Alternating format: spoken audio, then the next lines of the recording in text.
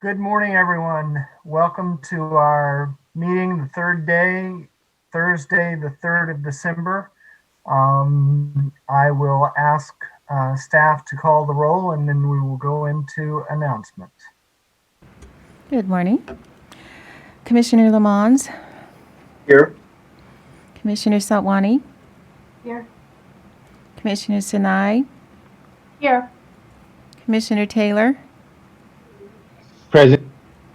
Commissioner Toledo, Here. Commissioner Turner, Here. Commissioner Vasquez.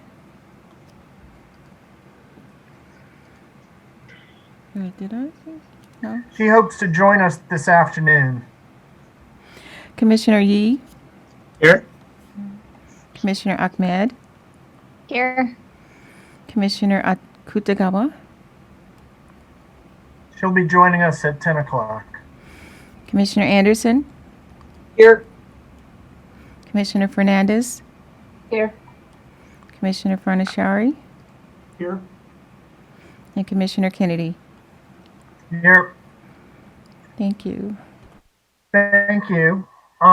As far as announcements, first of all, today, the 3rd of December, is the International Day of Persons with Disabilities. And having worked to promote awareness of disability rights and particularly political rights of people with disabilities, I wanted to take the opportunity to highlight the day and to point out a provision from Article 29 of the Convention on the Rights of Persons with Disabilities, which says that states parties to the convention, and the United States has signed but not yet ratified the convention, are obliged to promote actively an environment in which persons with disabilities can effectively and fully participate in the conduct of public affairs. And I believe I speak for the Commission in saying that we are committed to promoting an environment in which people with disabilities can effectively and actively participate in this element of public affairs, the redistricting of California. I'd like to acknowledge and thank our ASL interpreters and our captioners, who are perhaps the most obvious face of our commitment to these principles, but to assure everyone that we will continue to engage with the disability community throughout California and do everything that we can to ensure that that opportunity to actively and effectively engage in this process is there at all stages in this process. Second of all, I have been asked by the legal team to inform commissioners that, at least for the time being, legal queries will be responded to after a break, whether it's a 15-minute break or a lunch break or a break until the next day. But we should not, for the time being, expect immediate answers to our legal queries so that the legal team can consult and ensure that we are being provided with the best possible legal advice. Next, I would like to invite Commissioner Fernandez and Commissioner Ahmed to share some news with us. Thank you, Chair. I have some exciting news for you all. Commissioner Fernandez and I are retiring from the hiring of the Deputy Executive Director Subcommittee. As of late last night, we received notice that the position was established. We got a hold of our candidate through various attempts. We contacted him through every channel we had. And Mr. Hernandez has accepted the offer. We have put him in touch with Raul, who will be starting the transfer process. We have put him in touch with Freddie, who will be drafting the press release for the announcement for his position. Yay! Yahoo! In terms of a start date, Mr. Hernandez will be communicating with Raul. He wants to make sure that he has things set up with his current employer before moving over. So on behalf of the entire commission, I want to thank the two of you for your patience and persistence in helping make this happen.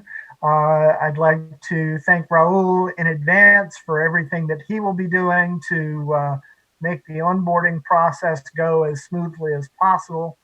Thank Mr. Seca for standing in the interim and taking on some additional responsibilities until such time as Mr. Hernandez is able to join us. But this is something that the commission has very much been looking forward to, and we are indeed very excited in being able to share this news.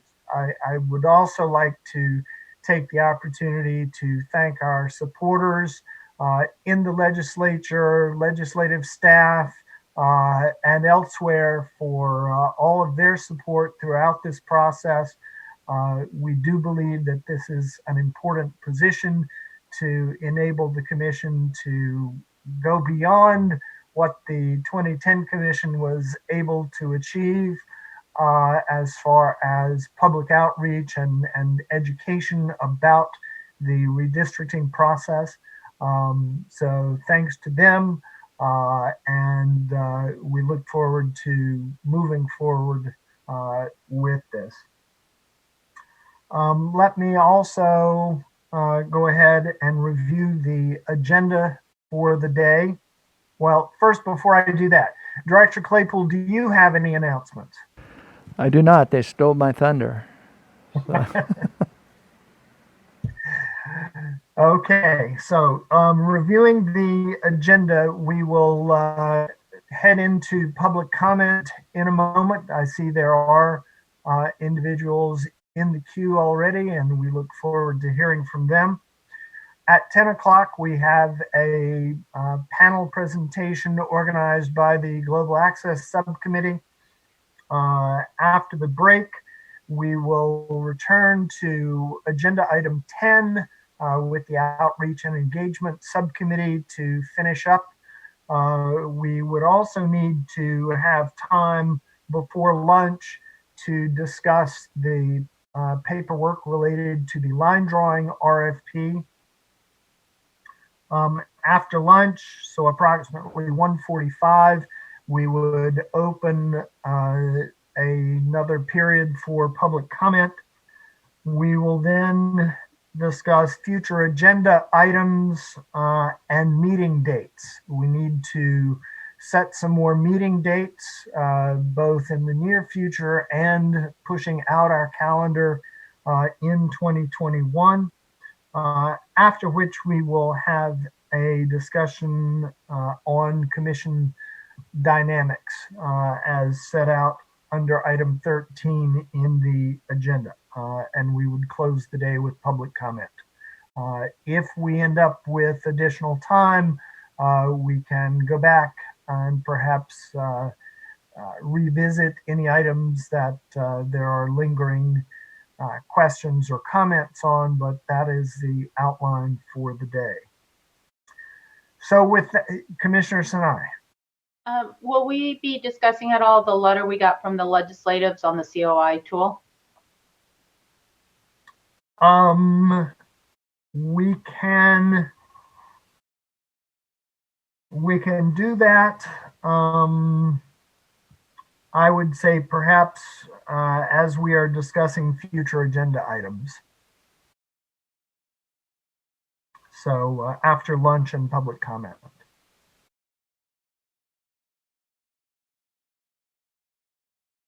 Okay, so with that, let me ask Katie to invite our first caller to join us.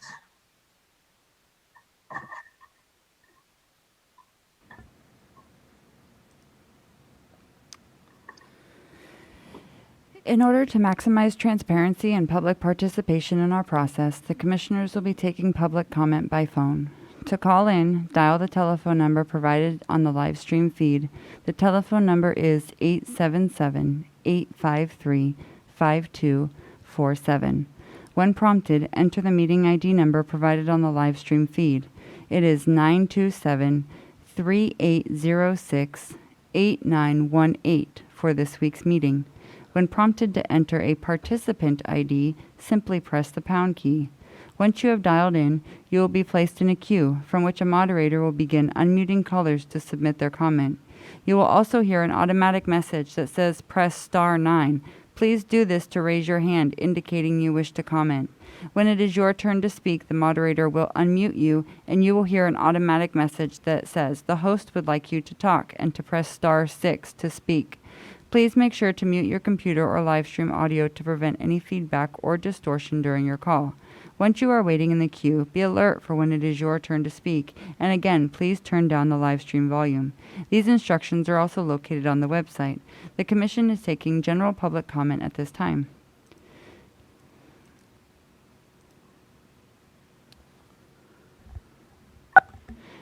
If you'll please state and spell your name for the court reporter. Deborah, D-E-B-R-A, Levine, L-E-V-I-N-E. I've been trying to follow the commissioners' thoughtful discussions, including the contracts, and I wanted to inform you, if you're not aware, of the ongoing controversy about the Secretary of State's outreach for the November election and the contracts involved there.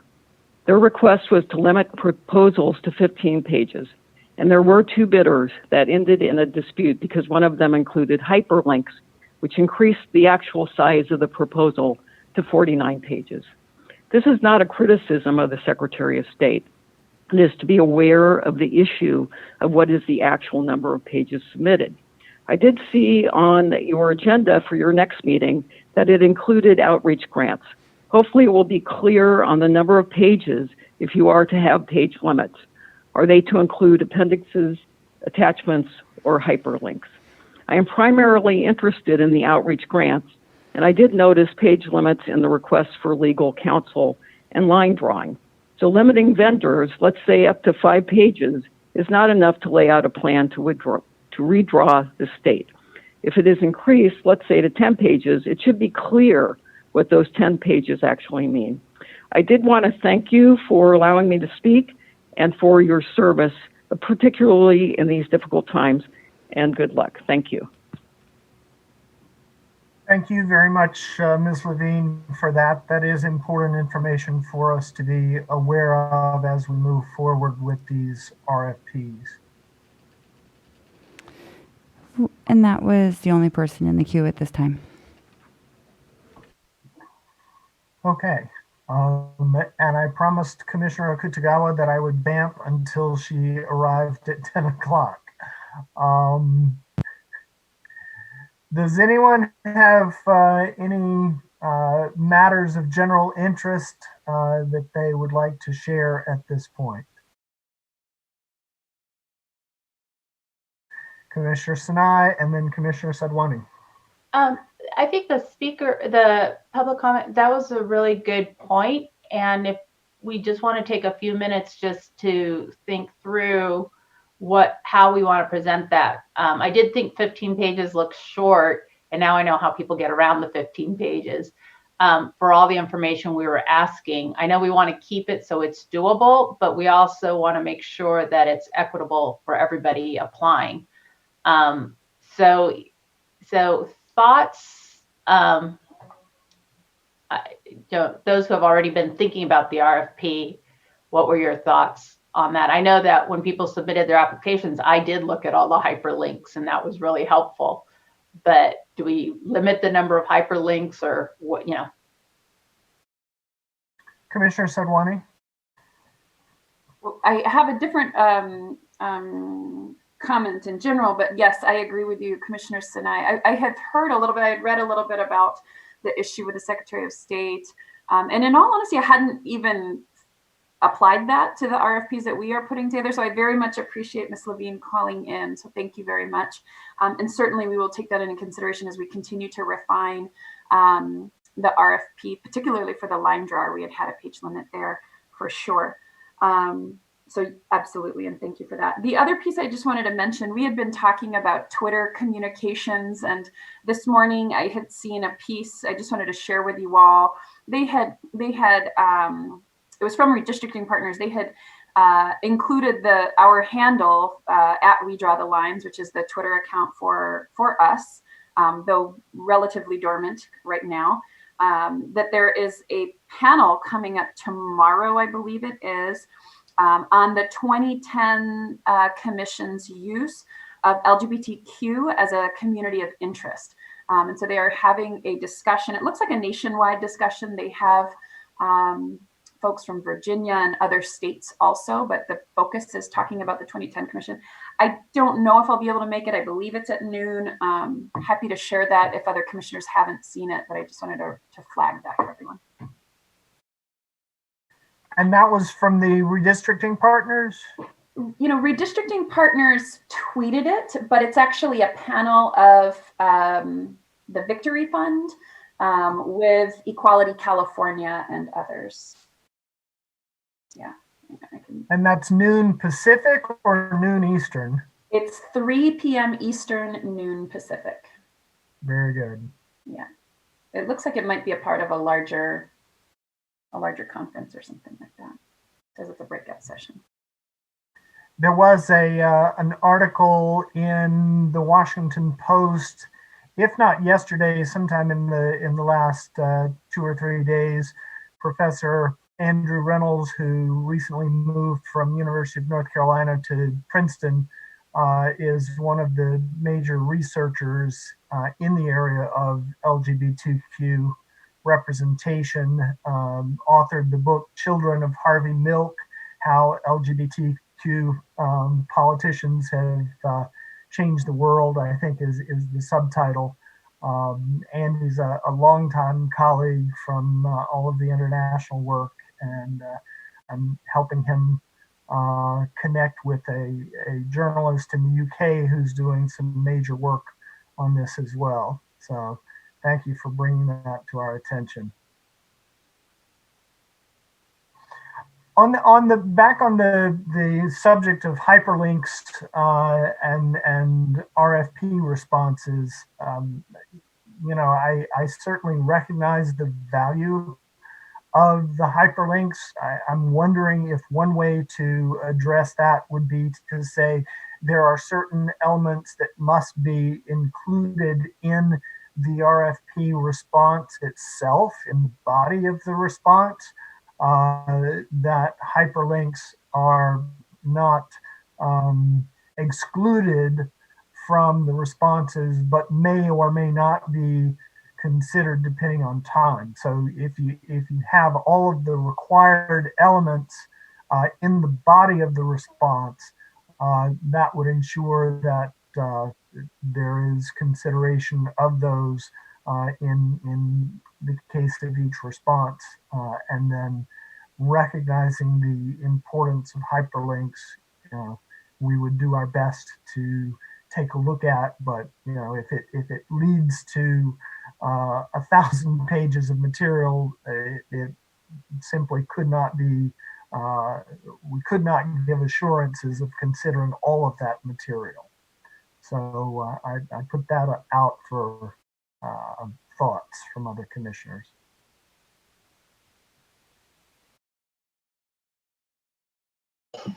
Yeah, Commissioner Turner. Yeah, I actually like that as an idea because it will force then the meat of the important elements into the main body, which then will come back under the required number of pages. And even if we choose to set pages, maybe at a higher number, but I definitely think that when you were talking, I almost thought of the conversation we had earlier about people taking the time to put some things and we're not reading it. But if indeed we are naming it up front as the critical elements need to be in the body, perhaps that will drive that behavior.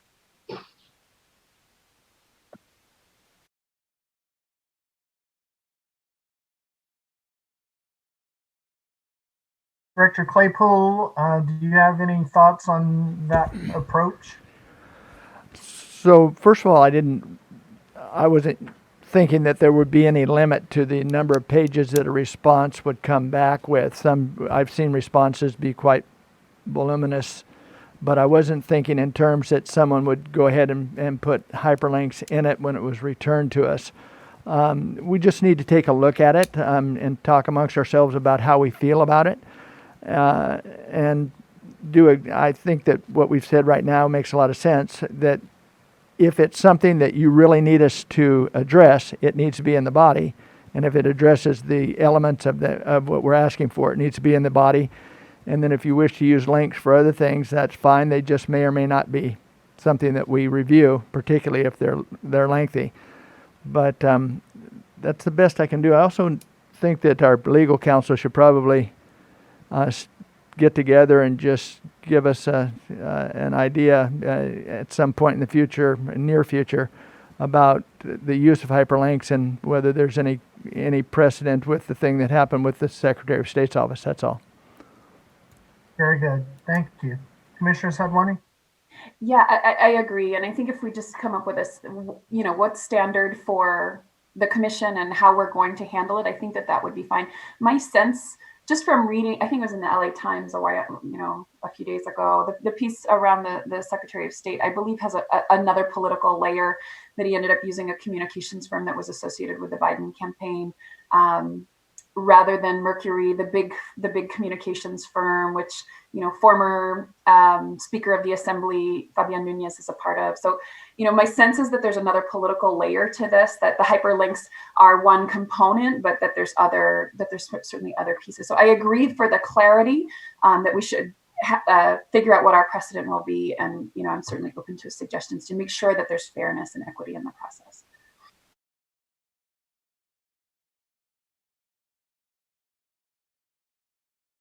Very good. Any further comments or items of general interest at this point?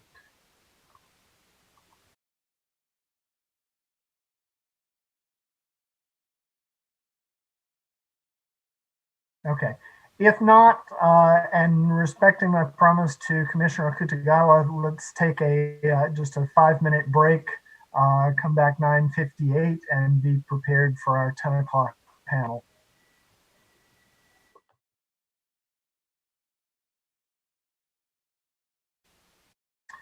Thank you, everyone, for rejoining us after our brief break. It is 10 o'clock, and we now have a panel organized by our Global Access Subcommittee. So I will turn it over to the subcommittee to make the introductions of the panel and the speakers.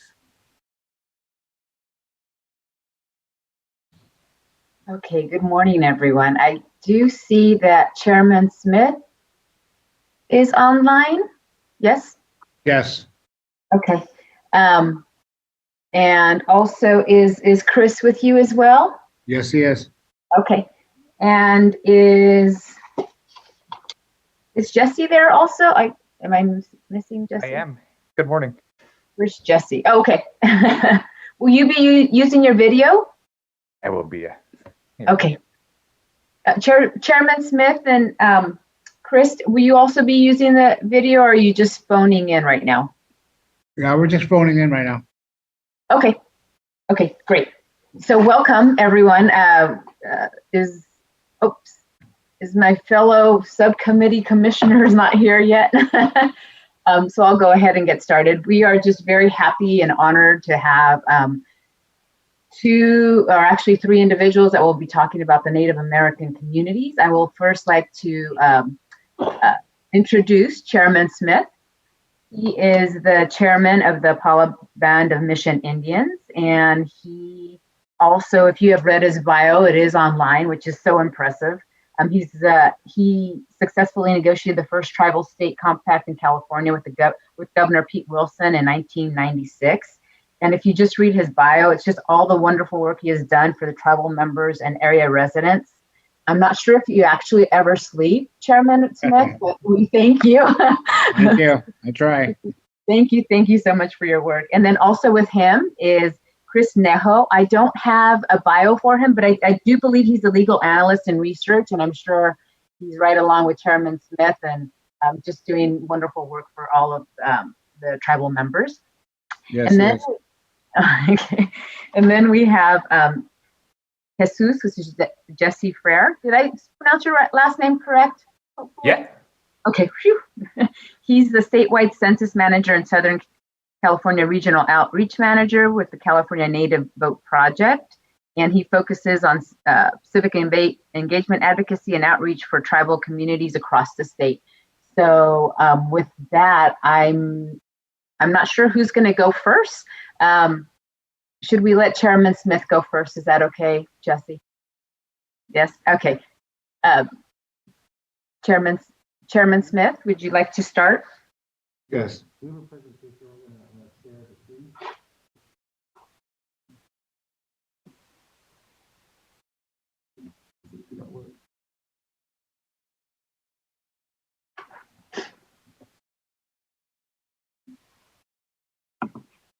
Can you all see the presentation fine? Can you guys see the presentation? Yes. Yes. Okay. Yeah. Next slide, just. I'm going to talk a little about cultural awareness and language access panel presentation for the Palo Band of Mission Indians. Again, we're located in northern San Diego County. We have 936 enrolled members. We have our own community, so we have a youth center, child care center, learning center, fire station, sports complex, gym, transfer station, skate park, and more. In addition to gaming, the tribe operates the Apollo Fox Raceway, manages avocado groves, citrus groves, a vineyard, alfalfa project, shooting range, RV park, with all within the reservation boundaries. Today, the tribe has over 16,000 acres of trust and fee lands. Again, there's a map of our reservation, so you can see all the tribe trust land and the fee land. So that's our reservation. We're like 18 miles east of the ocean. Again, California, American Indian Alaska Natives population in the country, according to the 2010 census, California represents 12% of the total American Indian Alaska Native population. Approximately 720,000 identified themselves as Native American. There are 109 federally recognized tribes in California and 78 petitioning for recognition. So there are 18 federally recognized tribes in the county of San Diego. I'm also the chairman of all those tribes. I've been there kind of, voted in because I started young, and my predecessor was there for 50 years. So now I kind of steer the committee, but it's all the chairmen are there. So we meet once a month, and we deal with social programs for our members. So the four indigenous peoples of the county are the Cupeño, Luiseño, and the Kumeyaay, and the Kuya. So again, I'm going to touch a little bit on sovereignty. Sovereignty refers to inherent authority of American Indians, Alaska Natives to govern themselves. The U.S. Constitution recognizes Indian tribes as distinct governments, and they have, and with a few exceptions, the same powers as federal and state governments to regulate their internal affairs. So again, sovereignty constitutes a legal, political status, acknowledges the right to self-government, recognizes tribal government as distinct, independent entities, and with unique authority. Means the rules, customs, and cultures and protocols among tribes and communities will vary. Interaction with federally recognized tribes must be conducted on a government-to-government basis. This is in addition to and goes on beyond any public involvement in community outreach efforts. Each tribe is independent with unique customs, cultures, laws, protocols. Below are some procedural and cultural considerations to keep in mind when working with tribes throughout the state. Tribal councils need to be consulted before any work is done. Give some time for the council to make decisions. Often there are multiple steps in decision-making processes. Many tribes, different communities, departments are consulted before final decisions are made. Respect confidentiality and right of a tribe to control information, data, and public information about service provided to the tribe. Try to learn how Native community refers to itself as a group, tribal name. Some of us in Southern California are bands of Mission Indians, some are just tribes, so we all vary. Be honest and clear about your role and expectations to be willing to adapt to meet the needs of the community, show respect, and being open to their ways and thinking and behaving. It is uncommon to come across Native Americans who have a low level of trust of government. This is expected due to the policies enacted over time from local, state, and federal government intended to disfranchise or even terminate tribal communities.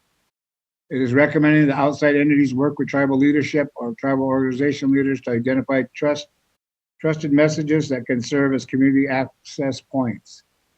Trusted messages are active in the community and know how to engage with other respectful and genuine manner.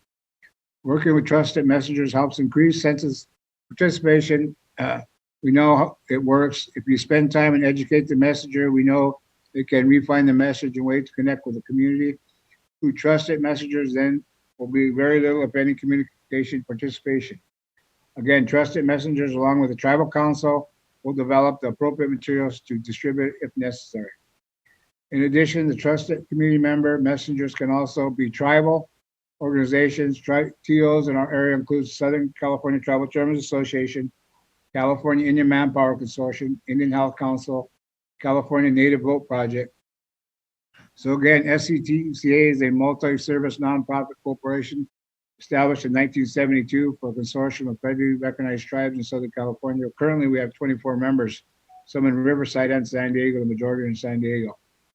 Our mission is to serve health, welfare, and safety, educational, cultural, economic, and unemployment needs of the tribal members and descendants in southern region of the state. A board of directors comprised of tribal chairpersons from each of the tribe members governs SCTCA. Again, I'm currently the chairman of the board. We all allow guest speakers, we allow our monthly meeting guest speakers to come before the board to do a presentation. So again, we're in Riverside, San Diego County, and help connect non-tribal organizations, tribal groups throughout the region. Recently, Tribal Chairmen's Association was formed and comprised of representatives from SCTCA, Central Tribal Chairmen's Association, and Northern Tribal Association. So we have a statewide group now. So again, ever since first contact with early colonizers, efforts have been made to eradicate indigenous languages. We have family members who attended Indian schools, Christian schools, and were punished for speaking our language. Many of our ancestors chose not to pass on our indigenous language in order to protect future generations of racism and discrimination. As a result, many languages in California are sleeping. Efforts are being made to teach new generations of the speak. Some revitalization programs are really taking off.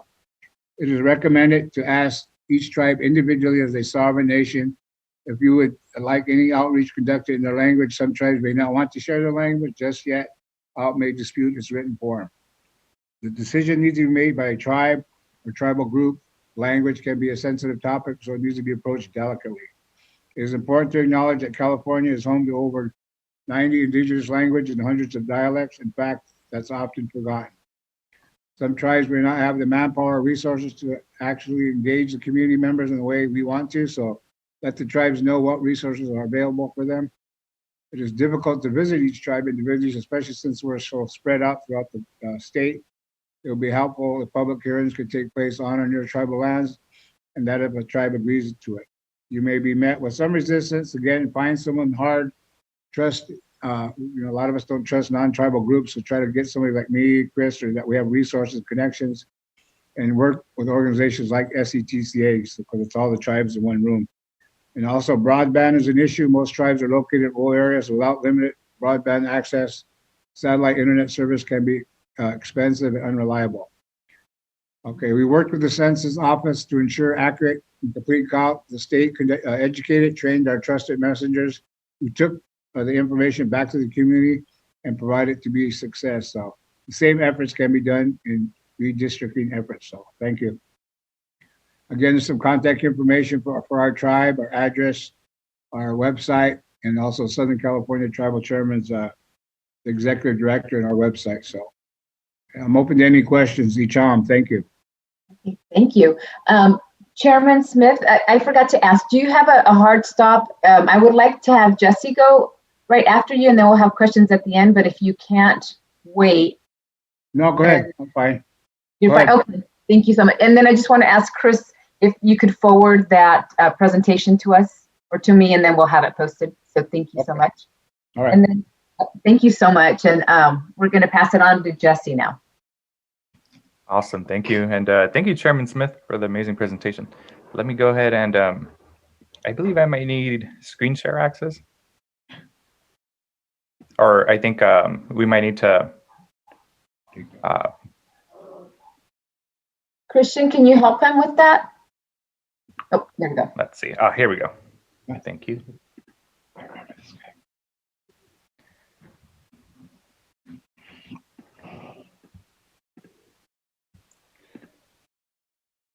Okay, perfect. Awesome. Good morning, everyone, and thank you so much for the opportunity to speak today. Really looking forward to, talking about some of these pieces that Chairman Smith brought up. I think our presentations are very similar. So my name is Jesse Freire. I'm Tonaotam and Chicano, and I'm with the California Native Vote Project. Our organization first started in 2016, leading up to the presidential election. And here are just a few of the different areas in which we work in, just as a quick review. Community organizing, issue advocacy, some of our other forms of civic engagement that include voter registration, education, getting out the vote, election protection, census, and now redistricting work as well. Always looking for ways to do leadership development within our tribal communities across the state and ultimately engage with tribal community members. We used to have a lot more in-person interactions before COVID.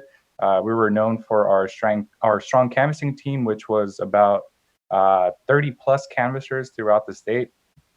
And it could be small meetings, big gatherings. We would attend in person and share information with folks on the ground. And then one of the pieces that we're working to integrate more is the Native American Candidate Recruitment and Preparation Program. So just wanted to go through that real quick.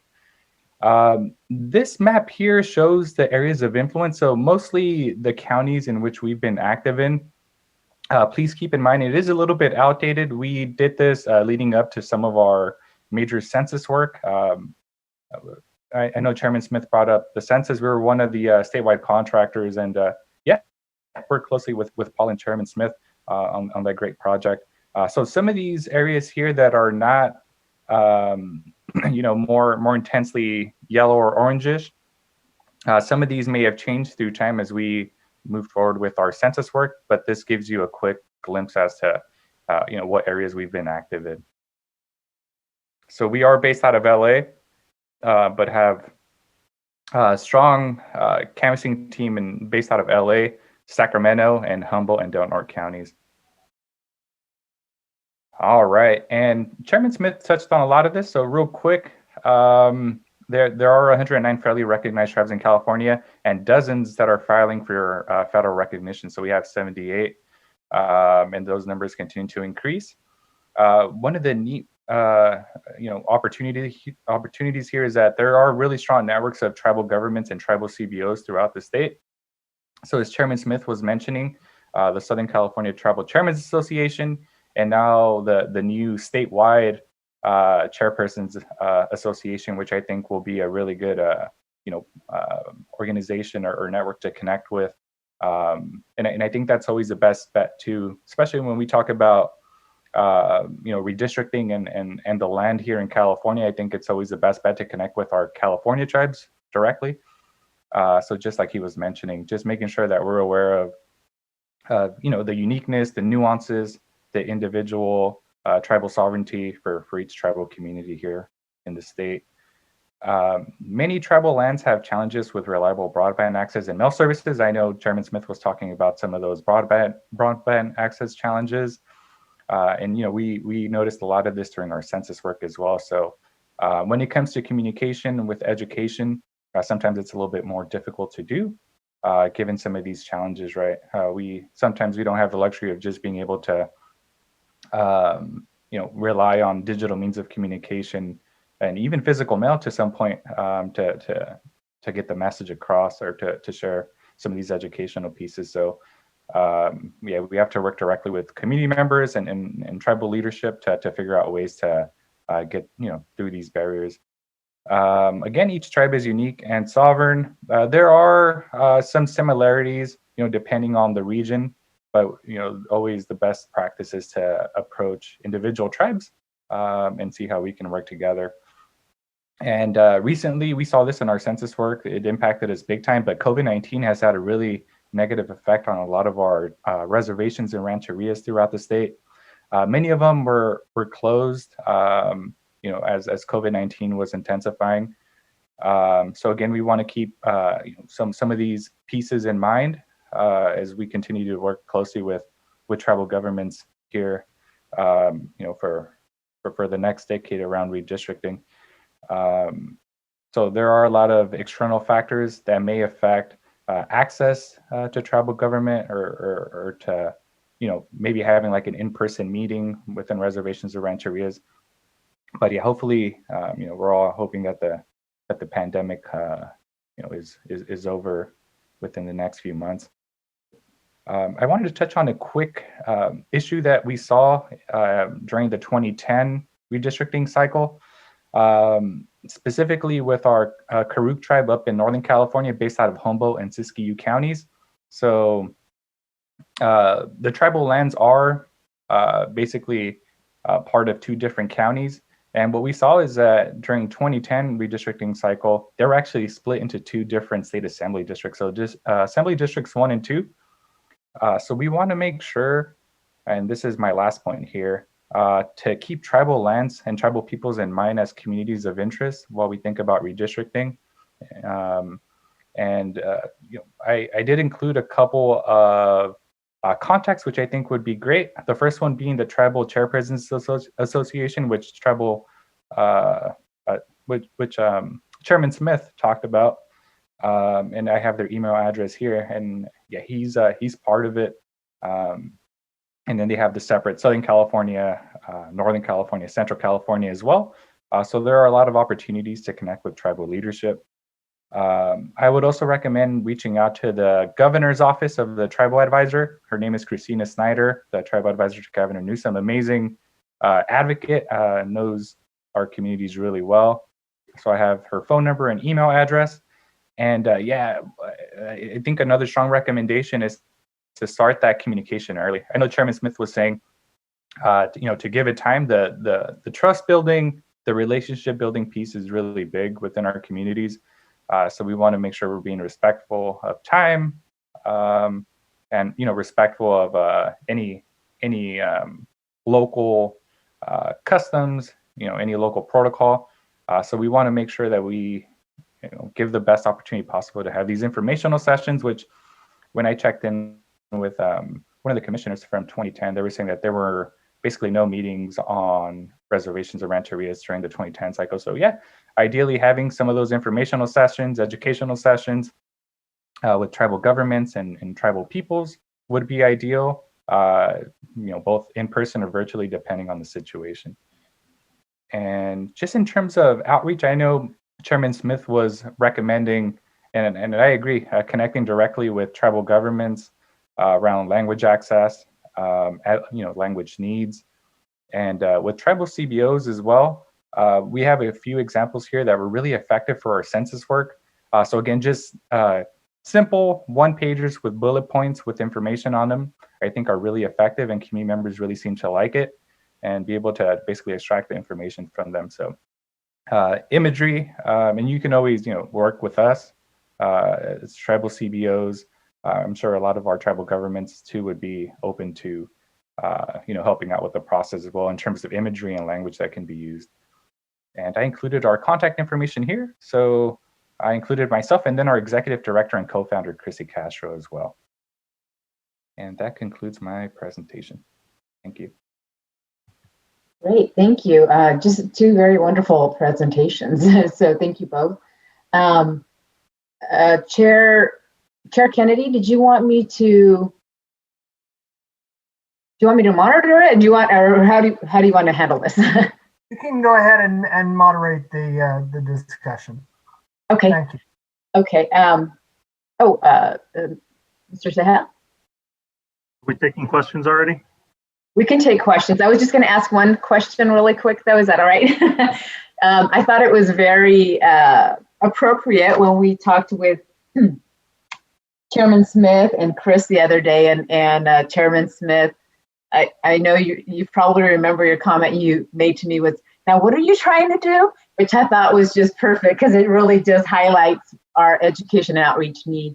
And you brought up, you were able to connect it with, you mentioned the school district. I think you went through the same process. Could you kind of give us a little bit of background on what that effort looked like and how you organized your tribal members and how you went forward with that? Yeah, we're part of Bonsall Union School District, and our kids attend the middle school, primary, high school there. And in the past, before I was born, we had a board member for 40 years that was a tribal member, and then they changed the district, so we weren't really represented well. So our Indian reservation and the local community just to the west of us, so they redistrict the voting area, and then we got a seat on the board, which is an enrolled member of our tribe, which is good because we have a charter school on our reservation.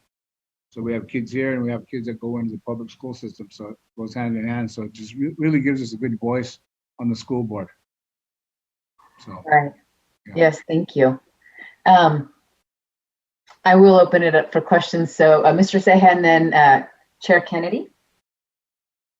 Just quickly, thank you so much. You did mention, Jesse, that in 2010, we did not hold any public meetings on tribal land. That hopefully will change. And as we start crafting our outreach protocols, how have you gotten around COVID-19 in your particular communities? Is your community apt to using social media or going online for meetings? Yeah, great question, Freddie. Thank you for that. Yeah, so I think for our census work, when COVID-19 hit, like I had mentioned at the beginning, we were so used to being out in the community in person. So we kind of had to, pivot our outreach strategy. So what we saw was really effective is that we did both phone banking and text banking. We have an internal membership base of close to 14,000 individuals here just alone with California Native Vote Project. And we opened it up to our tribal CBO partners, our tribal government partners. So we were able to reach out in that way. And we saw a pretty good contact rate and, good responses from community members. But yeah, we were also really good about posting daily on social media regarding census information. We had contests, just shared basic information. So, multimedia, finding different ways to get the message across. We had virtual events, mostly through Facebook. And then we also really used email campaigns as well. We use a platform called the Action Network to send. We were sending out basically weekly, bi-weekly emails to folks from within our membership base and partnerships. So yeah, those were some of the ways. And then we also had a chance to experiment a little bit with geofencing. So we had a chance to do that mostly through Facebook, and that really helped us in terms of base building and getting the message across. Thank you. I have Chair Kennedy and then Commissioner Turner. Thank you, Commissioner Fernandez. I just wanted to highlight, I enjoyed listening to a piece on KCRW NPR last night on my way home, talking about Assemblyman Ramos, who is one of our former county supervisors here in San Bernardino County, who is the first Native American elected to the California State Assembly. And not only that, but the fact that 3 of his bills were signed into law this year, including one promoting Native American political participation. So it does really show the importance of having Native voices, at the table, making the case and getting these bills passed to engage our Native American population in the state comprehensively in the political process, and also the work that he did on bills that have, I'm sure, great meaning to tribal members, such as repatriation of remains. And they were talking about repatriating remains from a museum in Chicago, even that belonged here in California, and how important that was to Native American peoples in the state. So I just want to raise that as evidence of the impact that our work can have and certainly the work of California Native Vote Project as far as candidate recruitment, because it is important to identify people who are interested in running for office and have some background that will help them succeed once they get there. So thank you. Commissioner Turner? Thank you. And for Chairman Smith, Mr. Fryer, thank you so much for the presentation. Appreciate just the education, the sharing, the reminders, et cetera. Just something pretty perhaps basic, but you mentioned the challenges that we're aware of course, with broadband. And one of the things that we don't talk about often is the challenges with mail. And I'm wondering if for this commission, you can talk a little bit about, because we tend to think that if broadband's not available, that mail may work. And can you just speak to the challenges of mail so that we're understanding as we're trying to do our outreach for your communities? Okay, I'll speak first. Just Chairman Smith, we have a U.S. mail system, so I get mail at my street, and we also have our tribe owns our own postal annex. So all our tribal members have we call them PMBs, like the PO box. So we have both, so it works pretty good. And it's how we get the word out to our community. Okay. Yeah, what we saw from several communities during our census work was that, mostly the use of PO boxes complicated, the outreach efforts. And I think it was mostly due to like classifications of physical addresses where the homes are. And then, basically ensuring that they're able to receive information in a timely manner. So I think it usually requires pretty close coordination between maybe the county and like the local postal office in the region that serves our reservations and rancherias. And then, like Chairman Smith was saying, depending on each tribe too in their certain situations. But it usually deals with like the physical location, and then coordination in terms of how to access all these PO boxes within reservations and rancherias, which is a possibility. We did it up in Humboldt and Del Norte counties, where we had relationships with the local postal office and our offices, and they were able to basically let us know how many PO boxes there are that cover the nearby reservations, and that we were able to ensure that the folks in the community were able to receive the information through PO boxes. Mm-hmm. Thank you. Just as a quick follow-up, because I noted that you mentioned that some of the reservations, rancherias were shut down because of COVID, which I would imagine would further impact the issue of being able to reach out and get the mail through. Exactly. Mm-hmm. Commissioner Sinai?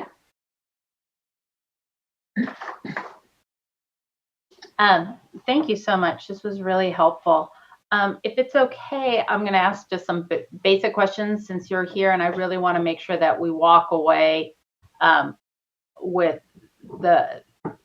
I noticed that in all the PowerPoints, tribal, the T was capitalized. So that I just wanted to confirm that that's something we should be always being aware of. Yes. Okay. And then second, when we're talking about the Native American population in California, what is the best term? And I apologize if Native American isn't the best term. The term that we usually go with is American. Whoops, we can't hear you. Sorry. The term we usually go with is American Indian, Alaskan Native. Sorry, we can't hear you. Can you get closer to the mic? Can you hear me? Yes. Okay. It's Alaskan Native, American Indian. It's a term that's commonly used. Okay, Alaskan. thank you. Okay. Yeah, American And Indian. then when you use rancherias, how is rancherias and reservations different? And can you use tribal land to refer to both? Yes. Yeah. Some of us are reservations, some of us are rancherias, but they're both tribal land. Rancherias tend to be in central and northern California and are smaller in size than the reservations down in the southern portion of the state. Okay, thank you. Sorry, thank you for entertaining those questions. I know they're very basic, but they're where I find I slip up the most, and I wanted to be. I know that the California Native Voter Project wasn't ready to apply to the the California Philanthropy Association's grants program when they were offering, when they were accepting proposals. And so I was wondering, Jesse, how are you all getting ready for redistricting, and how are you being supported on that effort? Yeah, great question. So we are part of a couple of different redistricting groups here in California. The Redistricting Collaborative, as well as the IVE Redistricting Group. So yeah, we are, I think, one of the only few groups, especially in terms of tribal CBOs, who are doing work around outreach regarding redistricting here in the state for tribal community members. So yeah, it's been a learning process, learning a lot of best practices from organizations and communities who have been doing this work for a while. So that's been really good. But I think that's mostly the two spaces in which we've been engaging in regarding redistricting work. We did include some of the messaging, the importance of redistricting when we did our census work, since they're so closely connected. But yeah, it's been through those two redistricting collaboratives that we've been able to really learn and kind of modify messaging and share information with tribal community members. And in addition to the learning that they're providing, what other resources do you feel that, and this goes for both, that the tribal community, or that your communities would need to be able to engage your members in redistricting? I think from my tribe is a tribal contact person like Chris, is when we did the census, we hired our own people that worked with the U.S. Census in collaboration, and we got more people that did the census and participated. So again, community within the community is a great tool. Right.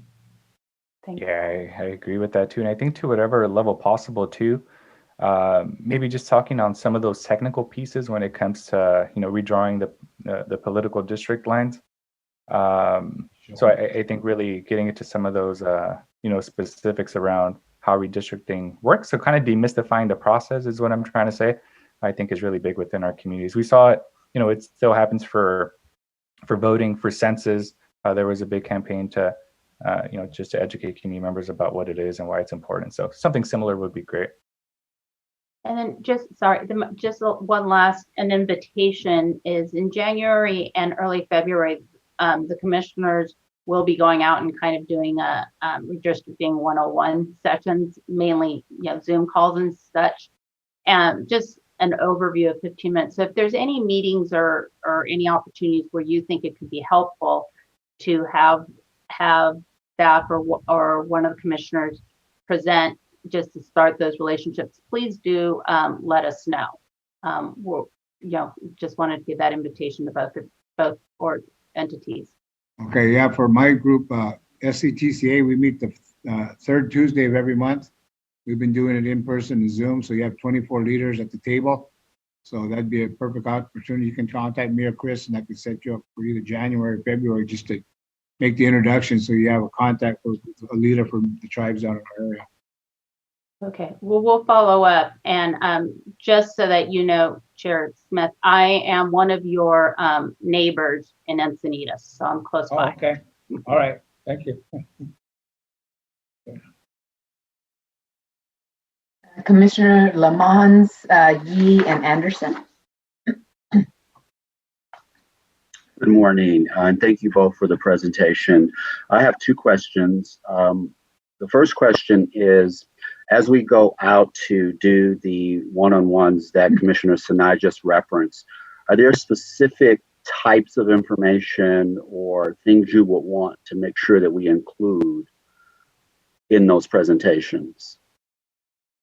Yeah, I think the current districts as they lay out for currently and how the change affects our area would be good to explain to our people so they understand it.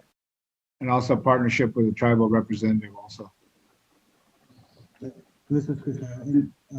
Just to add to that. Start with the basics. I think that would help a lot. one of the first questions people are going to have is, what is redistricting? Why is it important? How does it affect me? So that early education will be really helpful for them moving forward. And then, Jesse, my other question is, you mentioned that, COVID has quote unquote shut down the reservations in Rancherias. What exactly does that mean, and what is the impact of them being shut down on someone trying to do what we're trying to do? Right. So I think it varies. There was different levels, but basically meaning closing the borders of the reservation in Rancheria. So, some tribes didn't allow basically folks from the outside to come in, just, out of the safety of their own community members.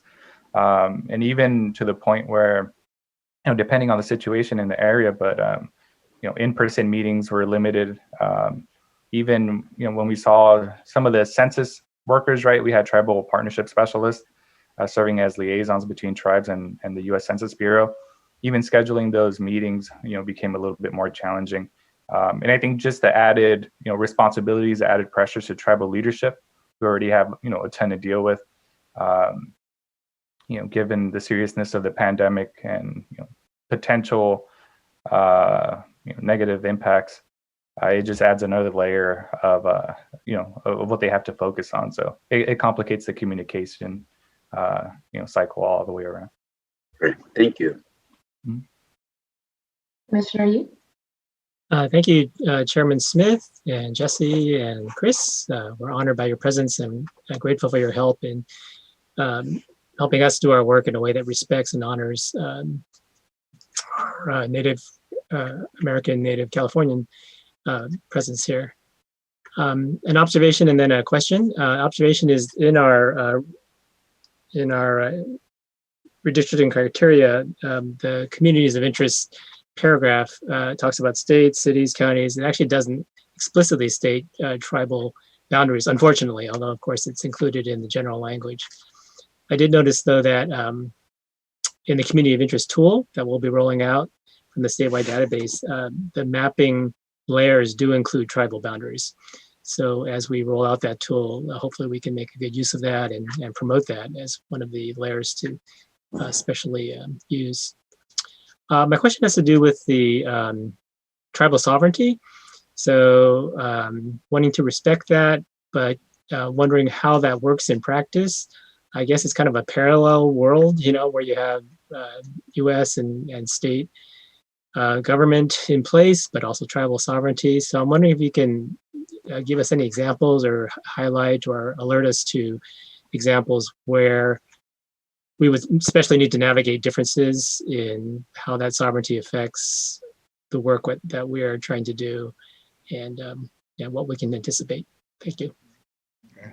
Again, sovereignty is it's a big word, but I think it's a government to government. So you would be dealing as a commissioner directly with me or Chris or whoever I point. So we meet face to face, and that way you go to the leader, and then it flows down to the worker bees and works well with the community. So we pass our own ordinances, which are laws. So we have a peace and security ordinance. We have like 32 ordinances, but we have every tribe is different. We have a constitution that governs our tribe. So that's the highest letter of the law, kind of like the Constitution of the United States, but the constitutions of Palo Band. And every reservation rancheria is different. So that's how we're structured in Palo. Okay, thank you. Commissioner Anderson? Commissioner Toledo had his hand up before me. Oh, I'm sorry. Commissioner Toledo. Oh, thank you. And it actually dovetails with Commissioner Yi's question. Because oftentimes government to government, especially for tribal governments, there is tribal consultation.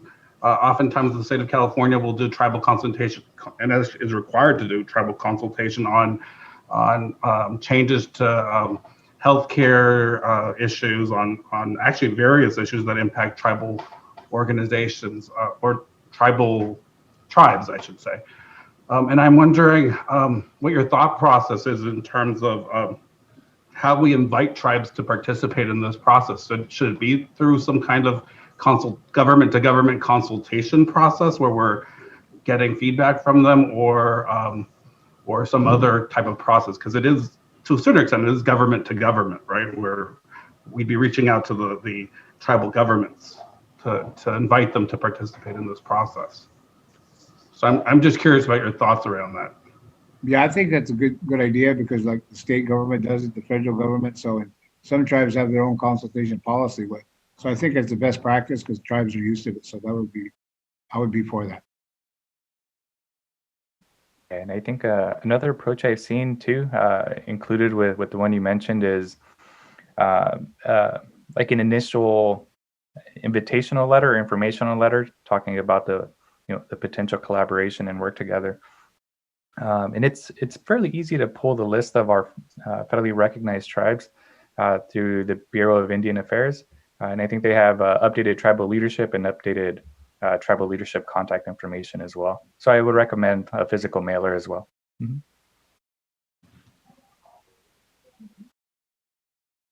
Commissioner Anderson? Thank you very much for this presentation. My question's a little bit different rather than just how do we contact you, but a little bit more about the logistics of where the people are in terms of geography. And specifically, this came up when you were mentioning about the census. And the census, most of the tribal members who are on tribal land have, I think, mentioned PMBs or post office boxes, essentially. So I've got just a couple of questions, but one, how did the census locate people on the tribal land? And then obviously, like particularly in Alameda County, the actual tribal lands are smaller, but the tribal members live all over. So how do you, and we need to locate the entire community as well as respect the tribal land. So could you sort of give us a walkthrough of that in terms of where members are located? And specifically, we're thinking of the data we get through from the Census Bureau locates people in certain areas. And so I'm wondering, on the tribal land, are they just sort of assuming because of PO boxes that they're all lumped in one area? Or if you could give us more information on that, please. Hi, this is Chris Neho. For the census work they did on the ground canvassing, they went and actually physically saw the homes on the reservation and made sure that the numbers that we provided match what they had in their system as well. So they did do on the ground work to make sure the homes were there. Yeah, the majority of the homes, at least in Paula, they're not on the mail route, which is why we use PMBs or PO boxes. And for other reservations, I know a lot of their tribal members, they live off reservations for various reasons. But if you work with the tribal governments, they do have the information for all of their tribal members.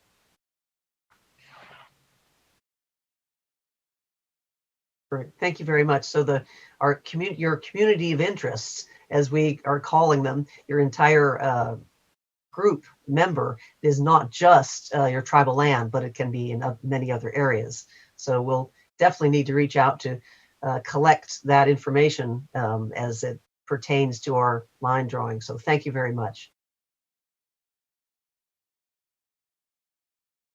Commissioner Sinai?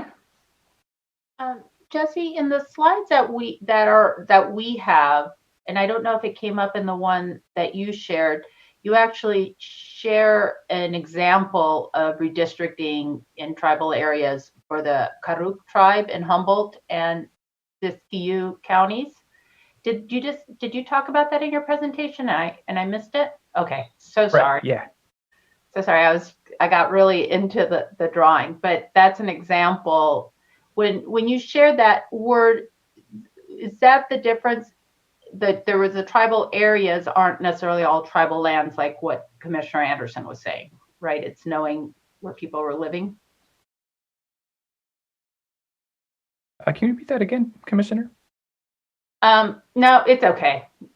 You've already explained it, so I'll just go back to the video. Sorry. I think that's a valid question.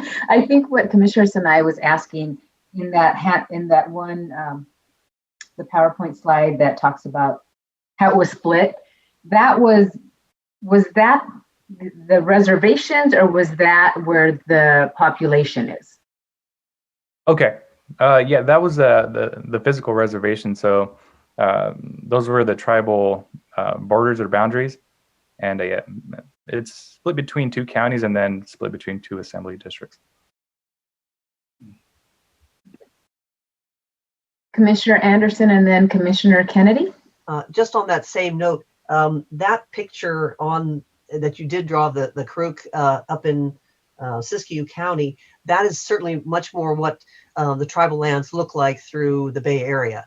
They're very small, little localized areas, and and certain tribes are have connections and others don't. So it's a little bit more in terms of how most of us sort of think about it. I think generally if you don't if those coming in without any knowledge would sort of assume it's a little bit more like New Mexico or Arizona, where there are very large reservations, and that's not the case throughout California. So if you could kind of give us a little bit more education on that, that would be great. Thank you.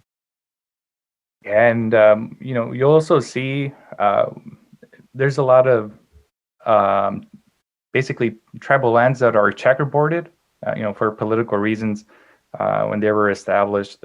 So you see some of those complications too. Several examples in Southern California, and then there's stuff up in Northern California as well. But they're not always like in a block or continuous. They may be checkerboarded geographically as well, which makes things a little bit more difficult. Mm-hmm. Okay. Commissioner Kennedy. And Jesse just made the point that I was going to make. I'll just say that Palm Springs is one of those examples. So indeed, the 2010 or 2011 hearing at Palm Springs City Hall was not on tribal land, but it was about a block away from the nearest checkerboard square that is tribal land. So Palm Springs, when you're coming into Palm Springs, you see the sign, "Welcome to the Agua Caliente Reservation," and Palm Springs is one of those examples of checkerboarding.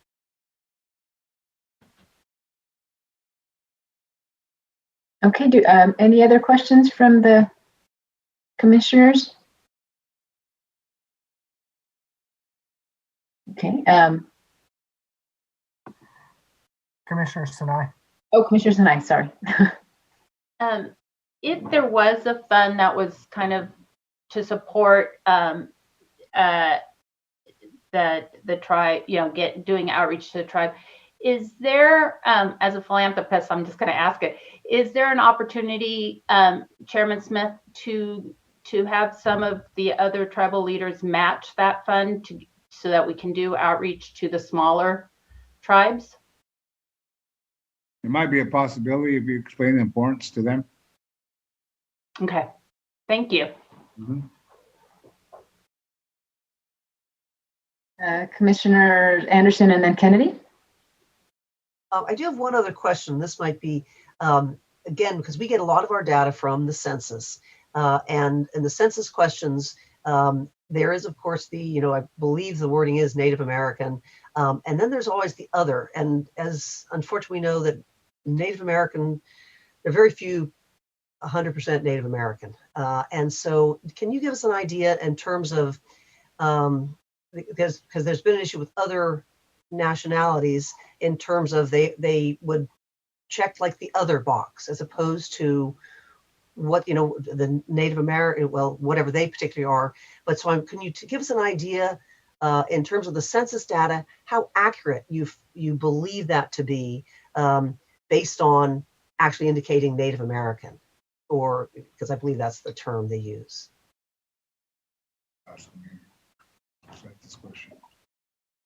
Yeah, what we notice is that the best approach is to use, so there's the American Indian Alaska Native alone category. What we always recommend is that we also use the American Indian Alaska Native, or in combination with any other race as well, to give that more accurate number. And yeah, when we ask questions to the Census Bureau regarding the funding stream, I think that's where it usually got a little bit more confusing regarding race and ethnicity and how many different labels or groups people identify with, and how that would affect the funding stream for census. But yeah, I think I would recommend that. Just in terms of when you're looking at the data, make sure you include American Indians, Alaska Natives in combination with any other race as well. Commissioner Kennedy? Just going back to Commissioner Sinai's question a bit, and aware that there are, I guess, what are generally called casino tribes and non-casino tribes. I mean, are those with funding from casinos? Have they traditionally helped fund initiatives that benefit all tribes in the state? Do they fund the Native Vote Project, for example?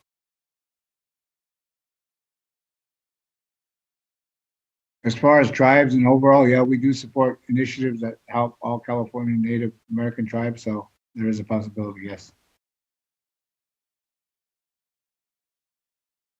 Most of our funding comes from foundational grants, but yeah, we have seen some projects where it could be regional or benefits, intentions of benefiting tribal members statewide from tribal governments.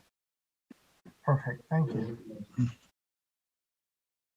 Okay, any other questions from our commission or staff? Okay, I wanted to thank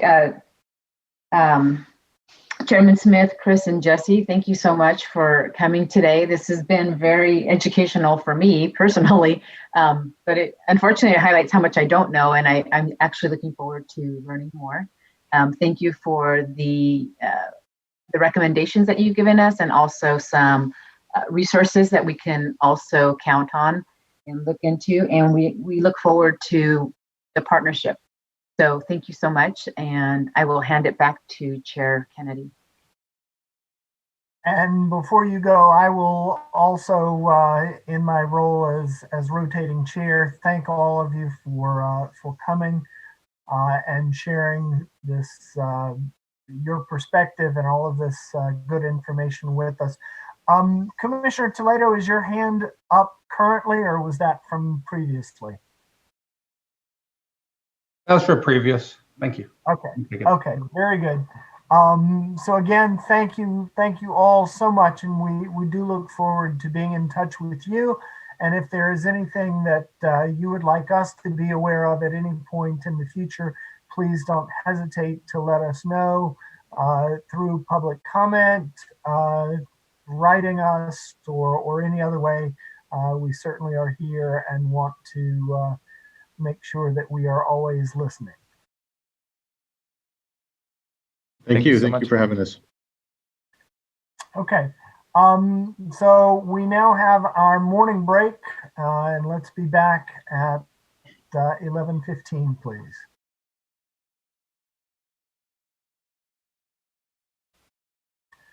Welcome back from the morning break. Thank you again to the Global Access Subcommittee for organizing this morning's panel presentations, very useful to us. And I would now like to return to item 10 on the agenda with the Outreach and Engagement Subcommittee. So I turn it over to Commissioner Sinai and, in her absence, Commissioner Vasquez. Thank you, Chair and colleagues. And Freddie will be part of the presentation at there's a few things that we wanted to kind of catch up and maybe get some input on. The first was if we could just quickly go around and do a round robin around the regions and the regional teams and what's worked and what hasn't worked, and then we can have a conversation of how do we want to continue using the regional teams. One of the questions that I want to keep putting out there is, are there regions that make sense to split up or add? There's two that are in the back of my mind. And so again, these are just these have nothing to do with the maps that will eventually be drawn. It's just been a way for us to organize ourselves and start collecting information.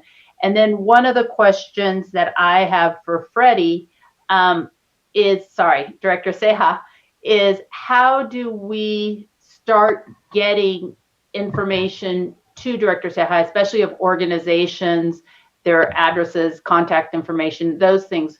You know, the whole idea of capturing that information is really critical for the next step, you know, for some of our steps. And so after everybody kind of does their round robin, maybe then if Freddie, you can kind of share some thoughts on that. I know I'm just throwing that at you, so I apologize. So hopefully. So why don't we start with Region 1? Okay, that's Commissioner Lamont and I. So I have to admit, we got off to a really slow start. We did reach out to the census, the 2 individuals, and did not receive a response for, I'm going to say probably about a month. And we did go back, you know, I did send up, we did send several requests, but we actually finally made contact, which is great. So what we started doing was, because Region 1 is 17 counties, actually started reaching out to the counties. And Commissioner Lamont and I had meetings with 3 of them on Monday, and we are continuing to schedule more meetings, but of course, realizing that it's 17 counties, it can be a little overwhelming. But what we have found is that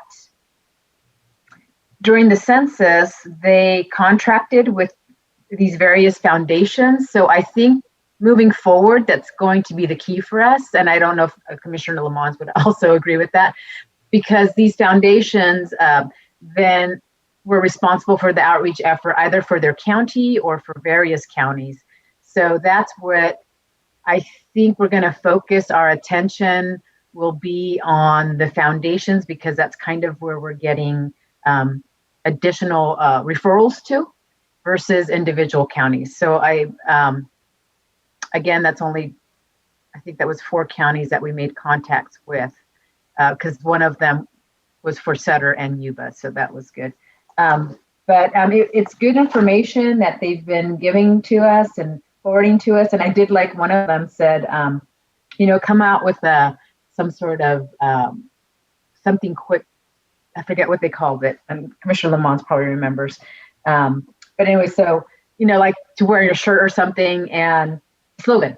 And she came up with, you know, something like be a voice for your community. I'm like, oh, that sounds really good. So anyway, it has been helpful. We could really get into detail in terms of all the information, but I think ultimately, I guess what I also want to learn is, what do we do with this information? I guess we send it to Director Ceja. Is he, or in what format do we give it to him?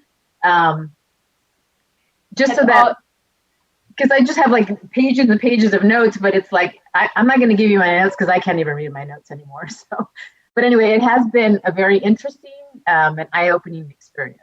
And Commissioner Lamont, if you wanted to add.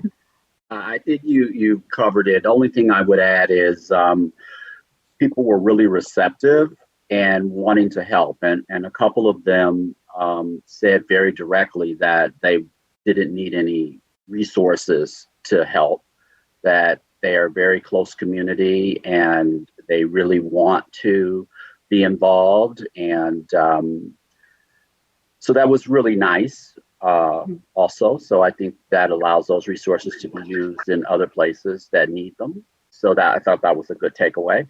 I think people are very enthusiastic, and I think what it reinforced for me is, and I'm sure as we get more into this discussion, this will become clearer again, is who our target really is. Mm-hmm. So, yeah. Thank you. And I just want to add one more thing. As Commissioner Lamont said, they are very receptive. And one of them, I even said, so like for resources, he's like, no, that's what we do. Don't worry about that piece of it. But they did, one of the to the county said it, and if you want, you can send us the draft of whatever you're going to publish out there, and we can review it for you. Because they're basically keep it simple, so that easy to understand. So pretty much everything we've been hearing. So there are so many more resources out there than that we know of or have called in. So it's just it was really heartwarming, I guess, at times. So thank you. Thank you so much, Region 1. Freddie, I'm just going to move on to Region, well, go ahead.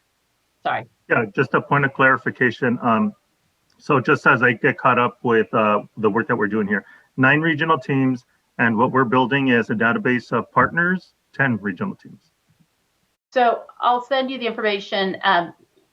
We created 10 regional teams. We basically use the census map, the kind of how the census broke up the regions. And so that's why it was an easy way to start because of a lot of the census work already. And there was some overlap, like we heard earlier today, that some of the folks who did census work started talking about redistricting.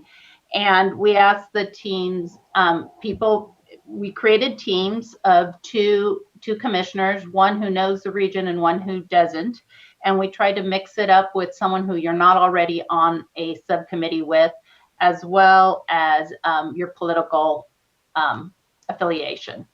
And the first task was really to reach out to the census folks, either the staff person as well as the CBO, just those two.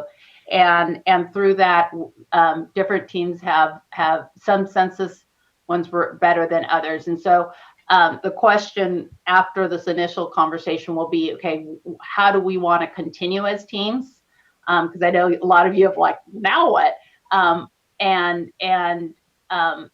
So we just wanted to do the initial round robin. Anyone want to add anything? I also wanted to say that Angela Commissioner Vasquez really wanted to be here, but she was able to get an appointment she really needed, and so she apologized. So my apologies for not saying that sooner. But she and I did go over all these aspects yesterday. Region number 2, Commissioner Toledo and Commissioner Taylor.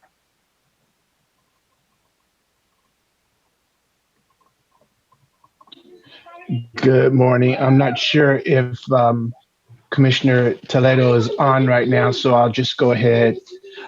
So after it took us several rounds to finally get a hold of our census lead, and excuse me if that I don't remember her name offhand, we were finally able to get a hold of her and have a conference with her. I think one of the most interesting things about our conversation was, again, that need, and it's being reiterated, to use these trusted partners. They had established up north, they had established a network of the trusted partners that they used and were successful with. And their recommendation was that we follow again on that spider web that they outlaid. So they're willing to share those trusted partners with us, that I guess in turn we'll give to Director Ceja, and their advice was to follow along those lines.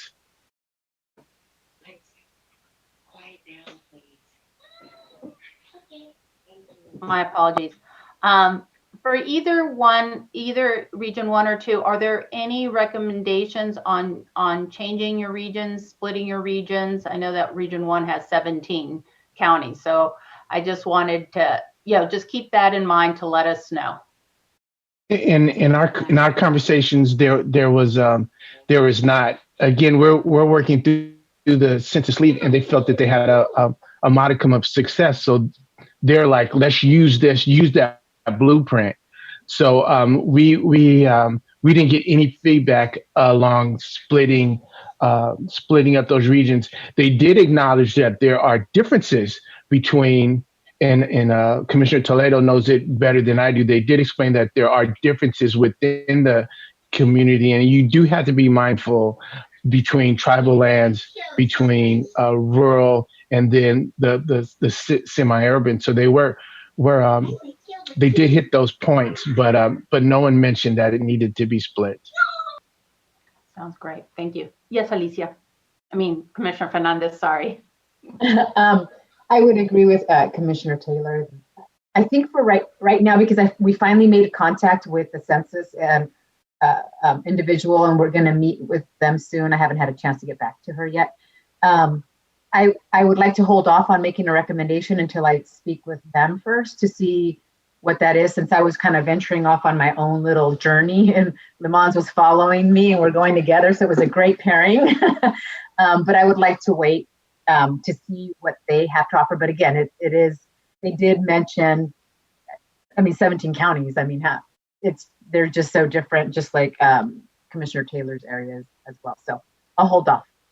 Okay, thank you. Region number 3, and that would be Commissioner Toledo and Commissioner Yee, and I'll leave it to you, Commissioner Yee. Sure. So this is the Bay Area, and Commissioner Toledo took the northern counties and I took the southern counties. 2 takeaways for me. One is, in talking to these census outreach leaders, wow, it was just really humbling to be reminded of the blood, sweat, and tears that went into the census effort. And a lot of that is, for us, for our work. They did this for us to make our work successful. And so it was really almost a rededicating kind of experience for me to be reminded of the huge effort that has gone into the data that we will be using, and they're counting on us, to make a good use of. So that was very inspiring for me. The other big takeaway was basically that, you aim for the grass tops, the community-based organizations, trusted messengers, so many different resources out there. Come with a specific, clear ask, and if at all possible, come with money. And don't bring along unfunded requests, because these folks are strained to the max, all the COVID work, so on. And so make a clear ask and bring resources to back up those asks. Commissioner Toledo.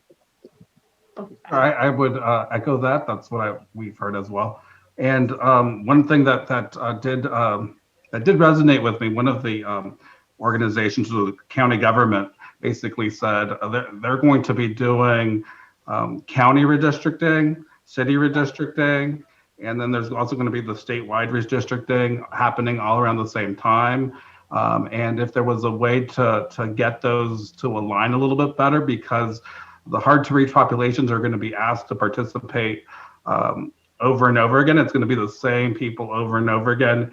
And they're just afraid that they might not, there may not be the capacity or the, the interest or even the knowledge on how the 3 kind of play together and come together. And so how do we, the thought process was, how is there a way to bring all 3? But there may not be, but that was just something that the county county administrator's office wanted us to think about and see if there's a way to, especially for smaller communities, right? You're depending on the same CBOs and on the same individual local organizations to try to engage these same people to come to different forums. So if there was a way to do joint forums, et cetera, there may not be, but that was some of the process and thinking, and that came out of one of the meetings that I thought was interesting and maybe not something that we can do this time around, but something that we might want to think about in the future. Yeah, that has come up a lot, and so I'm writing down the big questions that are coming up so that we can kind of discuss them and we don't lose them. And how do we take the lead on that, since we're the statewide effort? Or it's great, valid point. Region number 4, Commissioner Turner. We never did confirm, but I'm assuming that you were okay with our assignment. Absolutely. It was assigned for me and Commissioner Anderson. And unfortunately, I moved so quickly because I was excited to have Region 4 that I kind of left Commissioner Anderson out of it. The team, Region 4 CBOs were pulled together. We actually bid and was granted the ACBO for Region 4 some of my partners, which included Pablo from Communities for New California, Deep Singh, which is the Chikara movement, Cha Vang for Hmong Innovating Politics, or HIP, and then Tomas Evangelista that does a lot of work in the foothills and has a radio station there, and then my organization, Faith in the Valley. And so the 5 of us came together for this CBO. So when I called them to tell them that was our assignment, rather than putting us off, they're like, yes, we pulled everybody on a call. Let's do it right now. So we didn't have time to grab Commissioner Anderson. So the team has been very clear. We intentionally pulled Region 4 together because we do similar work year-round civic engagement, and we engage the community in a similar fashion. So we knew that we would be on the same page for all of our strategy, et cetera. And what I want to say about that is that Region 4 sees census as a power building strategy for racial equity, and we engaged in that effort because of redistricting. So they see it all the way through as one issue. And so they're already working on redistricting and trying to determine how they're going to again engage. I spell the names of the 5 organizations. Yes, I said the CNC, that's Pablo Rodriguez, and he has Communities for a New California. The Jakara movement, JAKAARA, Deep Singh, HIP, Hmong, HMONG, Innovating Politics, and Evangelista, I think it's radio. Okay. And then Faith in the Valley as my organization. So let's see, lessons, some of the things they talked about, they are for sure excited about participating and tend to be a part of redistricting. They're already working with Common Cause, trying to come up with, looking for resources to be able to fund the work. Definitely interested in any funding that will come this way. Wanted to be real clear of the commission. What they asked me to go back with is to ask what would be the specific measurable goals? What is this commission expecting them to do? So that as we do the work that we typically do, is it people turnout? Is it Zoom participation? Are you looking for a certain number of maps? So as we extend, be it RFPs, if we're going to extend grants, just to be very detailed in what it is that we're wanting the community to do. The organizations to do, I'm sorry. Let's see, it took a lot of notes. Lessons learned from 2030. One of the things that came up is that they're hoping, this is more so not for so much for us, but maybe for our lessons learned team, that we are including redistricting at the moment we start talking about census, so it doesn't look like it's such a heavy lift. We've educated about census, and now we're coming right back with education about redistricting like it's a separate effort, as opposed to it being one long effort that we want to ensure that we're talking to the community about. Region 4, our census, we started covering census area early. So all of our areas was actually covered by October pre-COVID. So we were very successful in the effort because we went right out with canvassing, with phone banking, et cetera. So our tracks were all covered by October 5th, about 5 months ahead of time. Wow. And we still believe even with COVID, we'll be doing the work through phones to make sure that impacted people still have a say, to make sure that we're ahead of the curve. Trying to see anything else. The bottom line, the whole discussion was just like, yes, let's move. This is what we do. We do want to be involved in redistricting. And I think that's about it. They were excited. They're like, let's do it. And there was no mention of needing to change. Tomas Evangelista, he does most of the work in the foothills, almost exclusively. A lot of our other organizations overlap in the areas that we cover, anywhere from Kern County all the way through San Joaquin County. And depending on whether it's the Chikara movement or Hmong, they may have pieces in there, but all of those were heavily covered. And then Evangelista was the only one that does foothills. And so we are aware of that, and we'll need to put in some, ensure that that area is covered at a, I guess, a thicker slice, because it was covered. We want to just ensure that there's more coverage in the foothills. but no mentioning of changing the district. We work well as partners and feel like that will still be moving forward with redistricting as well. Great, thank you. Region 6, Vasquez and go ahead, Commissioner Funny. Region 5. Oh, sorry, 5. I saw 5, but 5 is me and myself and Commissioner Kennedy. okay. Let's see.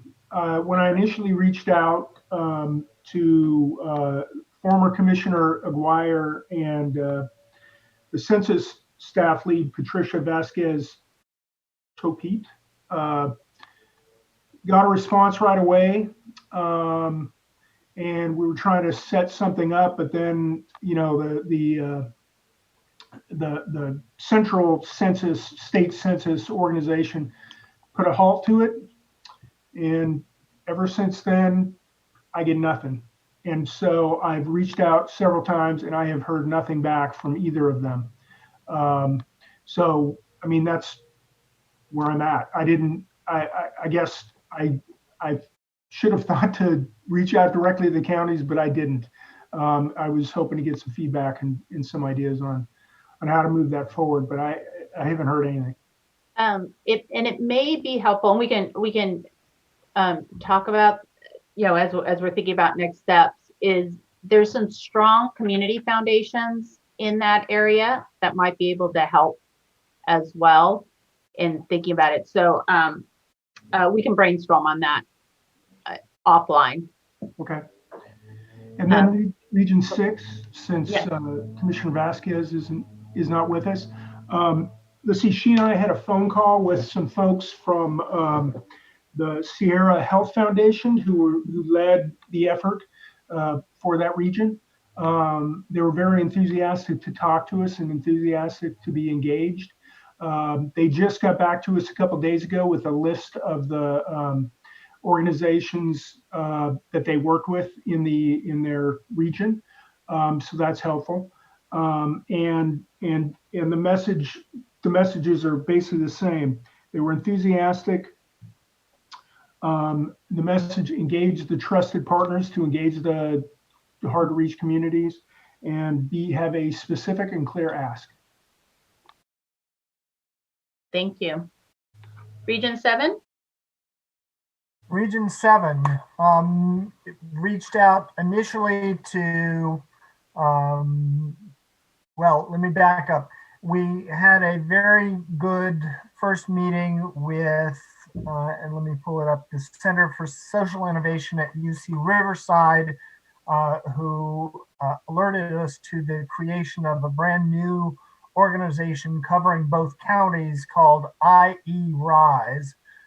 So I'll be following up with the IE Rise to engage with them. I'm also working on a cataloging project just so that eventually the 2030 Commission has a complete database of, you know, local governments, media, educational institutions, both higher education and public schools, community-based organizations, etc. So I'm working on that cataloging effort in parallel to these meetings.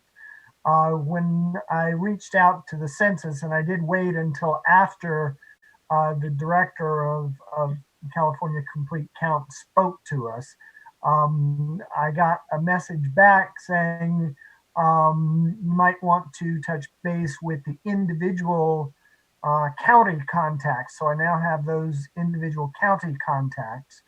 I found an organization called the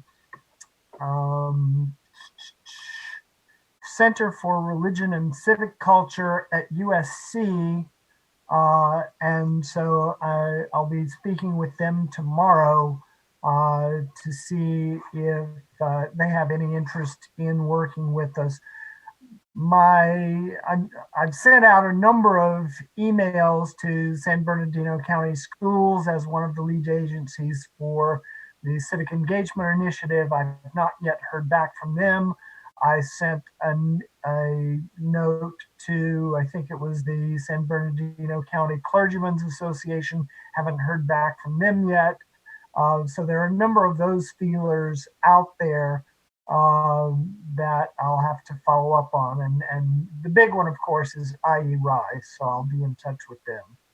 And IE Rise, they were started by the organization that Linda had sent out to us. I'm sorry, Commissioner Akutagawa sent out to us earlier this week. And they're also one of the regionally funded groups. So they received $75,000 from CPA to do this work. Thank you. Anything you want to add, Commissioner Moms? Excuse me. No, Commissioner Kennedy covered it. Great. Thank you both. Region 8. Hello again. Region 8. So I jokingly say I had to stalk the census lead, Cecil Flournoy, who also happens to be a fellow Morehouse alumni. So it wasn't too bad since we went to school together. But we finally were able to touch bases along with Commissioner Ahmed. I think we had a wonderful conversation. We were able to bring in some other leads and community partners, Sarah Paul Lim and Evadne Hamilton. And again, the theme of trusted partners continues throughout all of this, using those same networks, having trusted partners within the community to touch those hard to reach places. They discussed some of the novel approaches to getting that community engagement. And again, I was fascinated by the census use of food drives as an example to spread out their message. So again, I think they took a very novel approach to being effective. As much as we know about Los Angeles, and it is so vast, such an urban center, when we look at the census response, there are a lot of hard to reach communities within LA County. We think that we think that it is what it is. It's a metropolitan area that it would be simple, but civic engagement is an issue within the county. So we're reminded that we do have to be deliberate with our actions to get an effective response. And I'll even go so far as to say, especially as it relates to our conversation today, didn't even realize that LA County holds the largest percentage of Native Americans and Alaskan Natives. So that just shows you how vast the county is, and that we're deliberate. That you have to be deliberate with your outreach. I will say, and I'm happy that this is the case, is that there's a wealth of resources in LA County, and even and I hope I wasn't biased in my vote of approval. We even our director of communications has ties to Los Angeles, so I know that, and along with other commissioners, several commissioners on our on that several commissioners have ties. So I know that we have the ability to be highly effective in this area. Commissioner Ahmad? Thank you. So in addition to what Commissioner Taylor shared, so I'm not from LA County.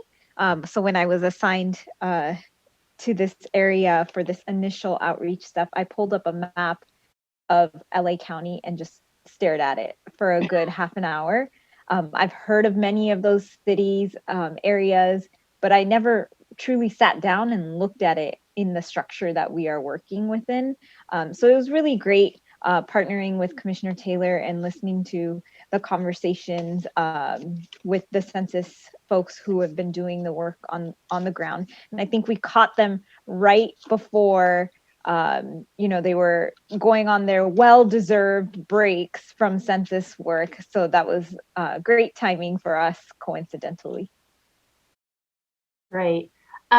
Since And LA. lastly, I'll share, just a little bit of levity. Commissioner Fernandez, I think I've ate in almost every city in LA County. That's awesome. But since LA County is so big and it is so diverse, I don't know if the LA team knows, but I also grew up in LA, but I grew up in the South Bay area. So, which is totally, and then I went to UCLA. So I know the West side of LA, we all have different parts. Does it makes, have you thought about, is that a region or one of them that we should think about how to bring in, more support? I look at it more as in the context of the whole state. We all have areas that we're responsible for.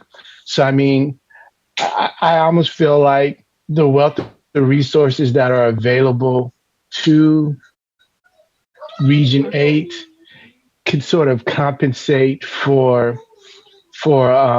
the fact that it is a vast area. So the network here is immense. Right. So I feel that we can be effective.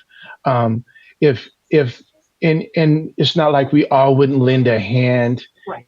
if there was an area that's lacking. So I think if we were to see a need, we could reach out and to fill it.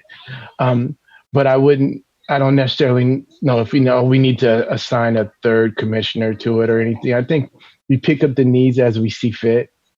The only one I want to, I know from working with the veterans community, is that Long Beach is the center of services for the Orange County versus LA. And a lot of times Long Beach is kind of torn between the two. So I just wanted to put that out there. No argument if that made sense to attach Long Beach to Orange County, or we can work that in conjunction. Thank you. Region 9, Orange County.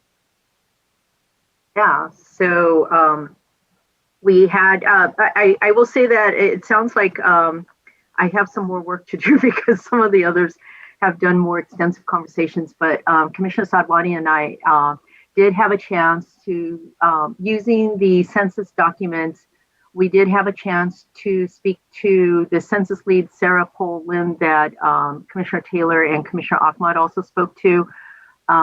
We also had a chance to speak to the census government liaison and the ACBO, the Administrative Community-Based Organization. There was one person that I just never heard back from, but to be honest, we were running up against like the holidays and I just didn't follow up, but we had fabulous conversations with the other three, and that is leading to additional conversations that we're going to be having next week. We've been invited to come back and speak with a group of Orange County-based CBOs that our ACBO, the Administrative Community-Based Organization for the Census, invited us to come and have a conversation and join on a. Actually, I take that back. It's not with all the CBOs yet. It is her and one of her colleagues, and then we'll be presenting to the group of CBOs. But I think just to start, I would just say that I think there's one of the interesting things is that in talking to the three different people that we spoke with, we got some very different kind of perspectives. I think in terms of speaking with the census lead, she reiterated a lot of the similar things that the other commissioners heard in other regions, specifically around some of the harder to reach communities. She did say that personal outreach is needed. She says there's going to be a need to craft and educate, craft appropriate messages to educate the different communities. She says that there are, in Orange County, there's a lot of underserved communities facing a lot of inequality, which is very, very true. I think I will just say that as a resident of Orange County, I do get extremely annoyed when most people, it's kind of like, when Beverly Hills, everybody thinks LA is like Beverly Hills, Baywatch, and everybody walks around wearing red bathing suits. I get really annoyed when everybody just thinks that Orange County is the OC. One, I hate when people say the OC because we are not the OC. We are just Orange County. Secondly, I also just like when people just stereotype us into a very narrow point of view of what this community looks like. It is extremely diverse. And, that's what we heard from Sarah. She said one of the things, and I heard this from the other commissioners who spoke with their context, we need to put things into concrete terms. What are the benefits of adequate or better representation? One thing that I want to note that she said that I thought was interesting is that in Orange County, like I said, it's very diverse, and yet there are some very large pockets of very, I'll say, population-wise, very well-represented communities. And with that, one of the things she commented is that certain communities may not be looking at redistricting as seriously or as an important kind of issue that they have to be really overly concerned about, because they feel like we have the numbers, we have representation. It's not something that we have to be super hyper concerned about.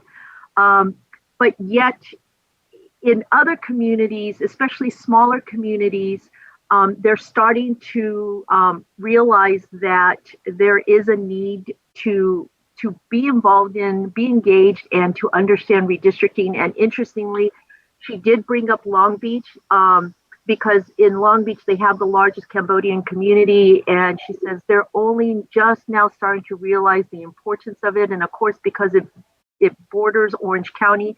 Long Beach, I would also say like Cerritos, Cypress, which has also a very diverse Artesia, which has a South Asian, Filipino, Korean, Chinese communities, particularly in fairly significant numbers in those particular areas. It borders Orange County, so sometimes, technically it's LA County, but sometimes I think people mistake it for being Orange County. But anyway, she was just saying that some of these communities that are now just starting to really grow up in terms of their size, she says they're starting to just now understand. She did mention that there are some, she said that there are some interesting reports. She says California Complete Count, she says, developed a statewide report. One of the contexts that we spoke about that I'll mention, the Charitable Ventures Orange County, she said that they did some great data management, and they have a report to help us understand some of the nuances in Orange County. And so on that note, I do want to mention that we did Sarah and I, Commissioner Sadwani and I had some very interesting conversations with the government contact, and he was just saying that his advice to us is, one, he's willing to help. He says if he doesn't know somebody, he will know somebody who knows somebody. One of the interesting things that he mentioned or he emphasized to us is to look at the school districts. He says they will be our best friends. They know the community the best.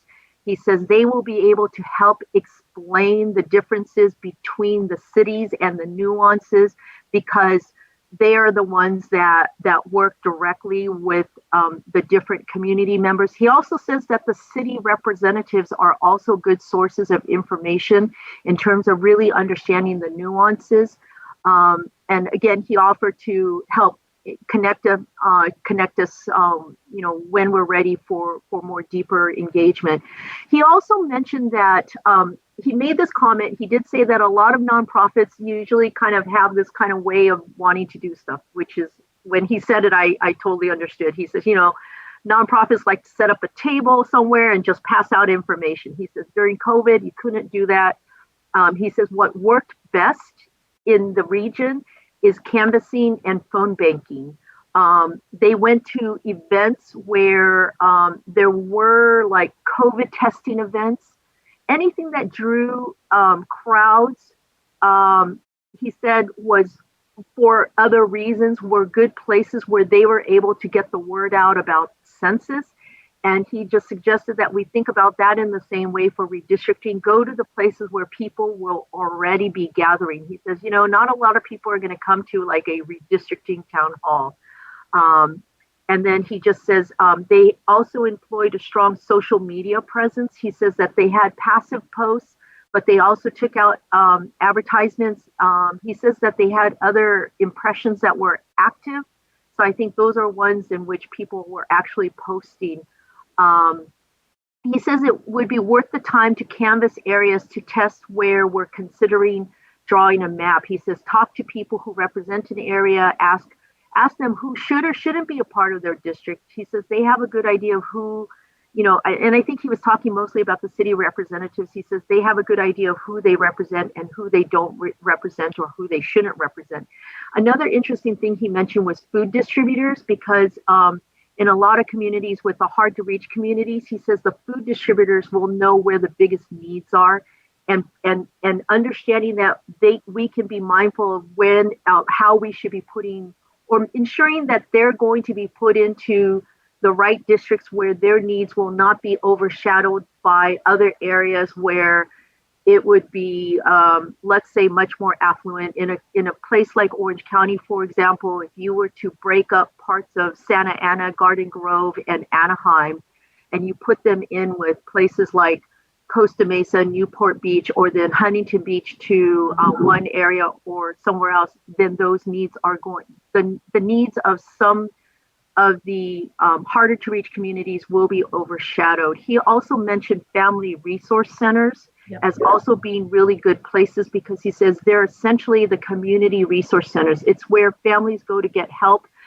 without knowing where to go to get help. So they usually turn to these resources. So these are also places where we should, he was suggesting that we should look at partnering with them. The last one I want to just mention is Charitable Ventures Orange County. She was very fantastic. She's the one that will, Commissioner Sadwani and I will be talking with further with her and her colleague to talk more about the various CBOs, community-based organizations in Orange County that we can be working with. They were the ones that coordinated a lot of the work in the region, and really just a fountain of information. She did mention that they started the Orange County Census Table, and they currently have 453 unique members. She says originally they started with 15, but they grew it. It's primarily nonprofits, but she says it's also grown to include the cities, the agencies, higher education institutions, clinics, local businesses, philanthropy. She says they took as broad of a coalition of people who would have stakes and interest in this. And they were the ones that were the funded partners that then gave money out to 11 other funded partners. And she definitely reiterated the trusted messengers message as well too. They were also the ones that partnered to help ensure that translation services were also provided as well too. And so the last thing I would also mention is that as a result of her, she connected me with Census Legacies Initiative, which is out of UC Riverside, that was just mentioned. I did send out the link to the staff to then share with the rest of the commissioners. I did send it directly to Commissioner Sinai because I thought it would be good for her to know. I'm only mentioning them to everybody else because they are the collection of all of the statewide census, contacts. They don't want to lose all of the work that was done over the last several years. So all of the people statewide who worked on census efforts are all coming together to share and retain and to think about how to ensure that what was collected doesn't get lost. It is also part of a national effort as well too. So in case for each of your regions, you're interested in also understanding, what you might be able to learn from people affiliated with the Census Legacies initiative, it may be useful for you to find out, who else you could connect through them to people within your regions. And so, I'm sorry, I kind of talked at length. Commissioner Sadwani, I'm going to turn this over to you because I think you can definitely add, much more detail as well too. So. No, I think you were really comprehensive. I'll leave it at that. We've had some great conversations. I'm looking forward to additional outreach. Just to underscore the point about Long Beach that was raised, Long Beach is a city approximately the same size as Atlanta, right here in Los Angeles County. And so I definitely appreciate Commissioner Sinai bringing that up. I would be happy to coordinate with the LA County team wherever it makes sense to do so, to make sure that we do adequate outreach to Long Beach. I have a number of colleagues and contacts there. Yeah, and I would offer myself for LA. My office is in LA, and I have obviously a lot of contacts because of it in LA. And I grew up on the East Side, and trips to the West Side were not often. It's just a long drive. So if you need East Side representation, then I'm happy to help out on that too. Thank you. And it's too bad, Commissioner Kutuawa, that you didn't get more phone calls, because you've got no information for us. I wanted to go to Region 10, last but not least. Would you like to represent Region 10, Commissioner Ahmad? Can start, and then I'll leave you space to add. So we met with Connie Hernandez from the Census Office and Michelle Silverthorne. Commissioner Sinai met with Michelle. So a lot of the same themes came up. So organizing with a purpose, engaging with trusted leaders from the community. Specific to Region 10, there was a conversation about hard to reach communities within that region, and it was named non-English communities, refugee communities, children, renters, seniors, people with disabilities, low broadband, and then also language access communities. As communities we should be prioritizing in terms of our hard to reach efforts. There was talk about contracting and organizing and partnering at the local level as an avenue to reach these communities. So with folks who are leaders within that general area, we had conversations about the federally recognized tribes in the area as well. So it was a great supplement to, or the presentation today was a great supplement to our conversation earlier regarding that. There's talks, and maybe Commissioner Sinai, you can add more on this area in terms of the contracting specifically for the census outreach and the process that took, and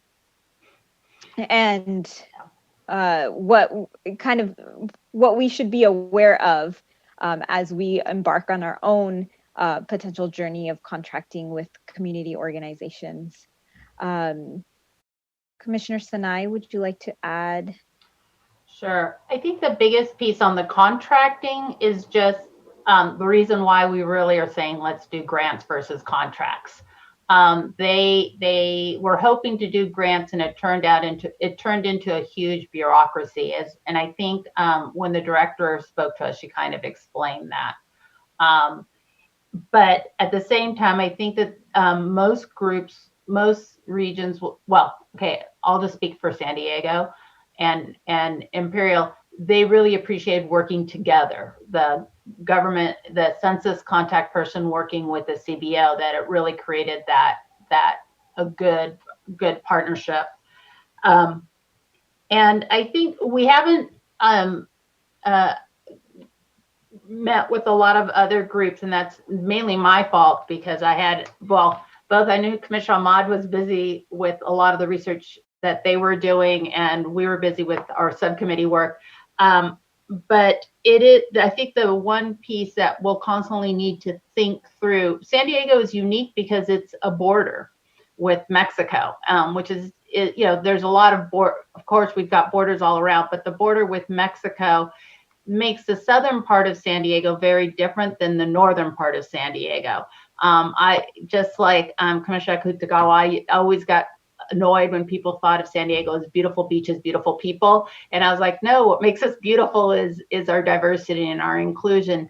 And that's where, an Imperial County is very different than San Diego County, even at the border. And so it's just understanding those two, kind of those two counties and how they interact. And that'll be helpful. And I also will, what I wanted to do, one of the thoughts that one of the reasons we did this was we wanted to quickly connect with the census folks before they left, if they were leaving, and get whatever we could. But also this was the team approach, the regional team approach was used by the commission in 2010, and it seemed to work well for kind of having a team that is focused and kind of shepherding that region, right? And making sure that we're building those relationships and thinking through where to do outreach. And it's not that you all need to do work, but it was also, we're going to be listening to a lot of people. And so one of the things that the 2010 commission found helpful was if you had to listen especially careful to your region, to have two people that were being kind of those eyes and ears for that region, they found that helpful. And so I wanted to put it out to ask you all, are you enjoying having these, having a region that you're kind of assigned to? A lot of you kept talking as if you've started taking some ownership, which is great, but I did want to make that assumption. And then I know the next question is, so what else do we need to do? But let me ask that first question. Thumbs up, thumbs down? Are you feeling good being on a region team? Some are saying yes, some are saying no. Okay, so those that didn't put a thumb up or thumb down, why don't you share? Alicia, go ahead. Commissioner Fernandez. That's okay, but I have to do a little shout out first. And shout out is a term that we used in the 90s, Commissioner Ahmad. Sorry, I had to send that to you. Because everybody mentioned their foundations. I feel deficient if I don't mention the foundations that Commissioner Ahmad and I spoke to. We spoke with Bill Robbie from the El Dorado Community Foundation, and he was absolutely wonderful. He was the one that said, we don't need resources, just tell us what the message is. Also, Brenda Stranix, she's the president of the Sutter Yuba Economic Development Corporation, and she was the one that offered to review our draft with any material. And then also met with Frank Pesce, who is the director of history science with the Sacramento County Office of Education. And I had mentioned that previously that we did talk to him, and that was very helpful because, again, I'm trying to remember who brought up the school districts, but they do touch so many people, and they do know they're not necessarily the school district, but then they send the information to the schools themselves, and the schools do know their community. So it was a quick, easy way to get the message out. But anyway, aside from that, in terms of why I raised my hand. Wait, before you go there, isn't he the one that worked with the census to create the curriculum that was spread throughout? Okay. Yes, and I actually got something in his ear about what about adding redistricting, because I also used to work for the California Department of Education, so I'm familiar with that whole curriculum piece and what it takes to get curriculum. And he said they didn't go through that. They were able to get the curriculum out a different way, which is fine because you don't want to go through the whole bureaucracy of going through the State Board of Education. I hope they're not listening. Anyway. Yes, and I did mention redistricting, and he was open to that conversation in terms of if at some point we want to get some sort of language in the curriculum. So that could be maybe a lessons learned piece, because it's obviously too late for us now, but it would be good if we could get that in there for when it comes around in 10 years. And the reason I didn't raise my hand in terms of, I am liking this. I think I just felt a little overwhelmed, and I don't know if Commissioner Lamont felt the same way. When I started sending to the counties, and now I've got 17 counties, they responded, like 6 of them responded right away, and I felt like the pressure of, now I've got to, talk to all, set up interviews and all that, which I think will be fine. I think in a couple of weeks I'll be in a better position to have more time to dedicate to it. I do like it. I enjoy it. I think I just have to catch up to it, if that makes sense. It definitely does. Others? Yes, Commissioner Mons. I mean, I liked it for the opportunity to work with other commissioners on a task. I think it fills in some of that space that doesn't exist for us because of Zoom. So I think that aspect of it, and this particular structure of communication is kind of handcuffed in general. So I think having that just freedom to riff with another person. So I think that part of it is very enjoyable. In terms of the reason I raised my hand is because I think this fits into a bigger picture, and I'm more interested in seeing how it fits into the bigger picture. And this was, I thought, a very specific task to do some initial, as you described earlier. And so that's been done. So where do we, to the degree that it could be done, right? So where do we go from here and how that plugs in? And that may be the same configuration. It may look different, but I think what our next steps should be tied to a very specific outreach plan.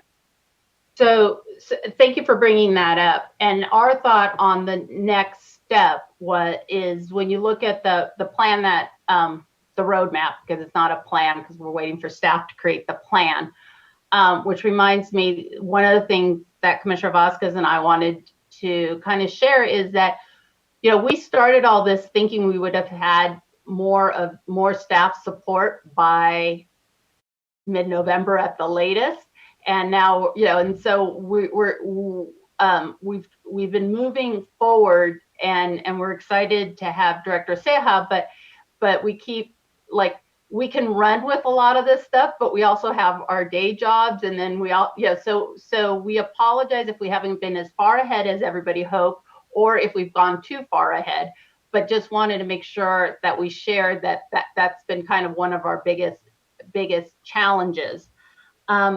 The thought on what the next step is for us as commissioners is we've got the we discussed in the roadmap to look at January and mid-February as our time to go out there and just kind of do the redistricting 101s. I keep calling it that. There's an overview of redistricting and answering those critical questions that folks have. What is redistricting? Why is it important? And what actions can you take? And we're really looking at, you know, Director Ceja, and, you know, just kind of create the short deck that we would use of a few slides, no longer than 15 minutes. And where we all could be helpful is to connect with some of the groups that we've already connected to our own network. So in some cases, this isn't, you know, Commissioner Mons, you're part of two regional teams that's not Los Angeles, but you have a network in Los Angeles as well. And so we definitely take that as an example. And so it's who could we start doing those overviews so that we start getting a buzz about redistricting and answering people's questions, especially in people are looking for speakers during Zoom. So I'm just going to some of the thoughts that I had just based on my experience. And some of the organizations, we may be the appropriate person, or someone on the region team might be the appropriate person, or it might be someone else. So it might be statewide entities, or it might be local entities. And I'll stop there because I see Commissioner Lamons and Commissioner Sadwani. Yeah, so I think this is kind of what I'm talking about. I was thinking that we're moving next to a process to craft a plan or we presented something, and I think we can plug in. I think we should all contribute to how we plug in. And I feel like it's sort of being piecemealed out to us or spoon-fed to us. In a way, like you have a whole idea in your mind about how it's going to work. And I just feel like we don't really get to be a part of that conversation collectively. and I think we should. And so I don't know if I'm mishearing, but I'm still just, what is our process for getting to what our plan is going to be, and then how we plug into it, I think can vary. It could be more organic.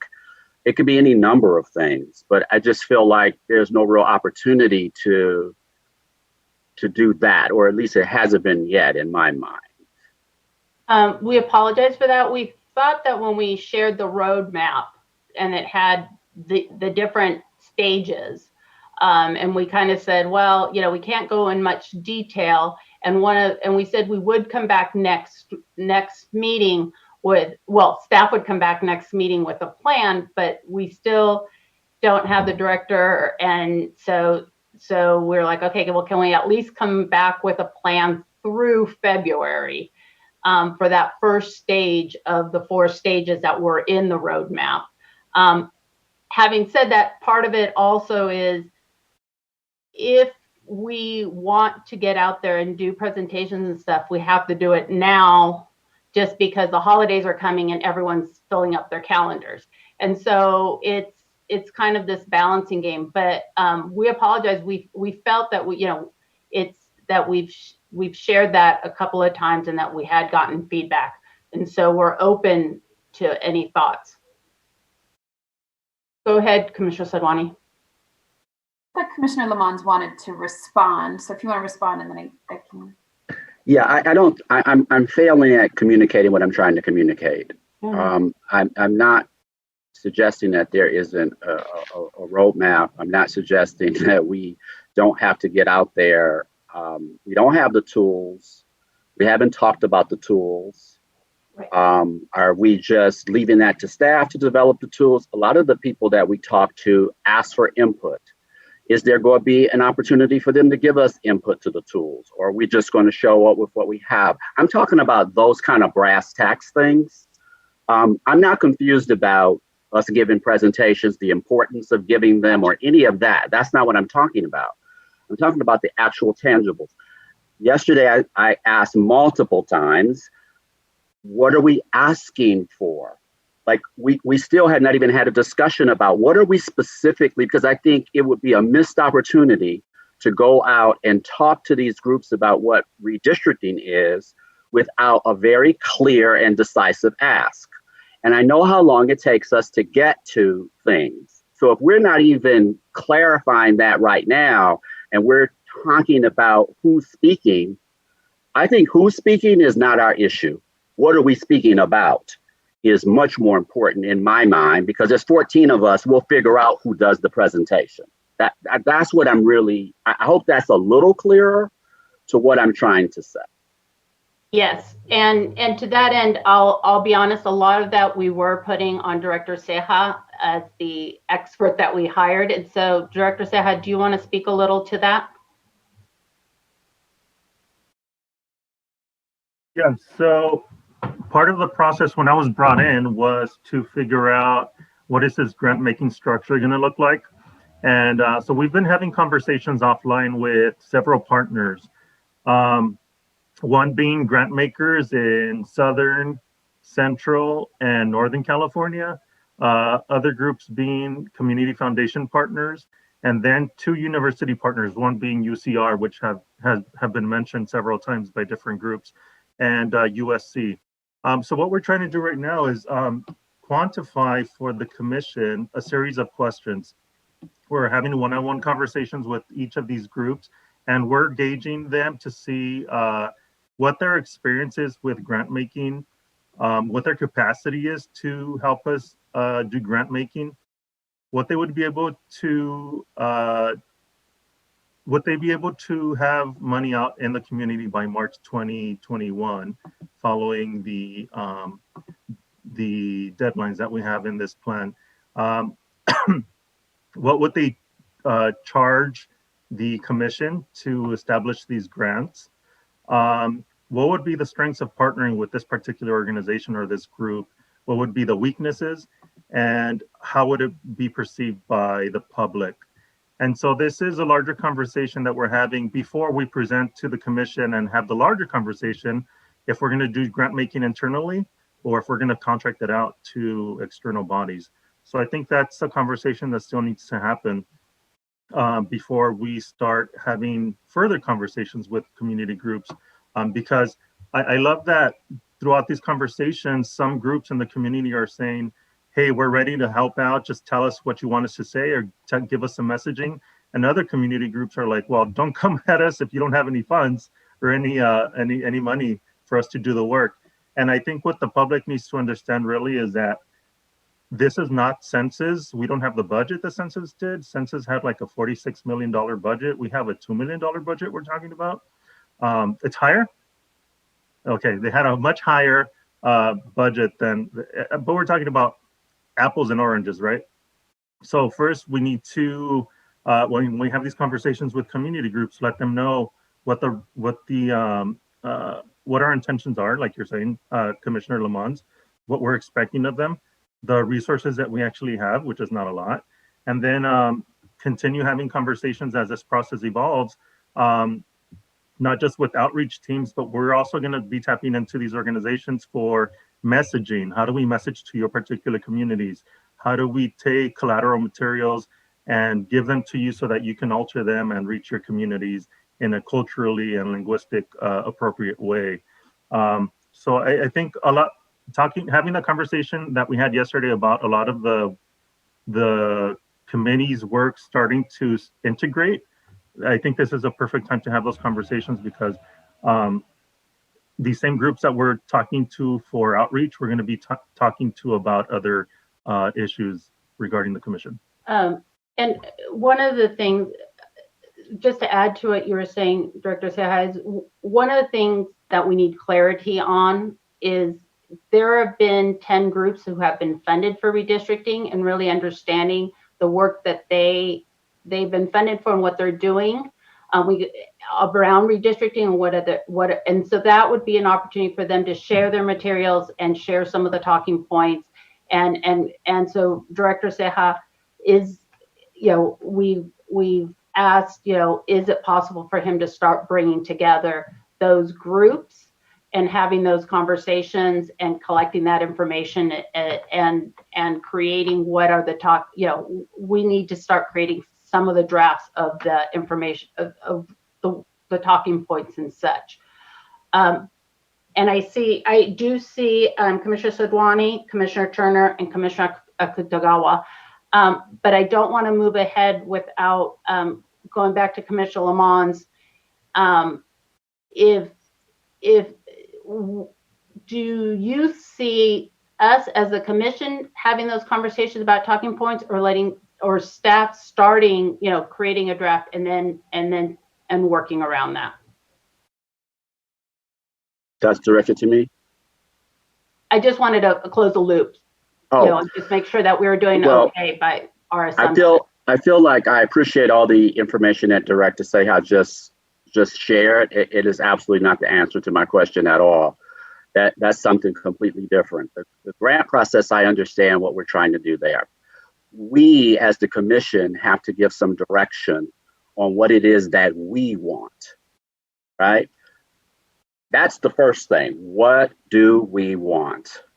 What are we expecting the community to do? That fundamental question maybe it is assumed, I don't know, but we have not defined that very fundamental question, which everything else springs from. So I think it's a very critical, and I'm just asking us to pump the brakes and do those steps because that's so important. Everything else will flow from it. But if they can't go off and make talking points about what? What do we want to hear from the community specifically? How do we, I don't need to reiterate all of that. I think it's getting a little more crystallized what I'm asking. Yeah, and I agree, and I get, and part that's been complicated in even presenting that is we're not sure what the community's already, what the gaps are, but that, I guess that doesn't have to define what we need. Let me go ahead and go to Commissioner Sadwani. Yeah, I think just on this point, and I think the next thing that we're scheduled to talk about, and I'm hoping we still have time to talk about it, is the line drawer RFP.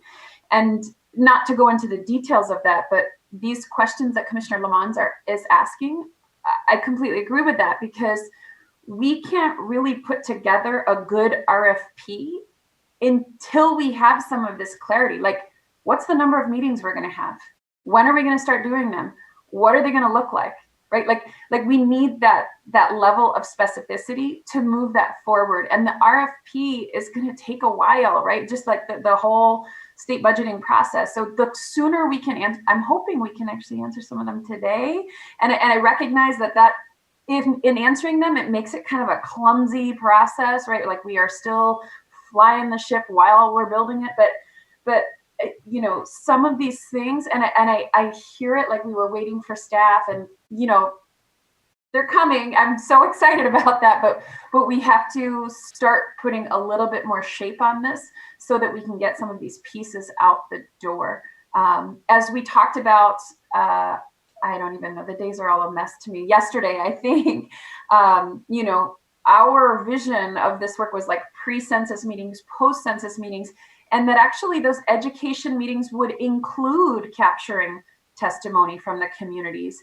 And as the conversation yesterday also put into laser focus for us, what kind of testimony? What is that realistically going to look like? Is every piece of testimony ultimately going to be a shapefile, the narrative, et cetera? So I think all of those pieces we really need to hone in on and start crystallizing. Thank you. And just for clarification, the January one is what Commissioner Vasquez and I were looking at was the 5-touch model. And so even though the community groups will do a lot of the touches, it's just that initial getting the word out without talking about just saying the tools coming, join in. But I hear what you're all saying, so we may need to shift. Commissioner Turner. Yep. Thank you so much.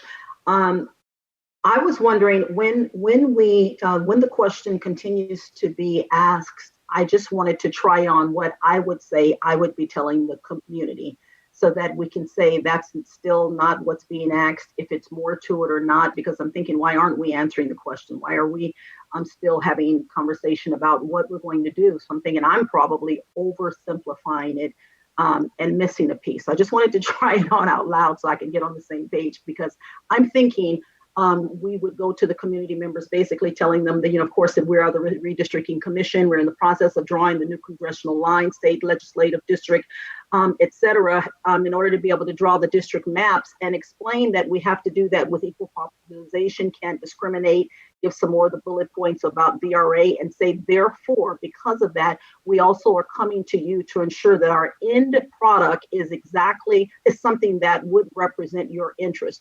We would like to hear from you. And currently, what is your community? Because that will be the basis of how we'll begin to build these other piece parts. And so if we go to them saying something like that, then their response. And so is it that kind of thing that we're looking to ask, or is it more? I guess I'm asking to all the commissioners, because that's what I'm thinking we're going to ask them in probably a lot more concrete manner, but that's where my thought is.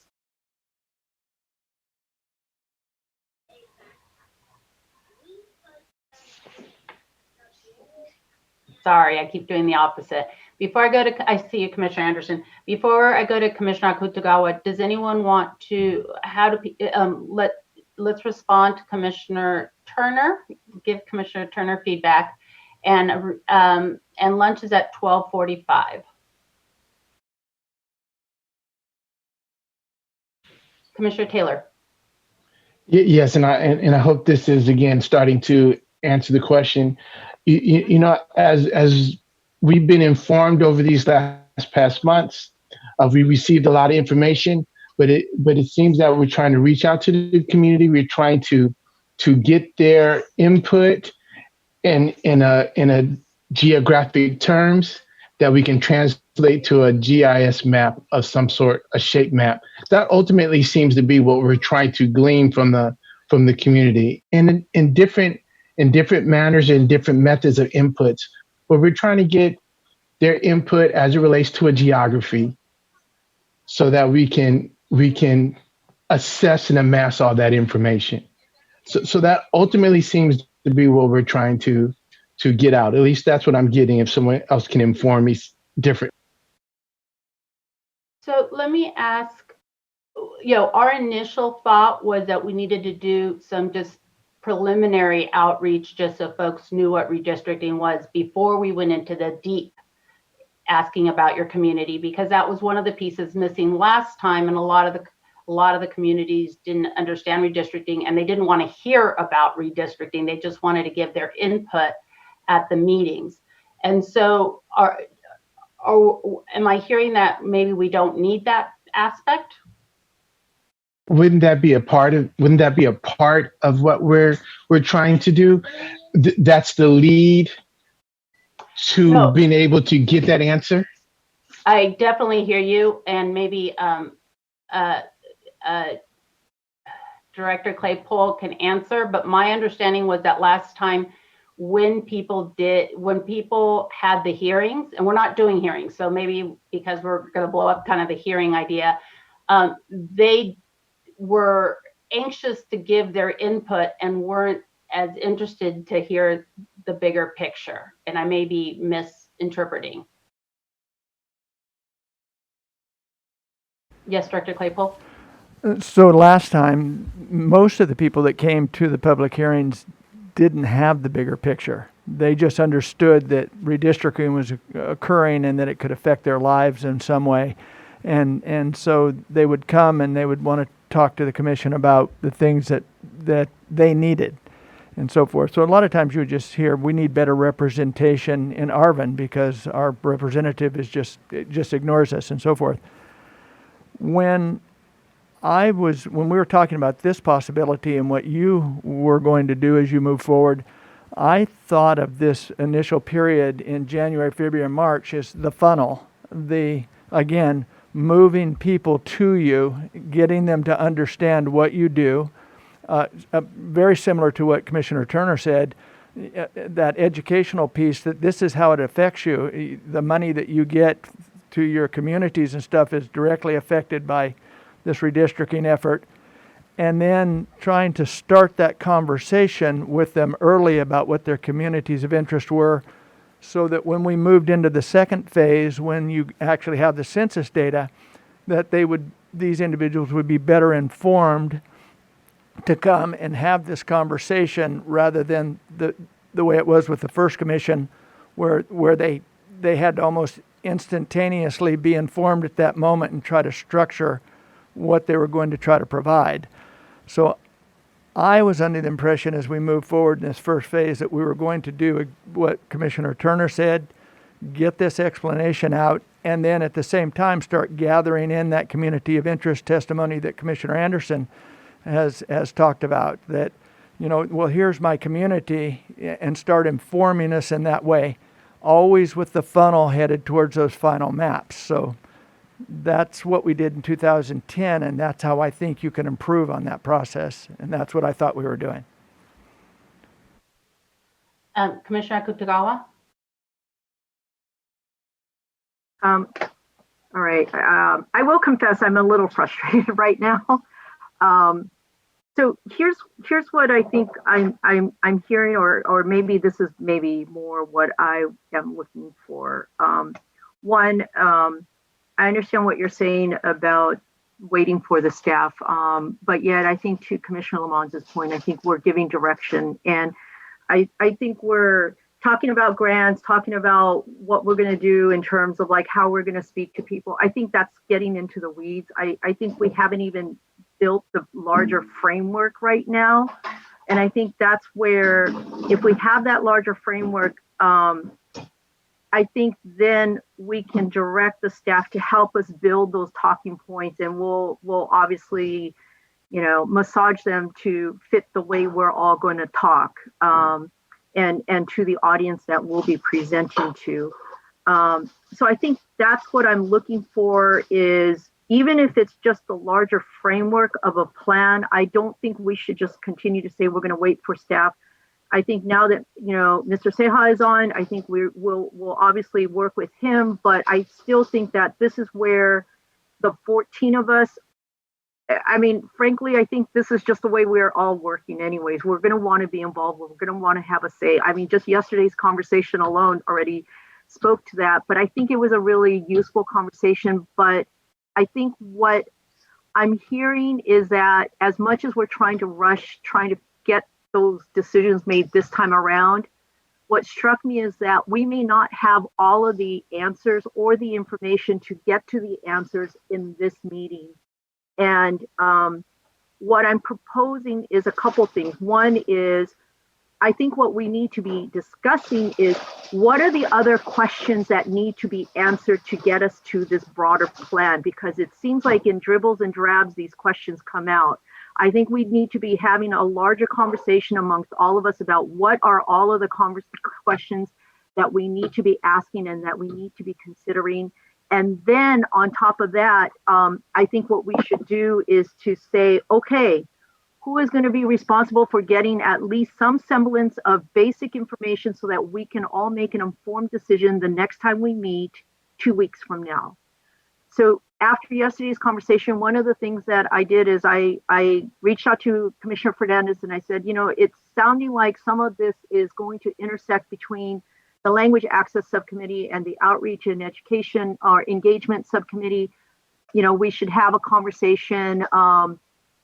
I talked to Mr. Stahai last night also, and I thought he also mentioned something, and we talked about the intersections starting to converge, and I think we need to have some of these more larger conversations so that we can then have a more educated conversation based on answers that we're prepared to give to the rest of the commission so that the rest of the commission, all of us together, can make some more informed decisions. But right now I feel like we're just kind of skirting around certain things. I mean, you know, as much as I'm interested in the grants, to me right now, that is a detail right now that that's nice, but how does this fit into the bigger picture? And I don't think we have that bigger picture, because right now, what I'm concerned about is, okay, so we're going to go out and make presentations. We're going to talk to different people, but do they even know that we're open to doing that right now? Or is it just kind of like ad hoc as it comes along, as it comes up in our meetings that we're doing? That's what I'm feeling like right now. And even if we were to do it, we have no materials. So we can't even just say like, okay, let's get materials. Let's start letting people know that we're open to these presentations. By January, you know, we want to start, like, you know, whether it's us reaching out or others reaching out to us, let's get some of these education meetings going. So at least it's something. And then, you know, at the very least, you know, have a broader framework. I think that's what I'm looking for. And sorry, like I said, I was a little frustrated, so I needed to get it all out. So. Thank you. Commissioner Anderson? Okay, I realize we have 5 minutes. I think we should make our framework now. We've discussed, and we're discussing, we say, and then we want to talk and we want to bring it back. I think we all have a good idea, and let's rough out that framework now and then assign the pieces, because we already kind of have a good idea who is working on the pieces. Commissioner Sinai, you're talking about your 5-touch. I think we can only do 3 if possible, because I'd like to connect the touches to numbers of meetings. And what is the number one thing, I believe, in our first touch, if we could do 3 touches, that would be pre-census. It's with our message. And we need to have who is writing up the message. And the message being, what is redistricting? How is your community affected by a redistricting line drawn through it? Think about that. And because we're talking about geography, and then here's a way, maybe the second touch, if we could, again, pre-census, by the pre-census timeframe.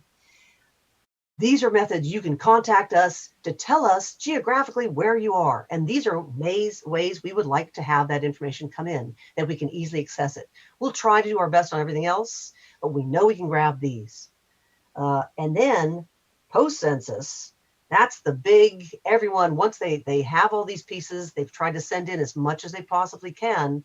And we've gathered all the other items, put it all together, And then we're having another whole chunk of meetings with everybody. So there's, we need to say what meetings are happening in this port, what meetings are happening in that part, guess at it. We should all do that kind of, I think, if we need a little bit of time to kind of rough that out or get a chalkboard or something like that, this is what we need to do, I believe, today, because, and then we know, okay, who is going to do the message? Who is actually going to write that together?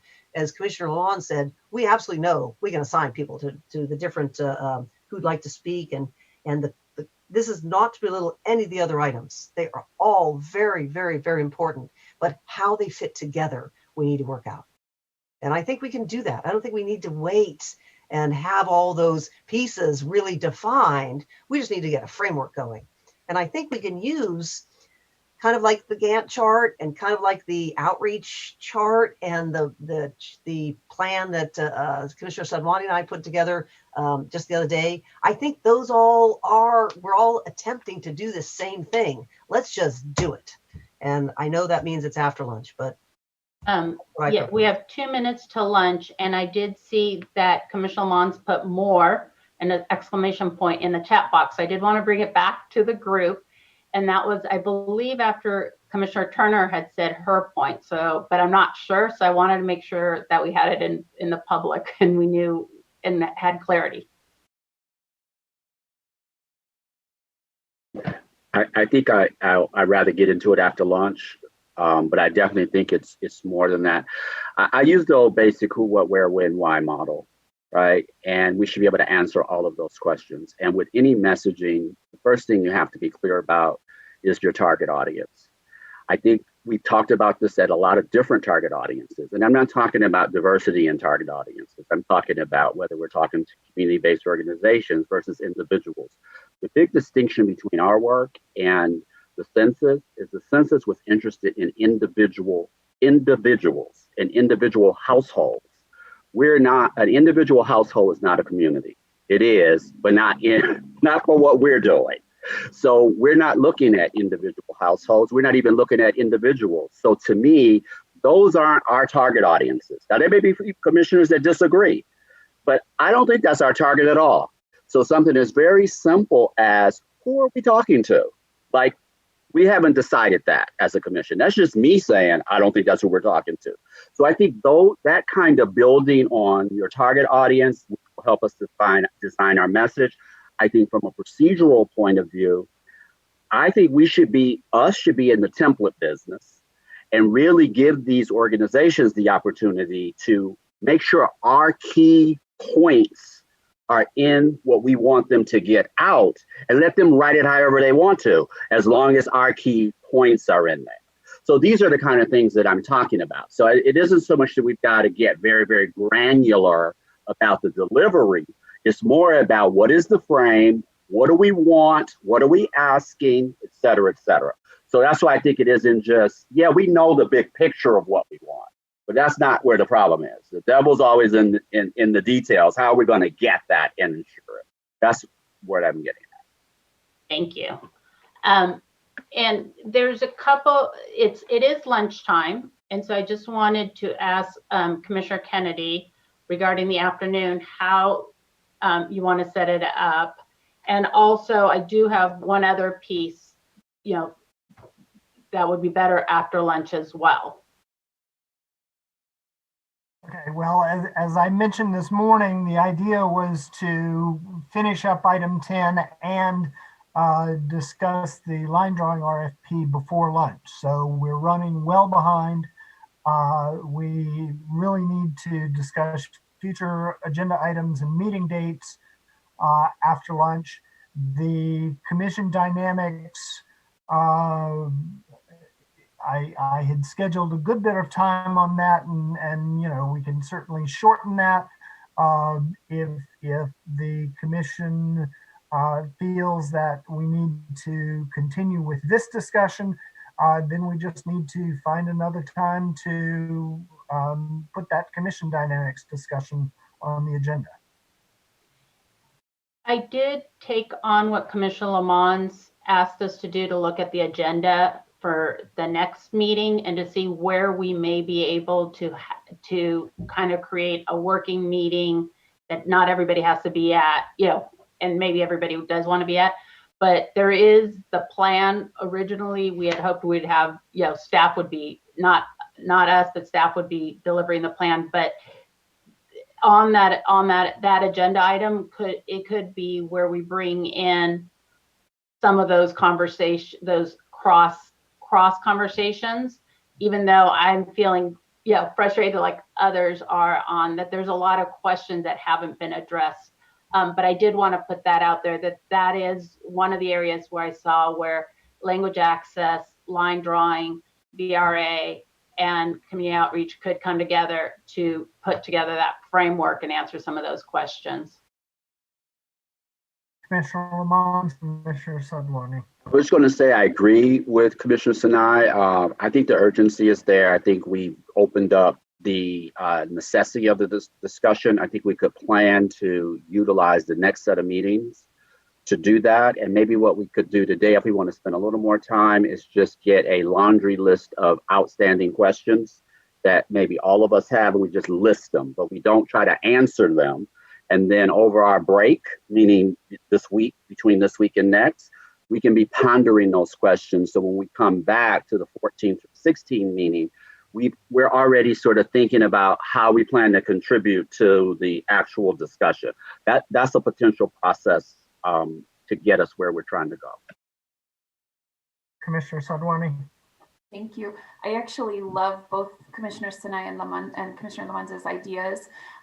Selfishly, I'm wondering if after lunch we could have a little bit of time to think about the line drawer RFP and that framework that we showed you last time, at least as much to get a little bit more clarity. And I think if we do that, it could help create that list of questions that Commissioner Lamont is mentioning, and that could help set us up for the next meeting, and also allow Commissioner Anderson and I to just clarify what on earth that RFP is going to entail, because I think we do need that in order to move it forward. Okay, very good. Commissioner Yee, I had seen your hand up. Did you get to speak? No, but we should probably wait till after lunch. Are we gonna, so we're going to continue this topic? Yeah. Okay, so we will be back at 1:50, please.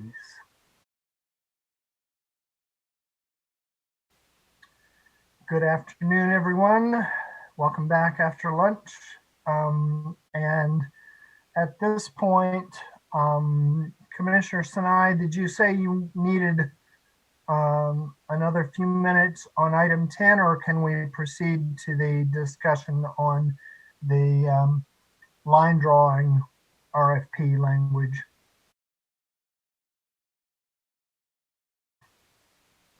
Yes. I just wanted to follow up on the point that that we tried to make last week. Both Angela and Commissioner Vasquez and I feel that we need a subcommittee for the grant making, that's going in a different, that's more detailed than what we, than the outreach. And so we wanted to put it out there to see who would like to serve on that committee, or for the chair to assign someone for that committee to work with Director Seja, who's been collecting the information. Okay. Are there volunteers or any discussion about the need for a subcommittee? Commissioner Fornishari.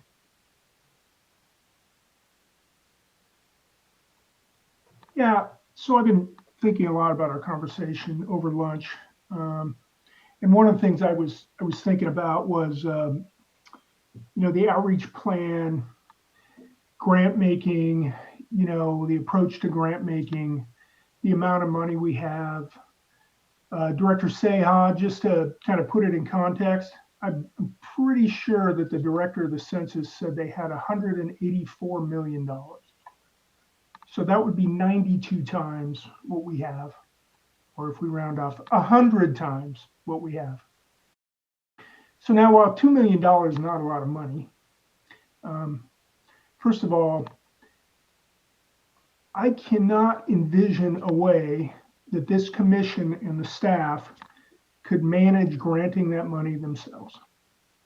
If we average 20 grants, I mean $20,000 grants, that's 100 grants. We'd have to create our own bureaucracy to manage that. And so, I mean, to me, the decision is made for us. We only have $2 million. We don't have a lot of time, and you know, we need to get rolling on this. And so, you know, not to mention this potential conflict of interest issue that's been brought up. And so, you know, I think, I mean, for me, it seems to me we can make, I think the decision's been made for us in some ways, but I think we can make a decision, you know, and get that decision behind us to seek an outside agency to grant our money. And then we have to answer, I think, a couple questions, right? What do we expect from them and the grantees, and what is our message? And we can get that ball rolling in that direction. And I think we need to get that ball rolling really, really soon. I do have some comments about kind of the overall plan and that sort of thing. But since we're focused on outreach at this point, I just wanted to share those thoughts. Thank you, Commissioner Fornaciari. Commissioner Lamont, and then I will ask Katie to read the instructions for public comment. I guess I have a difference of opinion. I'm not convinced that we can't manage the granting process. It depends on what we want it to look like. So I'd be more than happy to be on that committee to help give some shape to that. And maybe the first order of business is to determine whether or not it is feasible. So I'm not convinced that it's not feasible. So. Okay. Katie, could you read the instructions for public comment, please?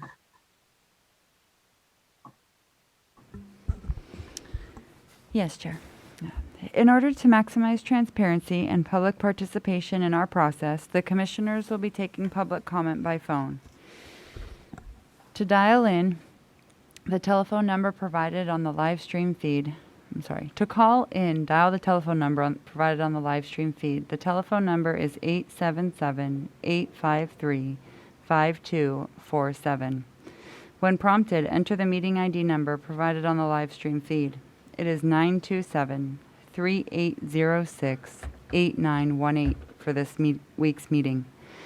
When prompted to enter a participant ID, simply press the pound key. Once you have dialed in, you will be placed in a queue from which a moderator will begin unmuting callers to submit their comment.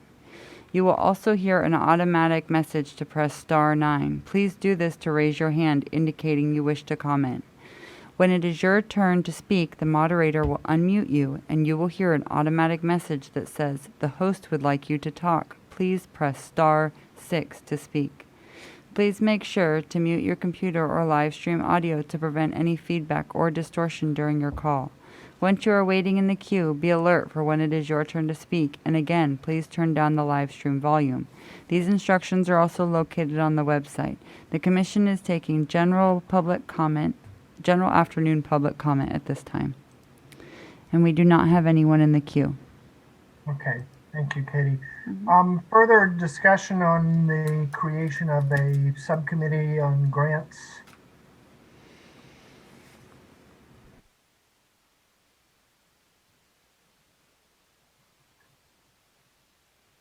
Anyone else interested in serving on such a subcommittee? Sure, I'll serve with Commissioner Lamont. That will be an interesting dynamic. Well, it's okay. We can work it out. Yep. Excellent. Okay.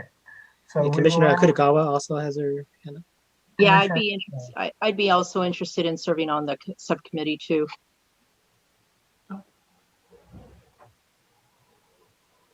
Okay. I have 3. Marion. Just a reminder that you can only have 2 people on a subcommittee or else you have to have noticed meetings. Commissioner Ahmed? I was just going to bring forth the political party difference that we were trying to go by. Which I'm interested, but I didn't raise my hand for that reason. Okay, Commissioner Kutagawa. I would suggest that we have noticed meetings and that our meetings be conducted in public, given I think what is going to be a rather interesting process. And so I think with that in mind, I was thinking that's why we would go larger with this committee also. And right now we have 1 Republican and 2, I guess, declined to state or non-affiliated, I think is the term. So I think if Commissioner Ahmad, you were to join, you'd be the lone Democrat on the committee. No, she's. Oh, that's right. You declined to state too. Yes. Commissioner Lamont.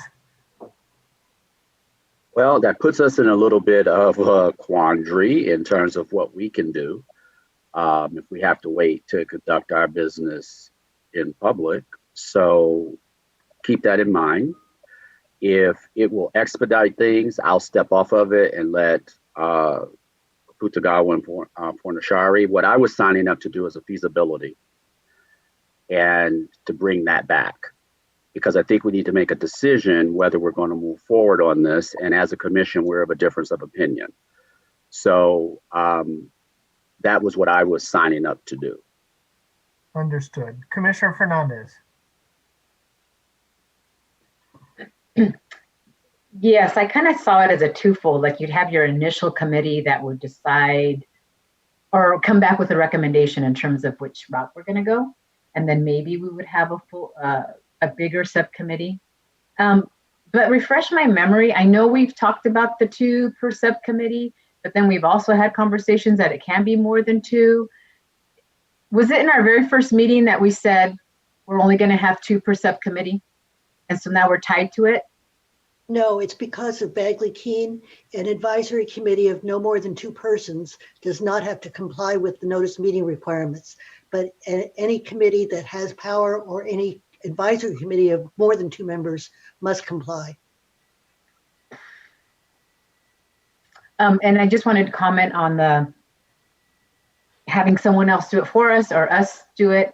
My only concern with having someone else do it is I really do want, if we're going to do these grants, I really do want it to get down to the grassroots organizations or whatever you want to call them, because my fear is if we hand it off to someone and these small grassroots organizations aren't affiliated with them or aren't associated with them, they're not going to also get some of the resources that I really want to get out to throughout all of California. Okay. Commissioner Turner. Thank you. There are organizations, some of which Director Seha has mentioned and is also in relationship with, that this is what they do. And there isn't an affiliation of sorts that people can only apply for these grants if they're part of an affiliation.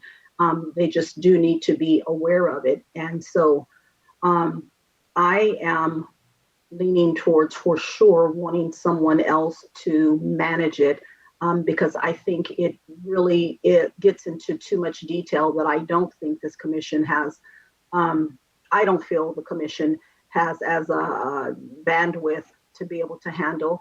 I think the money amount is not large enough to go far, which means that it will definitely need to be carefully managed as far as who's going to get it. There is, and even I think people that typically is used to having oversight over it, I think they will be the right ones to look out for the money, to ensure that it's going to the grassroots, yes, and then to ensure that it's doing what we desire for it to do. All outreach does not yield the same results. And so You can send out flyers that may get a response of, maybe 40%, et cetera. If you're doing phone banking, we know that the response somewhere is around 65% higher. So you'll need someone to be able to say not only what are you going to do, how are you going to do it, and what is the evidence that whatever your efforts are actually yield results. And so to do scatter spray flyers and magnets and different things may have to be something that we fall back on in some places, but I think that there are organizations that will be able to look at what someone's plan is and be able to tell, yes, this will actually have an impact that will drive results. And that's all very time, it takes up a lot of time to be able to do it. And so I think that we should not automatically believe that other organizations won't be able to do it. And I think we really do need to take a long look at if we have time to manage this process.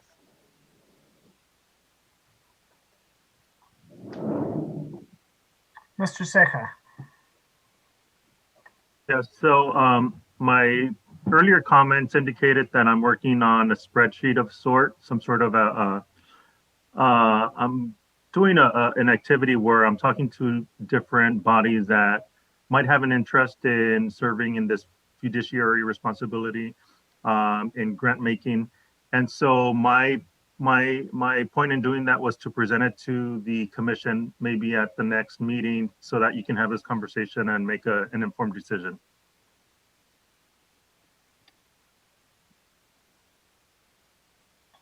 Okay.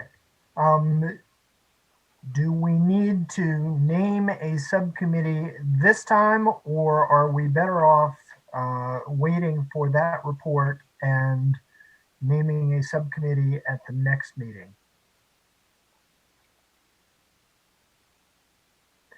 Commissioner Sinai and then Commissioner Yee. I would recommend naming it now so they can work with Director Ceja on the recommendation they bring forward to us at the next meeting. Okay, Commissioner Yee.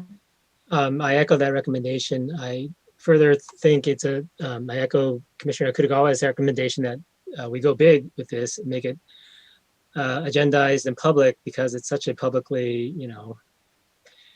the public has a very special interest in this, and decisions that we make affect people in a very special way. So I say appoint a two-person subcommittee now to work with Director Ceja on the short list, as well as other assessments of our capacity. And then also go ahead and at least anticipate or agendize or get the ball rolling on the larger committee now, so that we have the proper notice timeline in place. And the further reason for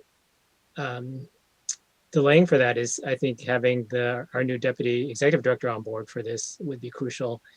And so, to try to get things rolling, but to anticipate that when that person comes on board, that this will certainly be one of the items of greatest interest at the very beginning of that person's work. Very good. Thank you. Commissioner Fernandez. I do also agree that we should name the subcommittee. And one step further is, if the recommendation is to go forward and try to award it to just one, I don't know if it's going to have to go through an RFP, RFI, whatever it is, but I would hate to have to wait until our meeting in January to review any sort of RFP or approve RFP or RFI. So I guess the sooner we can get this going, the better. Thank you. Director Claypool, on the question of what procurement modality we would need to use for this, engaging an outside entity to manage these grants. So it's my understanding that we would simply have to have a proposal from that entity. We would review it. We'd have to have a schedule, get some type of schedule of deliverables from them. But this isn't a standard, I believe, a request for proposal. DGS doesn't handle grants. So this isn't going to go through that mechanism. As I understand it, it's just going to be to come to us, and we have a program in place to make sure that we can monitor the deliverables, and then at some point write a report on what we received for what we had expected to receive. So that's probably a little simplistic, but that's my understanding of the grants from the people that I've talked with who have done them, and from my review of the material that's in the state administrative manual. I will check with Kari, however, to make sure that that's correct. But like I said, DGS won't be involved with this. Okay, very good. Commissioner Sinai. Thank you. On the agenda for next meeting, we did include exactly what Commissioner Fernandez was saying, was recommendations, and also having bullet points or whatever ready in case we need to do a proposal, so we can get it out quickly, so that if it goes to a third party, we're ready. You know, that's going to add some time. So those are the two items on the agenda for next time. Okay, Commissioner Lamont. Yeah, I'm not clear on this go big idea. And I'll tell you what I'm not clear about. It sounds like the belief is that expanding the number of people on the committee is the difference between whether or not we discuss something in public or not. We've had subcommittees of 2 since the inception, and they bring information for us to discuss in public all the time. To me, what it does is really hampers the ability of the subcommittee to exist outside of the eye of the public. And I'm not quite sure why this level of scrutiny is being brought to this particular subcommittee, as opposed to all the other subcommittees that we've had prior to today. Yeah, thank you for that point. Okay. At this point, then, I would appoint Commissioner Lamont and Commissioner Akutagawa. And I understand that both are in the same. Director Claypool?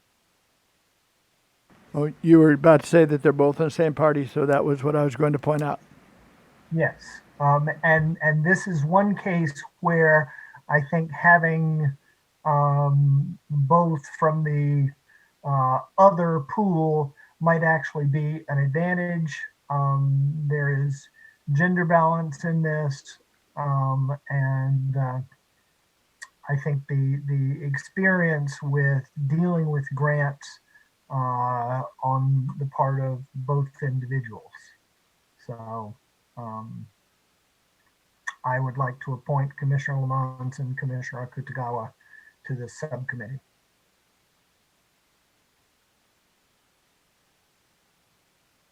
I accept.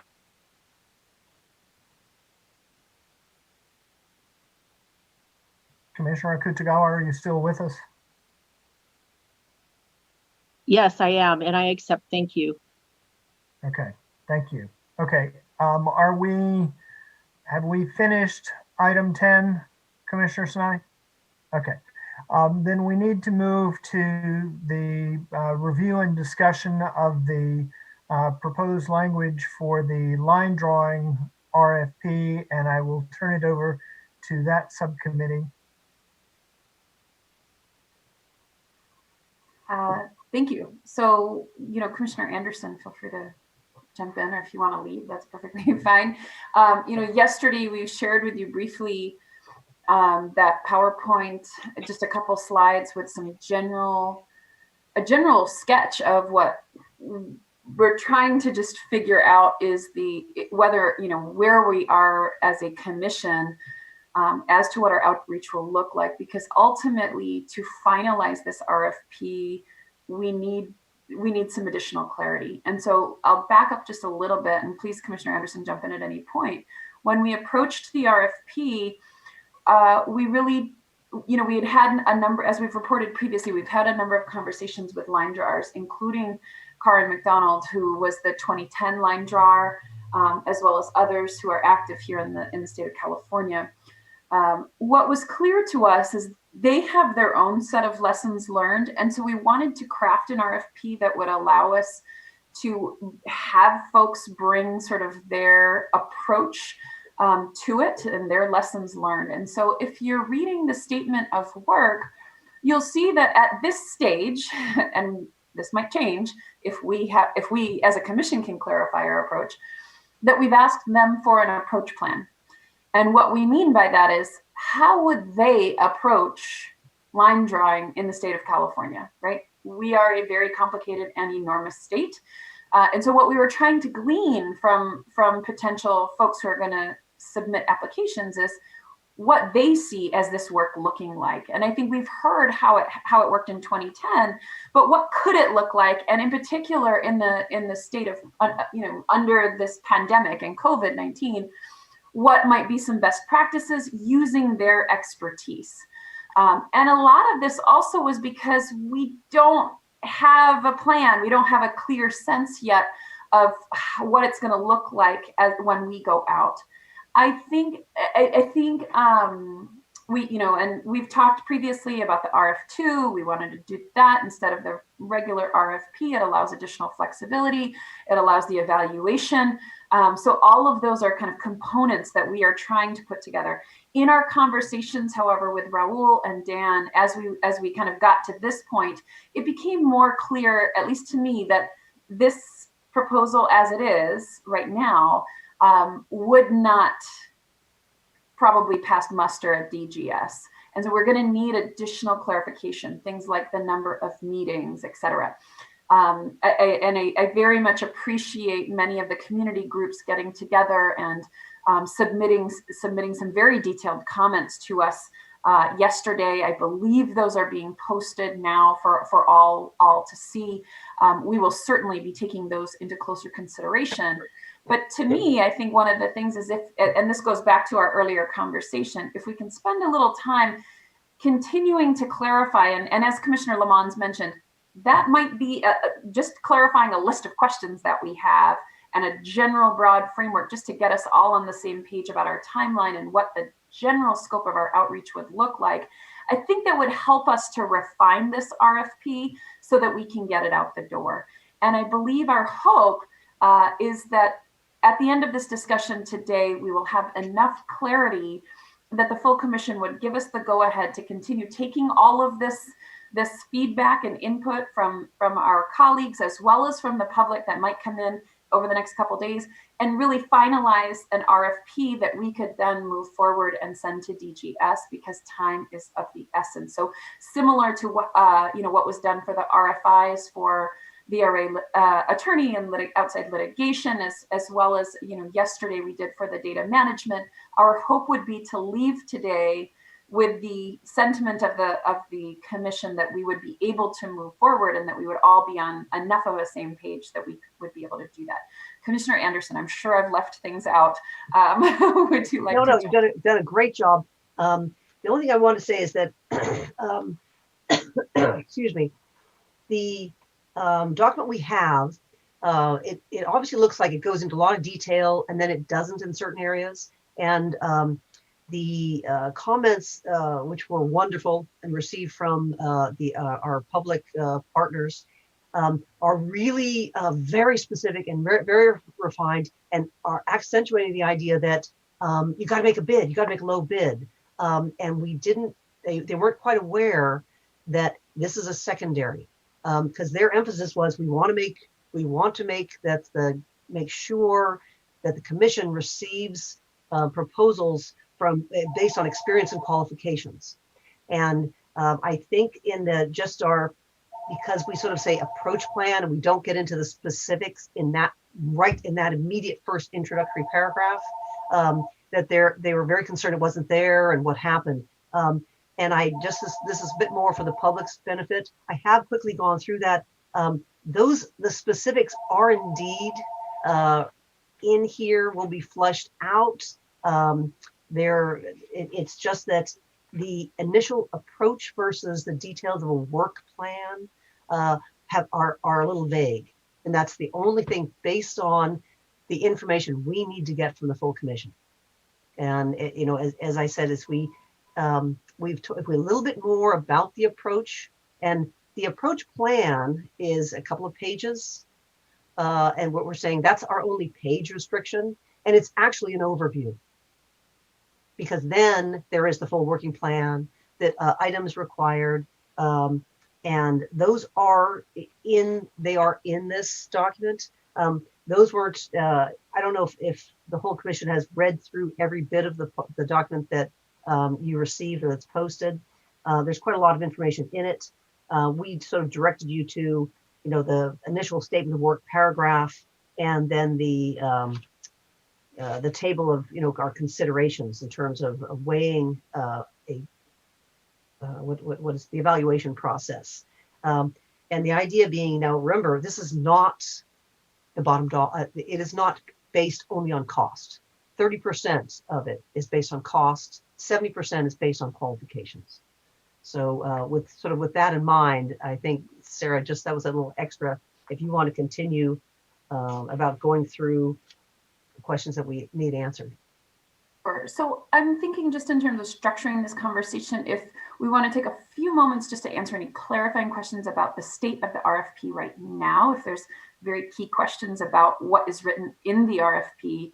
And then secondarily, to me, I'd like to actually go back to those slides that we had shown yesterday and actually do a little brainstorming with the commission. And I understand it's not going to be the full brainstorming, but I think that if we can at least clarify where we all stand, and certainly whatever we have on those slides does not mean that that has to be the plan.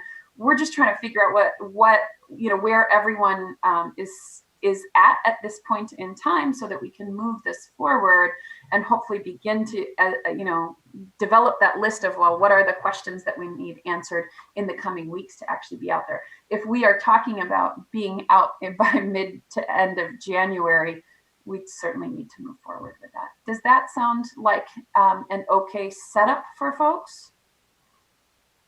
So the first portion will just take a few minutes. If there's specific questions about the RFP, the language that's in that document, and again, it's very much a draft, and I feel like as we get more clarity on our plan, we can fine tune that. And I think there's a lot of opportunity to fine tune the RFP. But are there any overarching major questions about the RFP? Well, and my understanding was this first segment was going to be about the status of the RFP, not the language itself.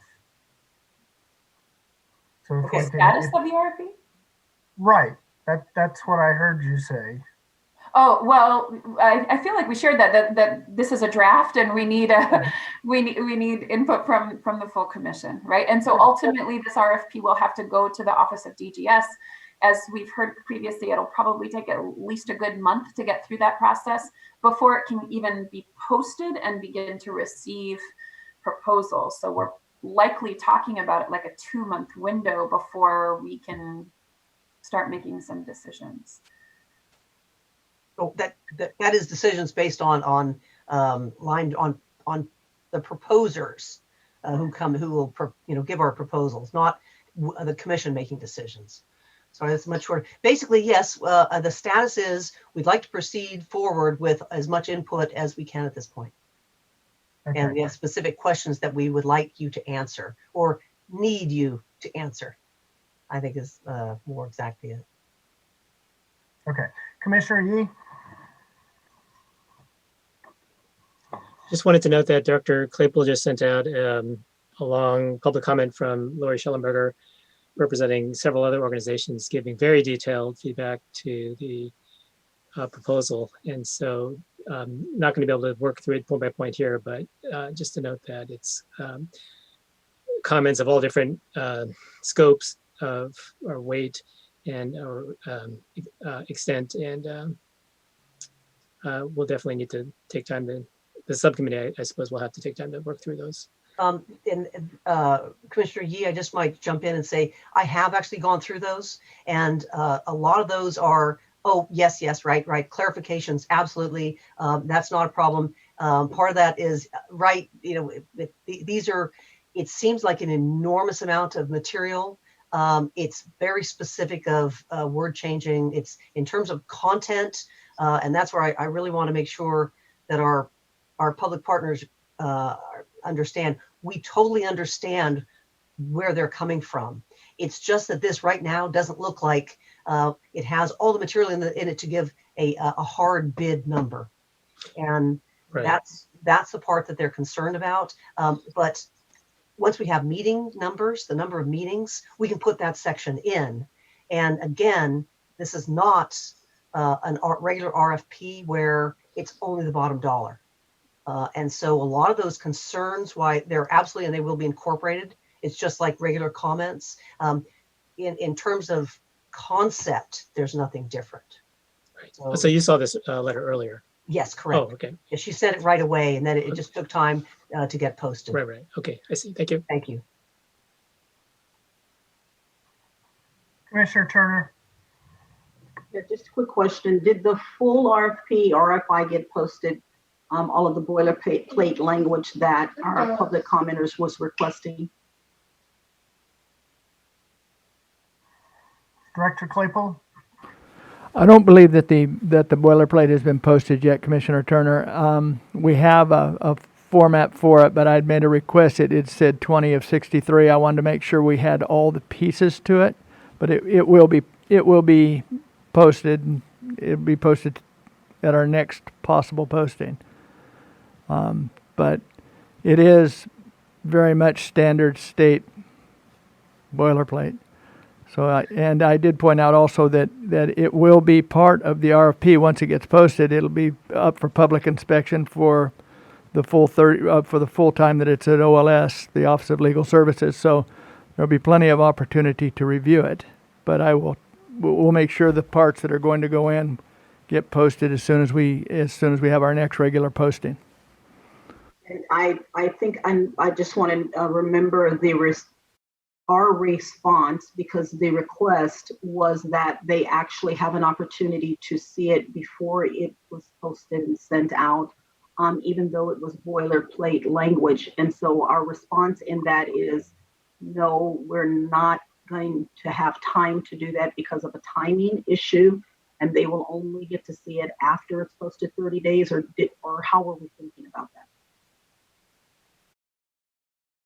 Oh, okay. Director Claypool?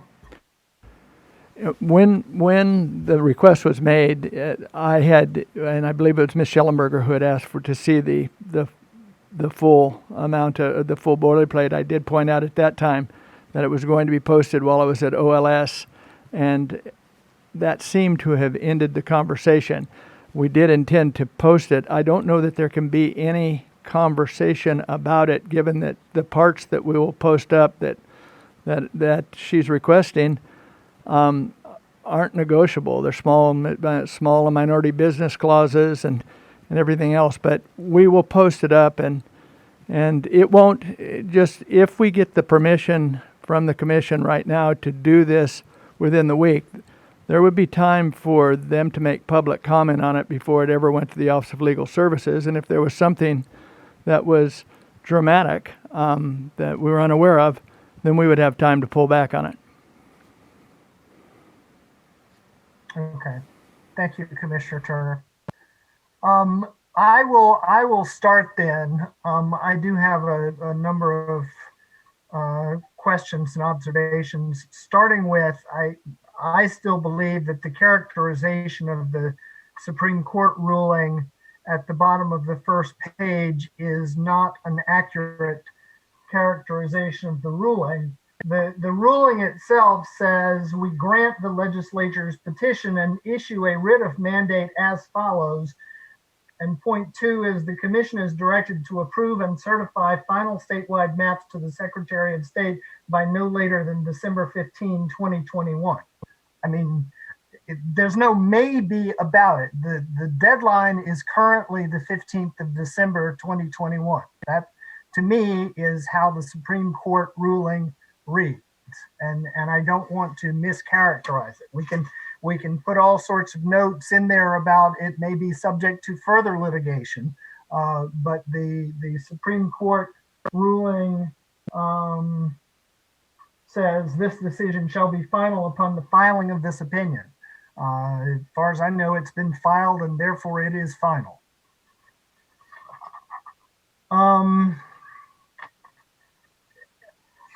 I agree with the comments that came in from Ms. Schellenberger and colleagues that asking for supporting meeting services is incredibly vague. That's a problem that I've had with this all along, and I do agree that we need to provide enough information about what meeting services we have in mind to enable them to bid on this. Likewise, staff support, saying contractors shall provide overall staff support to the commission's redistricting effort sufficient to meet project goals and objectives. Well, yes, I agree that that's what we want, but I don't see that that gives potential bidders enough information on which to bid. 24 hours for a report, I don't know, seems a little tight for me. I understand that we'll have a point in time where we need that, but maybe we earlier in the process we allow 48 hours or 72 hours, and later in the process we have a shorter turnaround. Likewise, I agree with Ms. Schellenberger and colleagues that it's the commission that has to issue a report. The line drawer is not the one issuing a report. So any reference to contractor must issue a report for each of the 4 final maps, to me is a non-starter. They are expected to support the commission. They may be asked by the commission to provide a first draft, but they're not issuing a report. Under public meeting participation, yeah, integrating public testimony, that's going to be hard to bid on, I guess.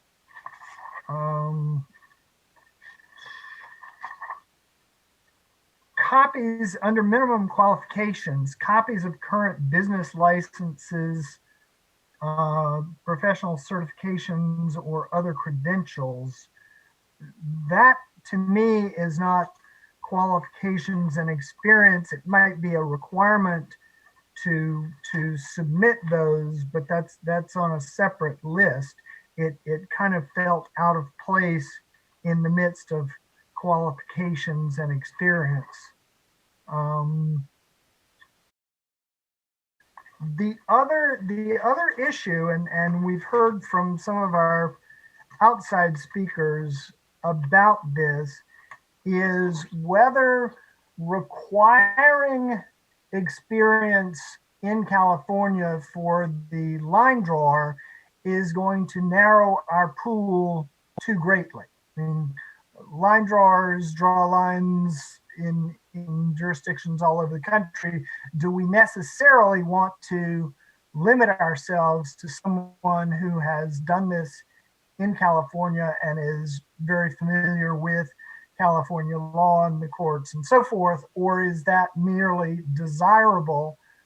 And we can list that as desired experience, but I think if we list it as required, we may be limiting ourselves too much.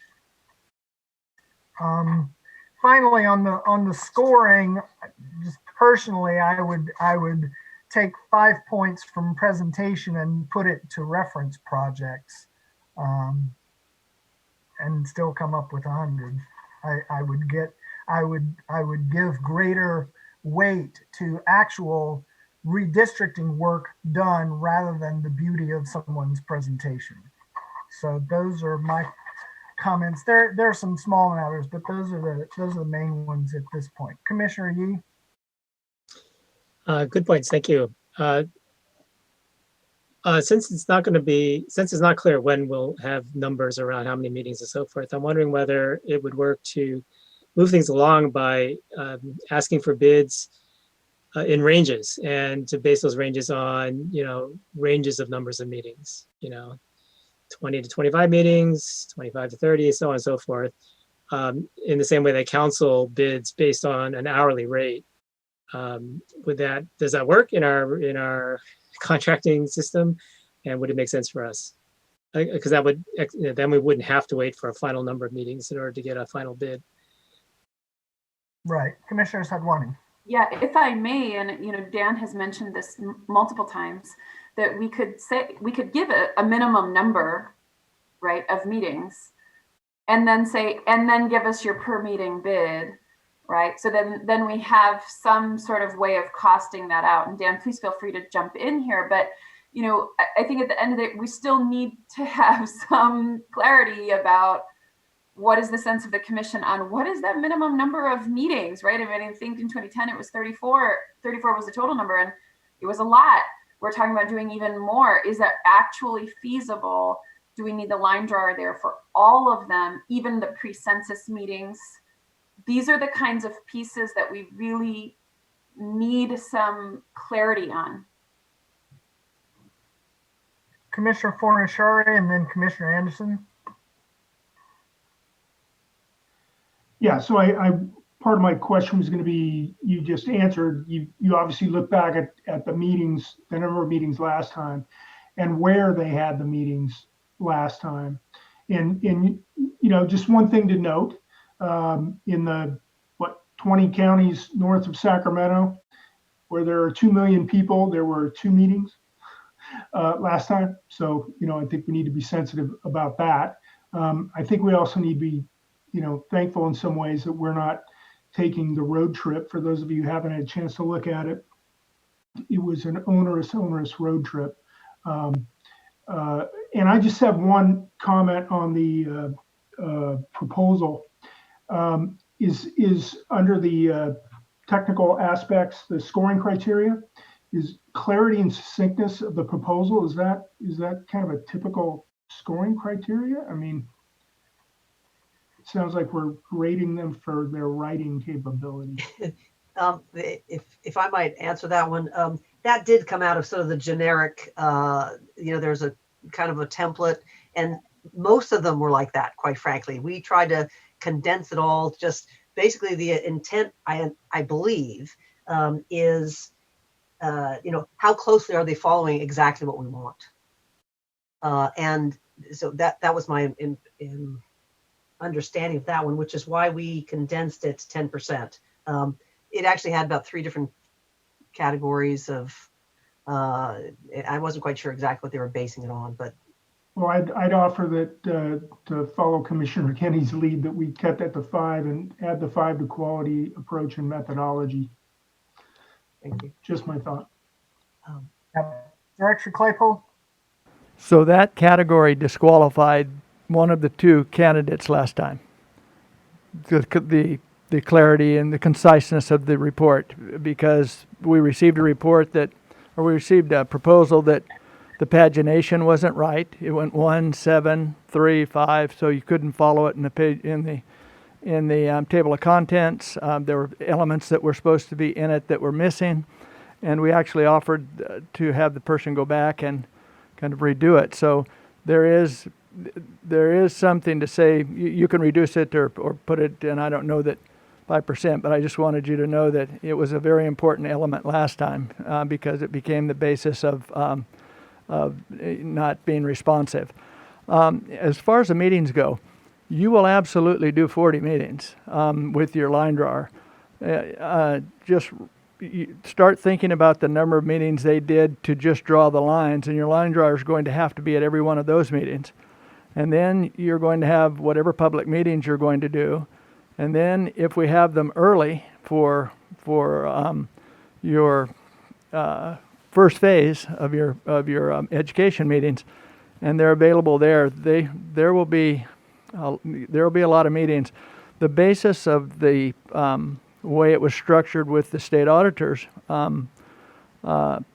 RFP was to give us a basis of comparison, so we could see, oh, this person's 40 meetings would cost this person's 40 meetings would cost that, and then afterwards to make sure, and actually in 3 different categories, if you go back to that RFP, we said give us the basis of extra meetings if you have to if we have to have more, so that we could make sure that the line drawer gets equitably paid this time, rather than just putting them into a box and then asking them for more. The second one was with services to the attorneys, to your outside litigation. We said, give us a base cost for like 120 hours, and after that, give us an hourly basis so that if it goes over that, we can pay you for that. And then I'm trying to remember what there's a third category in there where we did the same thing. So the main thing that I think when I read Ms. Schellenberger's comments, we have to give this line drawer something to base their estimation on. And then we have to also give them a way to whoever does it to say, if you go over that, we're going to make sure that you're going to get compensated for it. So we want to draw that line as closely as we can. It might be 60 meetings, but that's why we need to have that plan first so that we can be as close as possible, because then that's going to guide us into whether we're going to go over by a certain amount, and then we can look to the spring finance letter to help us with that if we're going to actually need additional funds. So that's all. Director Claypool, I would have a quick question on that, and that is,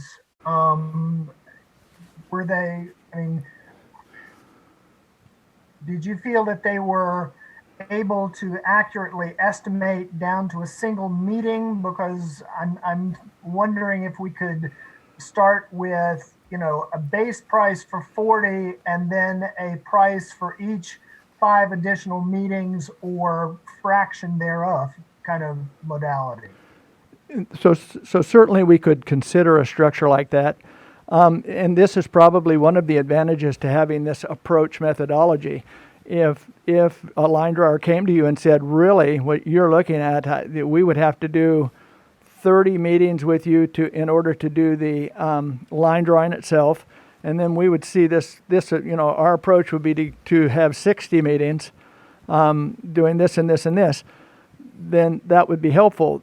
But before they're going to be able to do that, you're going to have to tell them what you plan or what you think you're going to plan.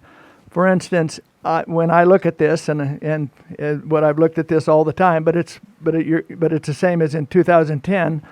I see you having a regional approach. You're gathering information by regions, that you would try to touch all those regions so that in some way, so that people actually saw themselves being part of the process. Being in the north, as Commissioner Fonashari said, there were only 2 meetings last time in the north, but if you start with your outreach and engagement and you hit the north, and you start with your first round of regional meetings and hit the north, then it gives you a little more, if you will, cover for when you go to your refinement, because your refinement will be in the heavily populated areas, particularly out in Los Angeles again. I said it the other day, and I'll say it again, almost all line drawers in 2010, not almost, all line drawers in 2010 said, all redistricting starts in Los Angeles and ripples out because of that huge population base.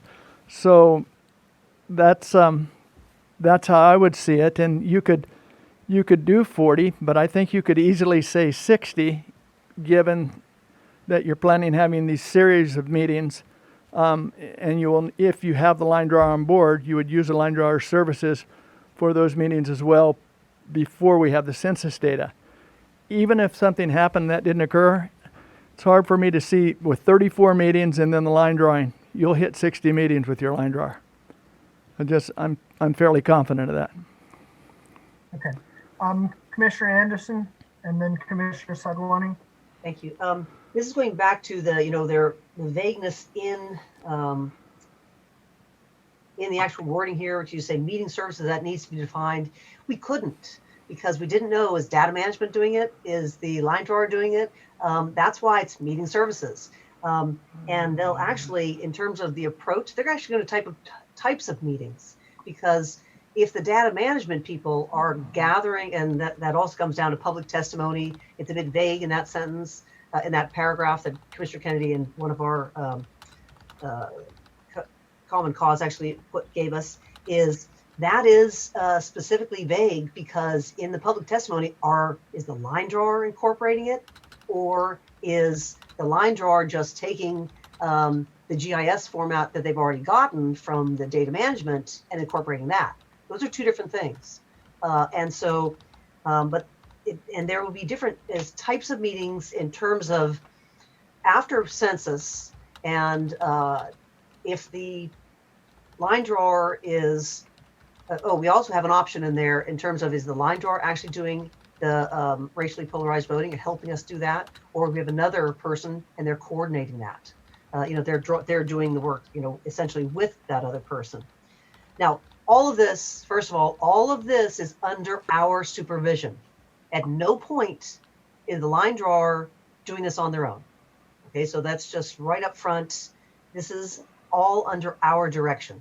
But as you can see, there are different types of meetings. So in terms of what's a meeting cost, there's a different cost, there's a different staff personnel for the line drawers if they are capturing all of the information the public testimony, or if they're actually just waiting for us to say, now draw the lines here and here and here. And so we need, as a commission, that's the information we need right now, so we can clean up that meeting services, clean up the public testimony, clean up these little pieces, and throw these numbers in. So we have the bulk here, and everyone wants to go through the particulars of it. We need a little bit more information. So if we could get, please, do we like the idea of 60 minutes? Have 60 meetings? Say we want to do 20 of just education, and is the line drawer only partially involved in those? Do we want to do 40 of the others as just so that's a ballpark? If people want to say that sounds good, we'll go with it. And then on the if we're trying, and our RFP is indeed that the data management people are going to be helping us gather the public testimony, we'll go with that. So that's the information that we need right now. Thank you. Okay, Commissioner Sadwani, and then I have a brief comment. Yeah, I think that was great, Jane, because I think you did a great job of laying out like all of the questions that we've kind of been racking our brains with. A couple additional pieces. So in our conversations, particularly with Karin, right, who was the line drawer for 2010 and Q2, I think what I remember being surprised when she had told me about her whole staffing for 2010. So when we're talking about meeting services, it's not like just Karin was there, right? She has a full staff. And I believe, and I'd have to go back to my notes, but I believe she had split up some of that staffing towards Northern California, towards Southern California. And there were multiple people from her staff, from her line drawing staff, at each meeting, right? So a part of when we're talking about, tell us your approach plan, a different line drawer might do that differently. We don't know, right? So what would that meeting service kind of look like? And that's where we wanted to leave that level of flexibility so that a professional firm can approach it in their own professional way. We may say, well, we want three staff members there, but they might say, no, you need 2, or you need 4, or you need 6. I don't know the answer to that. And so we wanted to leave some of that flexibility. In terms of the number of meetings, I agree. We need to pin that down. But the one other thing I wanted to add, one of the pieces we've talked about is that there would be this pre-census time that we're going out for education and hopefully beginning to collect testimony on communities of interest. There's a post-census time when the line drawer is fully active. We are with the line drawer, actively looking at districts, collecting additional testimony, putting things together. After our draft maps are done, are we going back out? Are there additional meetings, right? And I just want to put that out there for folks. So there's potentially 3 time periods that we need to look at in which there might be meetings, in which we may or may not need the line drawer. The pre-census thing, I think we can get away without the line drawer if we have a data management someone or other to assist us in the collection of all of these materials, that we can prepare those materials, whatever they are. We had that conversation yesterday, for a line drawer who might start just prior to census data coming out. during the census, we're going to have a bulk of meetings. We're going to develop draft maps. Are we, as a commission, do we want to plan to go back out after the draft maps are done? In 2010, there was outcry over the draft maps. There was a lot of concern, and they didn't have enough time to do a lot of additional outreach at that point. Can we move our time frame up, put out those draft maps a little earlier to buy us some time to go back out and hear from folks, what did we get wrong? How can we make this better? How can we make the very best maps possible? Thank you, Commissioner Sadwani. My concern on the generality or specificity of meeting services, I mean, I've organized meetings, you know, from small to multi-day international conferences. So, I mean, to me, meeting services could be anything, including identification and rental of the venue, the sound system, refreshments, tables and chairs, interpreters, headphone systems.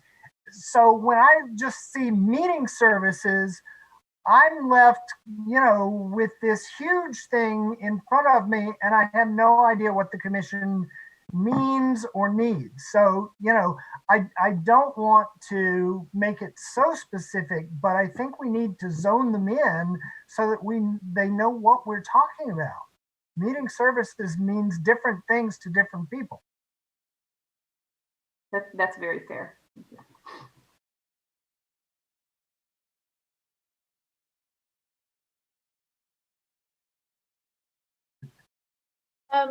My hand was up, and I think, you know, to answer some of the questions that Commissioner Sadwani asked, because it's hard to put questions out there and not get responses. I would think pre-census, we would not need the line drawer, that we would want the line drawer around when, you know, before the census information comes so they can get themselves organized. But we don't know when the census data is coming. But I would think that we would want to be out. We do want to shop the maps around and have people's input. And my understanding was that we may, you know, I mean, that piece is important. So I think that answers two of your questions at least, or a little bit of your questions, but I do feel that the pre-census, some of the questions I have are, we're not going to be doing all those meetings. Some meetings the community is just going to be doing, and we'll just be getting COI. Yeah, there's a lot of questions around some of the information we'll be getting. And I don't think we need the line drawer if we want to really be focused on when, you know, we need them the most and be efficient. Commissioner Anderson. The one of the other tasks that came up in talking to Karen McDonald, and this was part of in terms of what were services and some issues that are indicated in the comments from the public. There are items, the outside litigation costs, the line drawers are also involved in. Once the maps are done, then we're involved, you know, as sort of expert witnessing or not. And that is actually a separate item. That's not part of this because it comes out of a separate pool, but it needs to be considered as part of this. Then also a huge amount was training. And in terms of meeting services, some of that is not just how they're interacting with the public, but how are we putting the whole presentation together? How are we as a group going to look? How are we, you know, we need to have a run through, have a workshop with the line drawers, and also particularly in terms of how the racialized polarized, no, let's see, racial, help me out here, please. Polarized voting. Right. How that portion, because, you know, that our number one criteria is, you know, there's numbers, that the VRA, and that how the line drawers and how we all work through that. We need to have that done in a business type meeting. like one of these meetings, so the public can watch and maybe participate, but we need to be trained. So that is another type of meeting service. So in terms of, and the opening statement is you're going to do some technical, we don't go into it right there and there exactly what all the technical services are. So it's then, what are you responsible for? And then you start delineating, here are the technical services, here are the meeting services. And that's where we're going to put all those details in. Because remember, all of this is statement of work. All of that, not just that introductory paragraph. So yes, it's a little bit, it's like, okay, you're going to do A, B, C, D. Now, here we're going to explain A, B, C, D. So that's how this was put together. But I just wanted to mention those other items that we had not talked about. So initial drafts. Oh, and then the other item is absolutely, it is so important. On our slide last time, when we say initial drafts maps, and we have that 14-day period where we don't touch those, and the public looks at that, sees how this affects them, and then we absolutely have to hit everybody, because that's when people want to talk to us. And this is the process of reiterating.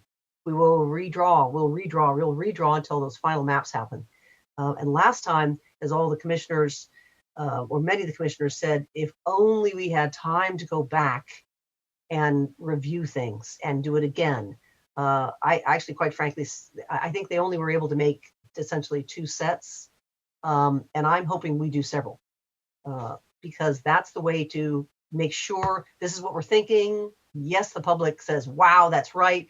And there'll be people who, of course, will not agree. But so we find that final map looks pretty good. So we absolutely have to have meeting times after that initial draft map time. So that's what I'm thinking. We have, if we do the 40, with census data, we're what, 15, 25, something like that in those timeframes. I that's just a ballpark. And I'd appreciate other thoughts about that.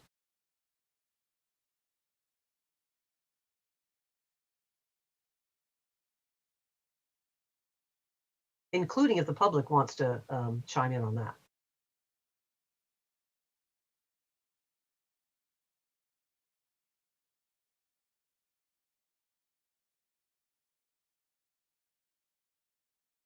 Commissioner Fornaciari. Yeah, okay, so I'll chime in. At least 40. I mean, I think 40 might be a good baseline to start with. And then I like the idea of the incremental, adding 5 chunks of 5 maybe. Because I think what did the original RFP say? Something like that, 40 or something, and then add-ons. But at least 40, easy.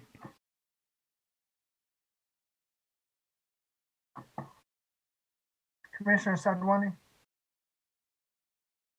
No. Okay. Commissioner Yee? I'll see you and I raise you. That's 60. So 34 regional meetings last time, and not as many as they would want to do, because they had to do them all. They chose to do them all in person, whereas we have the option of doing some virtually or maybe all hybrid, so forth.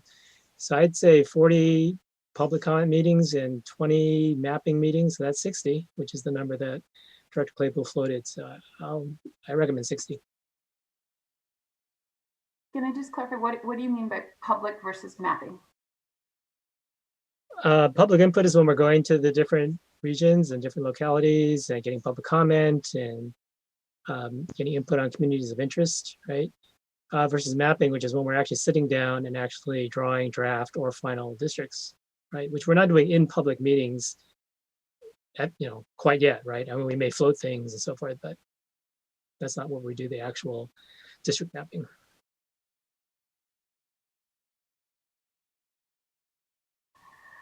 And I would just point out that we collectively and individually need to be ready in case at some point in this process, the executive orders terminate and all of a sudden we are expected to hold these events in a face-to-face format.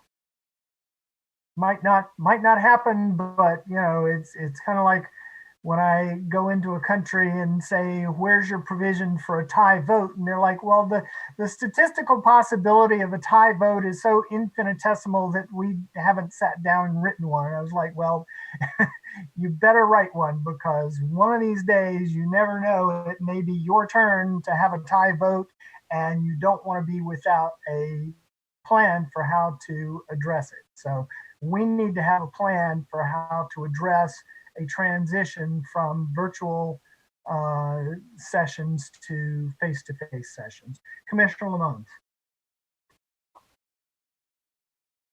Required to have face-to-face sessions? Pardon me? Are you saying that we are required to have face-to-face sessions and the only reason we are not having them is because of COVID? Or we can design our outreach plan any way we want to? No, I'm talking about the sessions for public input into the map. I know, I understand. But what I'm saying, are you saying that there is a mandate that they be done in person? So therefore, if we put together a non-in-person plan, that's only because we're riding on a COVID exception, which to me would then make your statement make sense. But if we're not riding on a COVID exception and we can actually, if we design the model to get the feedback and draw the lines in a different manner, that we're not necessarily required to pivot. But I guess that's the question I'm asking. Are we legally bound to pivot? Okay, Director Claypool. So specifically to that, I believe, and Marion and Kari can correct me if I'm wrong, but I believe it just says you'll have public meetings. I don't believe that it says that directs you to have the public meetings in person or virtually. Marion, is that correct?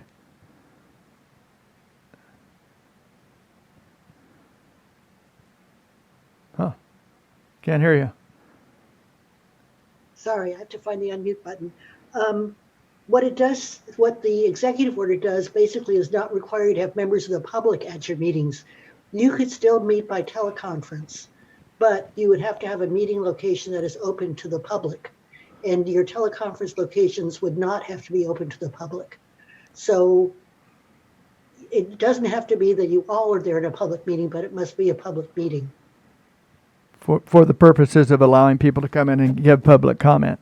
Exactly. Right. Similar to, by the way, what the state auditor was doing initially when they did the transition. They had individuals coming in to when some of you are coming in for your interviews, and they would be members of the public. And as soon as the governor gave the order, then it excluded those individuals from being able to come in. But that's, as I understand it, that's your one requirement, is that you have to have a place where a person can come in and physically give a public comment. You don't necessarily have to be in public with your meeting.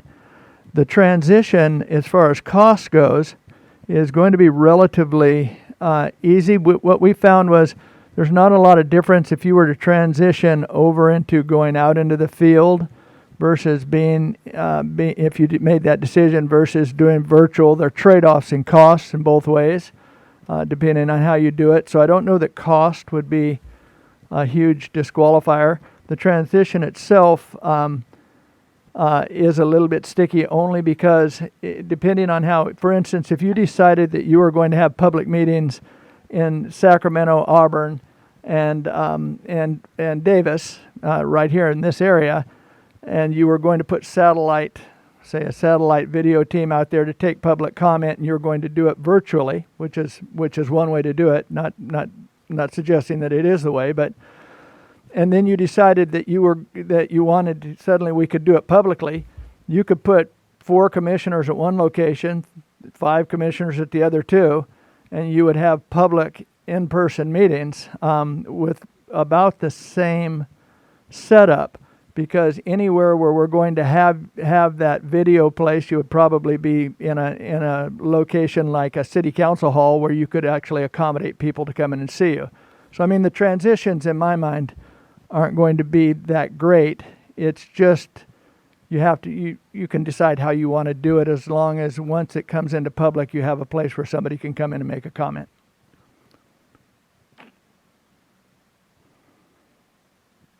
Commissioner Yee? So, Commissioner Lamons, go ahead. so you're saying that what we're doing now is only an acceptable format because of COVID. This technically would not be a public meeting. The fact that people can call in and give public comment, is that what you're saying?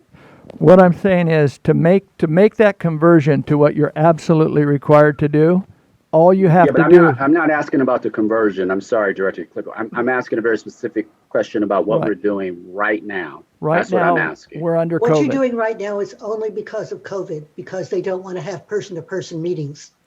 Gotcha. But if I could just make one clarification. Yeah. To transition, if the governor ended that order today, you could continue this meeting exactly the way it is. We would only be required to bring individuals into this room as a place where they could come and give you public comment. We would not have to be all of you in public. I did understand that part. Okay, thank you. Okay, I have Commissioner Yee and then Commissioner Fernandez. That makes sense to me, but I guess I don't want to belabor the point. I'm just looking at the language in the statute, and it says we must have an open hearing process for public input. The hearing process shall include hearings to receive public input before the commission draws any maps, and hearings following the drawing and display of any maps. So public, I guess it all hinges on the definition of public hearing. Whether bodies have to be present or whether it can be entirely virtual. That does not actually seem entirely clear to me here. It seems to me that virtual is possible as long as it's public in a legitimate sense. Okay. Commissioner Fernandez? Yes, I would like to direct to Council Marshall, if you could actually look further into this, because I know, I'm just going to say when I was on the school board, I could not virtually attend a meeting unless I made the place where I was virtually signing into public. And the only reason we were able to go to virtual meetings was because of COVID and because there was an exception by the governor in that. So I'm not sure if we're addressing Commissioner Lamont's questions correctly. I'm of the opinion that once that's lifted, we can't remotely attend a meeting unless we're going to allow people to attend where we're remoting from. Does that make sense? And that is correct. Okay, so if we're going to have a public meeting, we have to be at the meeting, unless we want to open up our You could have private. you could have multiple public meetings. You could have them, for instance, in a city hall or something like that. Yeah, I hadn't finished my comment, but thank you. Yes, that's what I was getting to. And then my second part of it was, we're talking about like splitting up meetings. So when we have public comment meetings, we're not required to have a quorum? You do have to have a quorum, but it can be done by teleconference. I mean, again, all right, I would like to have some more research on that, please. Thank you. Okay, Commissioner Fornashori and then Commissioner Yee. I think the missing piece here is Director Claypool has a vision for how we're going to collect public input in the COVID environment. And his vision is that we would have like 3 venues set up for one meeting, and we'd alternate between the venues to collect data, to collect the input. And he's saying if the COVID restrictions go away, we have these 3 venues set up on the same day at the same time, and we send a few of us to each of those venues. I'm trying to explain the context of the response. That's all, not validate the model. Thank you. Commissioner Yee and then Commissioner Turner. Yeah, I think we lost the detail. The question is whether every venue in which any of us is at is public, or whether simply there is one of the venues that is public so that it can constitute a public meeting. Just like now, part of this venue is in the commission office, a public setting. my house doesn't have to be a public setting to be part of that meeting, but one of the venues has to be, I think is the point. Commissioner Turner and then Commissioner Sadwani. I think Marion's responding, but was muted. Oh, sorry. Under the executive order, none of the meetings have to allow members of the public, not the commission's office, not your home, not anywhere. If there were no executive order, then every place you are and the commission office would have to be allowed members of the public to be there. But you would not have to attend in person. It could be by teleconference. But the place I'm teleconferencing from Has to be a public location. Public, oh, okay. Okay. And if it's there, it's all spelled out in the Attorney General's handbook about Bagley Keene. If it would be helpful, I can send the link to that to everybody.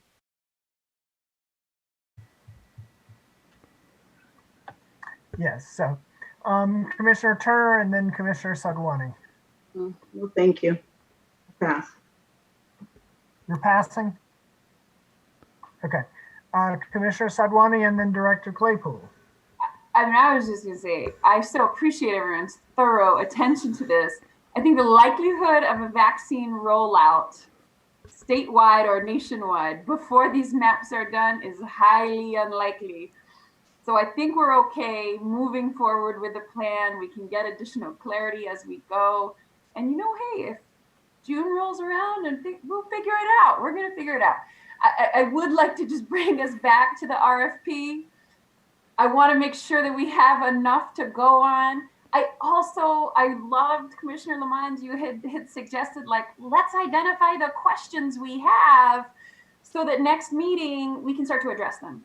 And I don't know if we're probably running out of time. I think we're up against a break pretty soon, but I'm wondering if we could do that a little bit. What I've heard, and I heard Commissioner Sinai say this, and I so appreciated that. Pre-census, we probably don't need a line drawer, but to me then that's a signal to data management. We're probably going to need data management, right? So that's a question we should ask ourselves. Is that something we can have in place? We need to clarify all those questions from yesterday about the formats they're coming in, what we are asking community groups, the education piece, right? We need to start putting some shape on that, right? What are the regions? Pre-census, we have 9 regions. Who's coming with that plan, right? Around those regions. Oh, 10 regions, excuse me, I apologize. Are the region leads going to come up with a plan for the like how many touches in terms of the education or connecting with the CBOs so they can do the education? I think we're in December, and if we want to say we're moving things out in January, we need to start having details. And I get it. I wish we had had more staffing earlier. We don't. We're moving in that direction, but I think we need some of these questions kind of at least the questions so that next time we can start answering them. Hopefully we have more staffing by next meeting as well. I don't know what that start date is, but these are some of the pieces that I am capturing from this, right? And trying to then pull all of these puzzle pieces from the different subcommittees together. Because I think we're at that point, we have to do that. Okay. Sorry, can I jump in with that too before we get and clarifying specifically for the vote for the this RFP? We were talking about 60 minutes. Let's talk 60 meetings. So with that being, none of that is occurring with the line drawer. None of those are occurring before we get just a few before. When does that 60 start, I guess, is it? And I'm hearing two different things. I'm hearing some people say, yes, we do need them as we're making this second contact. But if data management is doing that, or are we just having some meetings in terms of training us, getting the data together meetings, and then essentially as soon as we start drawing, then we have them all. So, and that's what I'm kind of, I want to make sure that all of us are on board with that same clarification in terms of how we're throwing our numbers of 60 around. So if I could, because I think I heard Commissioner Turner and Commissioner Yee say two different things, and I think Commissioner Lamont might have an answer for us. Okay. I have Director Claypool next, followed by Commissioner Sinai and Commissioner Lamont. I'm going to pass. Okay. Commissioner Sinai? I went through all my notes during the break and stuff and wrote down all the questions that have come up since mid-October. I didn't go through my first notebook, but I did email it to Commissioner Lamont and Commissioner Kennedy since they were the chair and the vice chair. And I'm still taking notes as you guys were asking more questions. So if that's helpful, it's there. Very good. Commissioner Lamont? Yeah, I think when we come back from the break, it might be a good idea to read all those questions so we can all just hear them together. I was going to offer up the first question to our list that we were going to structure today, and that is, what are the various types of meetings that we need to have?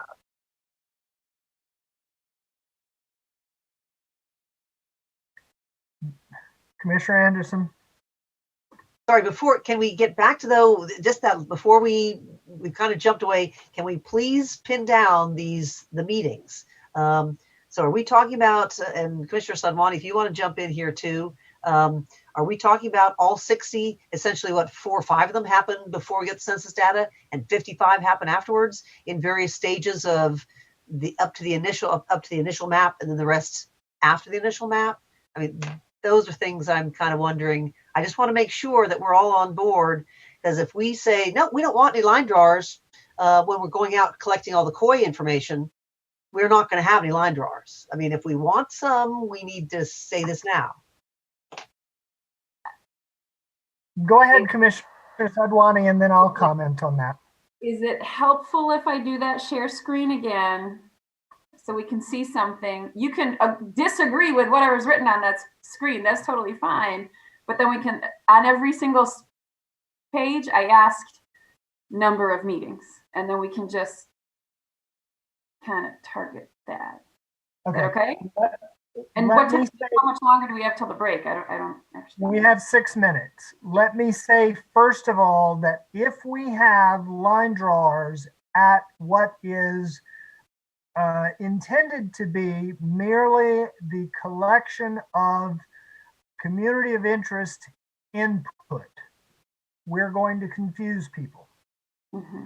And so I would say my preference would be we have data management at those meetings, but no line drawers.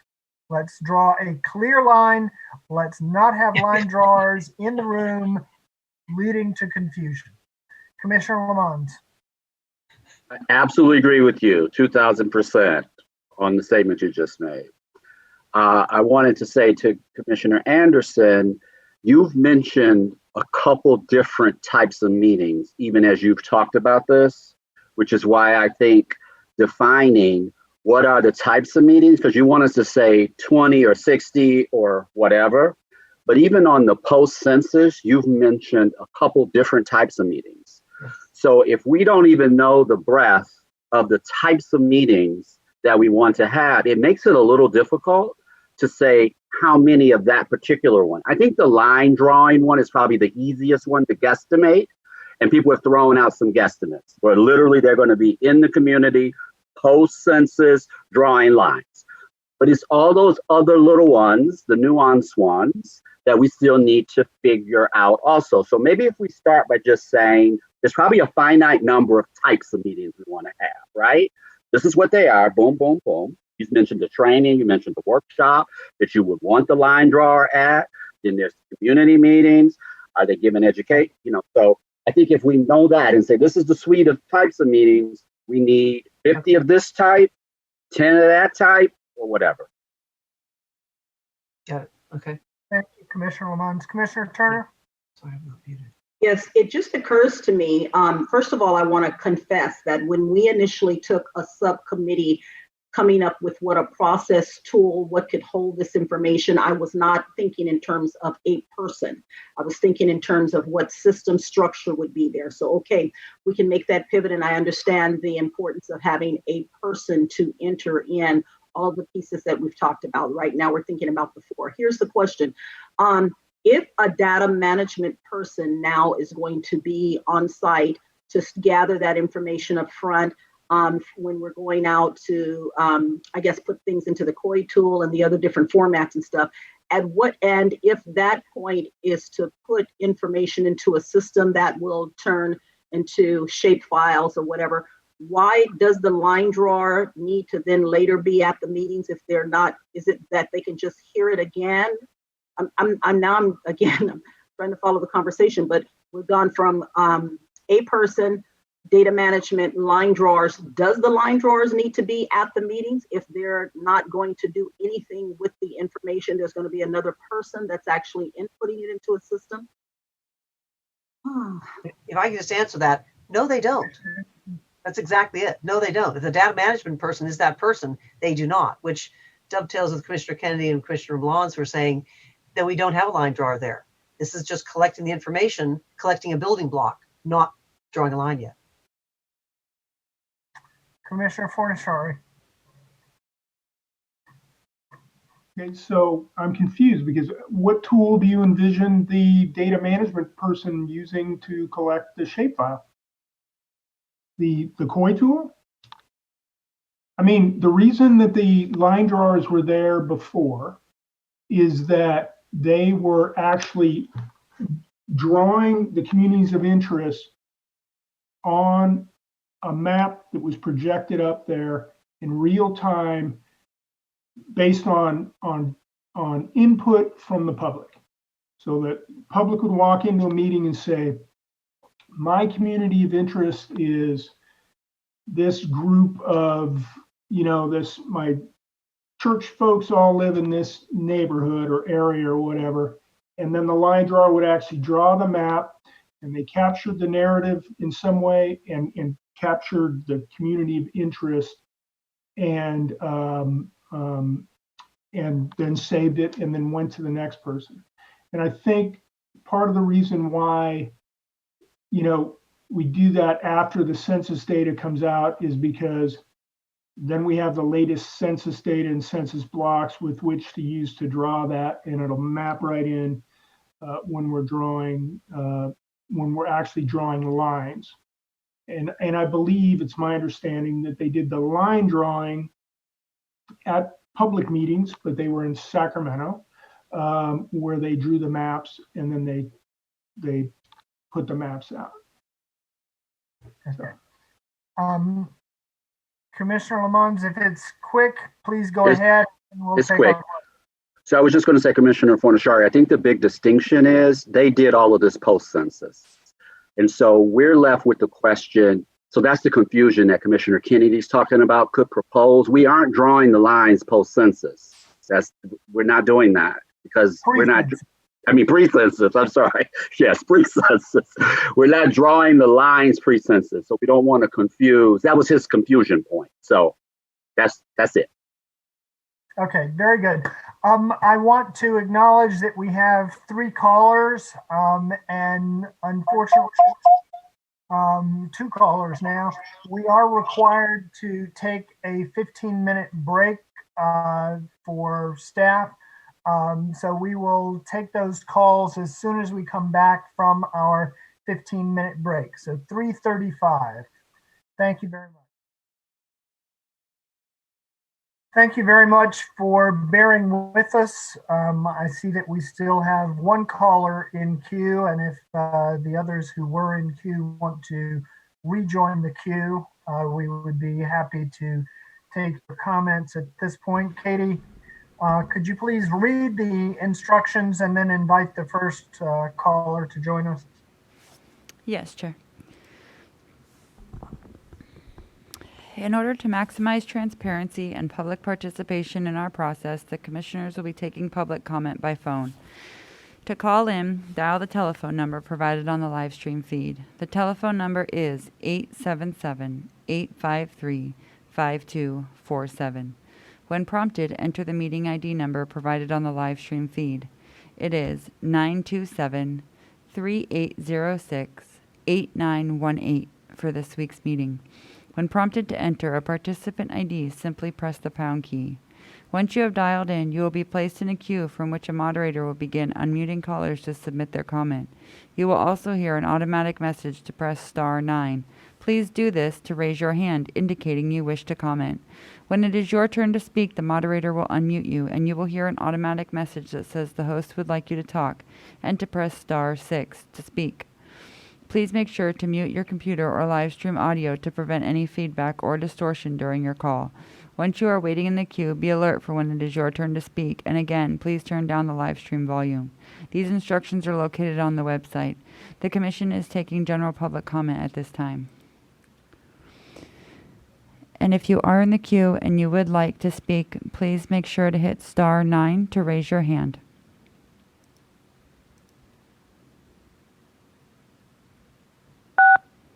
If you'll please state and spell your name for the court reporter. Rosalind, Rosalind, Gold, Gold. It's Rosalind Gold, Chief Public Policy Officer with the NALEO Educational Fund. Commissioners, again, thank you so much for providing the opportunity for us to submit some comments. I particularly wanted to address the dialogue, the really good dialogue that's just occurred regarding both the types of meetings the Commission will be holding and which meetings the line drawer should be at. First of all, I think it's helpful to think about as many as 4 different types of meetings from what we've heard about from the Commission so far. One type are the very, very initial meetings that might just be a place where the Commission provides public education, does basic public education about the redistricting process, some kind of public education opportunity, but which is not emphasized or is not focused on collecting community of interest information. It also sounds like the Commission is envisioning meetings where indeed there would be collection of community of interest information. We also envision meetings where community groups or voting rights organizations and other groups actually provide formal presentations of maps, and then hearings both before and after the draft maps that the Commission presents, where the line drawer is engaged in drawing or revising maps. So we think it's more helpful not so much to think about when the meetings are going to occur, although yes, that's good in terms of figuring out when you need to have your line drawer, but thinking of it as the type of the meeting. And we also think that it's not necessarily helpful to think about whether the meeting is going to occur before or after the census data comes out, because the Commission may be having community of interest meetings after the census data comes out, or the census data may be quite delayed because of all of that uncertainty. Like I said, we feel that the best way to conceptualize meetings is with respect to what is the primary purpose of a particular meeting. Secondly, we would strongly support having mappers at the meetings where community members are talking about communities of interest. The mappers were present at those meetings 10 years ago, and if we use this analogy of what the mappers are doing is to basically draw a portrait of California and what an artistic type of endeavor that this is, a mixture of art and science. It would be assuming that the data management person is just going to put all this information together from the COI testimony and then hand it over to the mapper isn't in our feeling, the most constructive way of thinking about it. It's like asking someone to do a portrait of California based on a bunch of specifications, drawings, and information and written information that the data manager provides, rather than hearing directly from Californians themselves and, doing it like having an in-person interaction or a virtual in-person interaction with Californians who talk about their communities of interest. So we really do feel that envisioning that the line drawer would be available for meetings where the community is talking about communities of interest would indeed be very helpful. I'd be happy to take any questions about these comments. Commissioner Lamont? Thank you, Ms. Gold. You might be able to answer a question I was curious about previously. If you could help us understand how we would utilize testimony sans a map, particularly based upon what you just said. Does that make sense? Okay. What you mean utilize, when you say utilize testimony without a map? I mean, I think you start to listen to the testimony and basically think it through in terms of what are people saying about their building blocks, right? And use it as an opportunity to ask questions about the building blocks, right? If a community member says, we're a community of interest for this reason, or this reason, if you have the people, you know, in a virtual situation, you can find out more about why it is they are feeling that this is their particular community of interest and what are the types of things they're taking into consideration. And so that, you know, again, it's like, you know, if you're using building blocks to create a structure of some kind, it's kind of like turning the building blocks all over and looking at them in all directions so you could get an idea of how they might fit together. So how does that square up with what you were just saying about having mappers present? So when the individuals or community members are describing their community, et cetera, that someone is actually being able to take that information in and turn it into a portrait of some sort. Right, because they are going to be hearing that information and learning about why it is that somebody wants their community of interest kept together. So when they then start to sketch districts, right, they can remember, right? They can remember, wait a minute, these group of people said that they wanted to be in this particular geographic region because they have these interests. And we may want to also include another similar community of interest in the same district because they are sharing interests, right? So that hearing from people and hearing why helps them understand why you would or would not want to keep different communities of interest together in the same geographic district.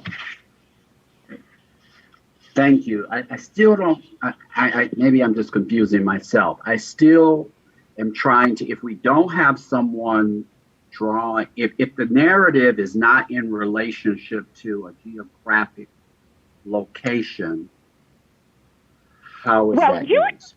Oh, okay. Usually, people will tie communities of interest to geography. Okay? And they will at the minimum say, we are from this part of the state. And in fact, we encourage people to include, when we work with community members, we encourage them to add that geographic component, right? Because the fundamental purpose of community of interest testimony is, why do we need to be geographically together to make sure that the people we choose to be our representatives can be accountable to our interests? So, yes, geography. We do feel geography has a role to play in defining your community of interest. I'm saying there's other things that come in also, but we do feel that it's important to learn about what is the geographic component of communities of interest when people talk about what interests they have in common. Thank you. That crystallized it for me. I don't know if you said the same thing, just in a different way, but I've taken it in. Yes. Thank you so much. I didn't realize you were focusing on the geographic component, and this is why when one of our recommendations, and I know this is something the Commission has been discussing, is that when their community of interest testimony is obtained, that there be some general idea that, this hearing is going to focus on this particular geographic region of the state. Now, that is not going to guarantee you that somebody from a different region of the state isn't going to show up at that hearing and say, oh, by the way, I know you're talking about the Sacramento area, but I want to talk about Orange County. But I think it will allow, by focusing, being explicit about what regions are being focused on at different community of interest type hearings, it will make the testimony more cohesive. Any other questions from Ms. Gold? Okay, seeing none. Ms. Gold, Commissioner Turner? Just real quick, mappers and line drawers are the same thing? Yes, my apology. I'm using the terms, for this purposes, I'm using the terms interchangeably. Thank you. Thank you, Ms. Gold, for joining us and sharing your thoughts with us. And we look forward to hearing from you in the future. Katie, we have other callers? Yes.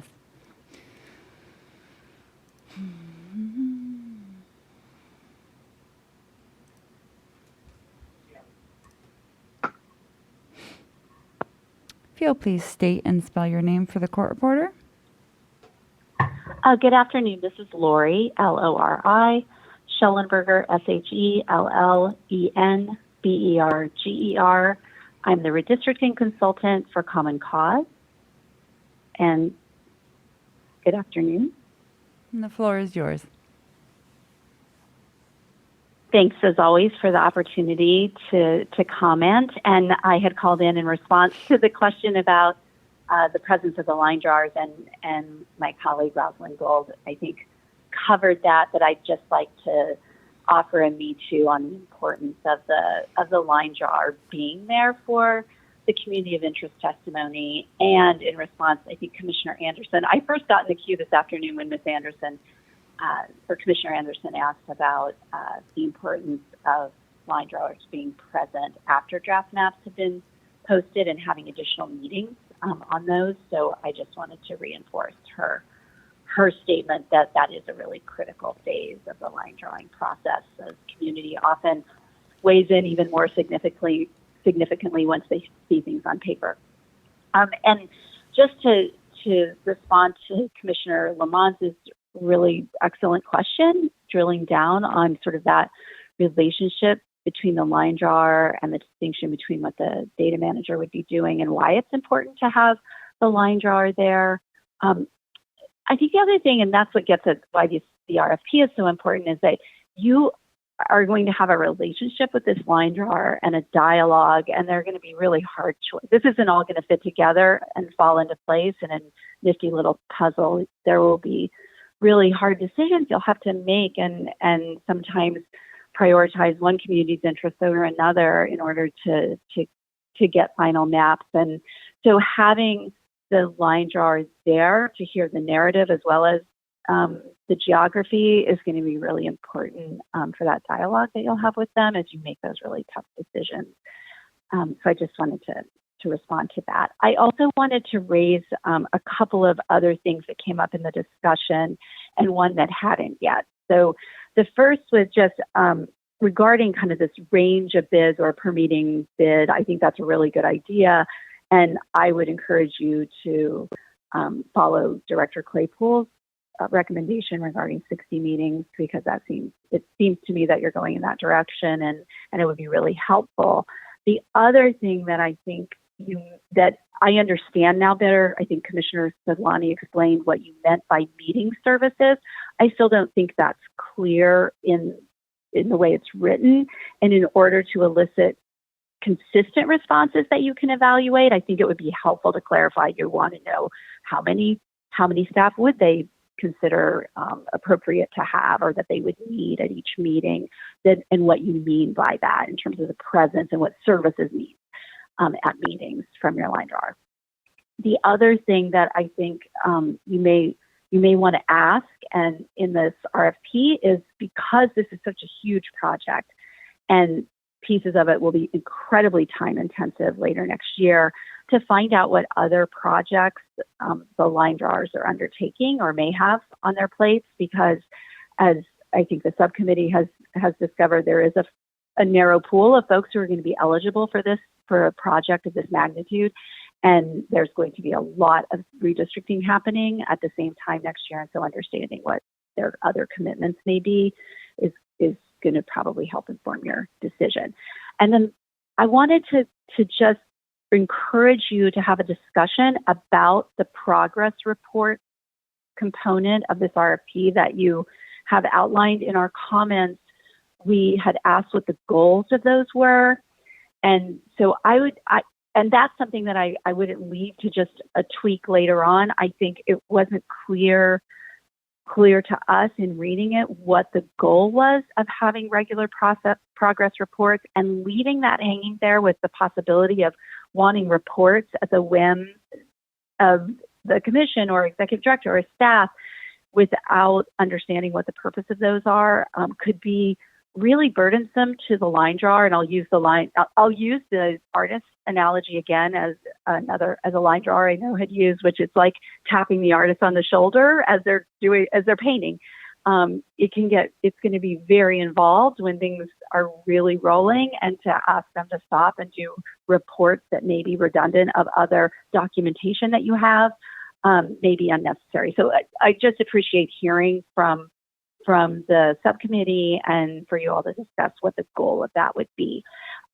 Finally, I just, on the boilerplate language, because I know that came up, appreciate the efforts of Director Claypool and his staff to get those posted so that we would have a chance to look at it and just make sure there isn't anything in there that we want to provide feedback on.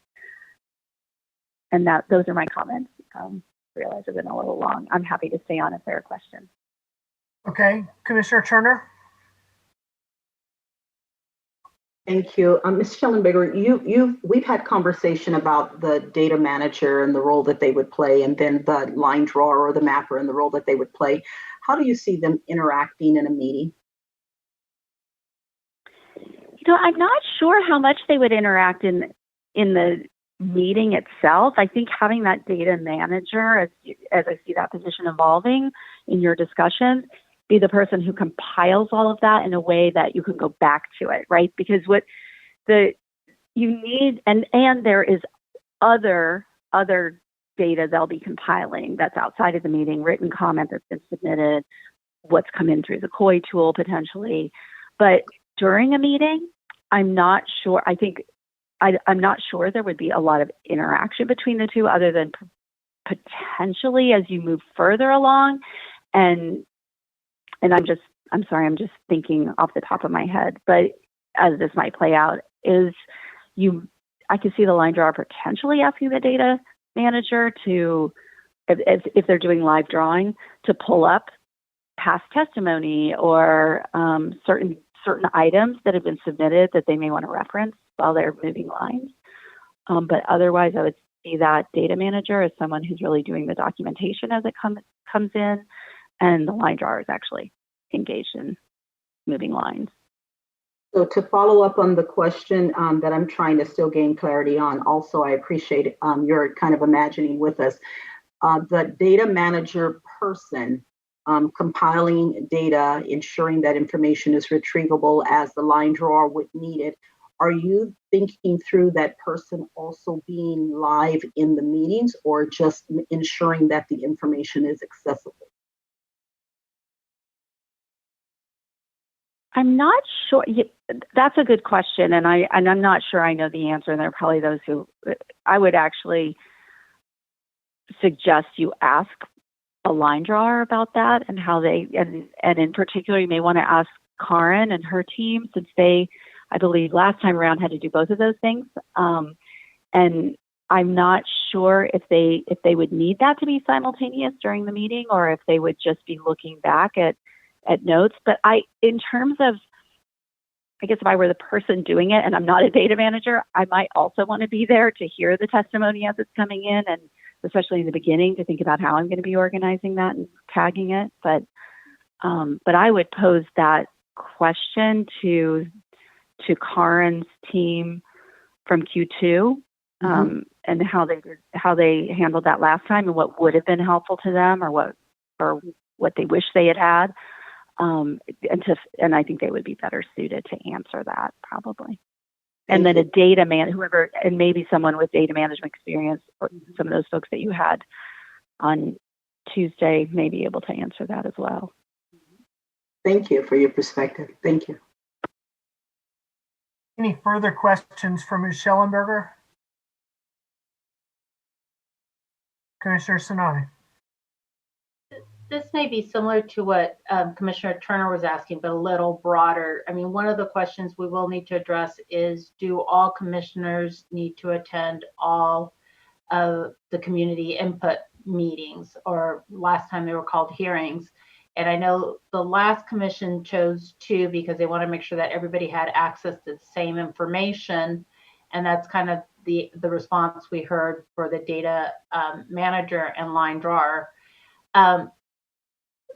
But I wanted to take a step back and say, if all input is equal, and if someone submits something through the COI tool as well as at these hearings, is it that important to have everybody there if we're going to be reading everything anyway?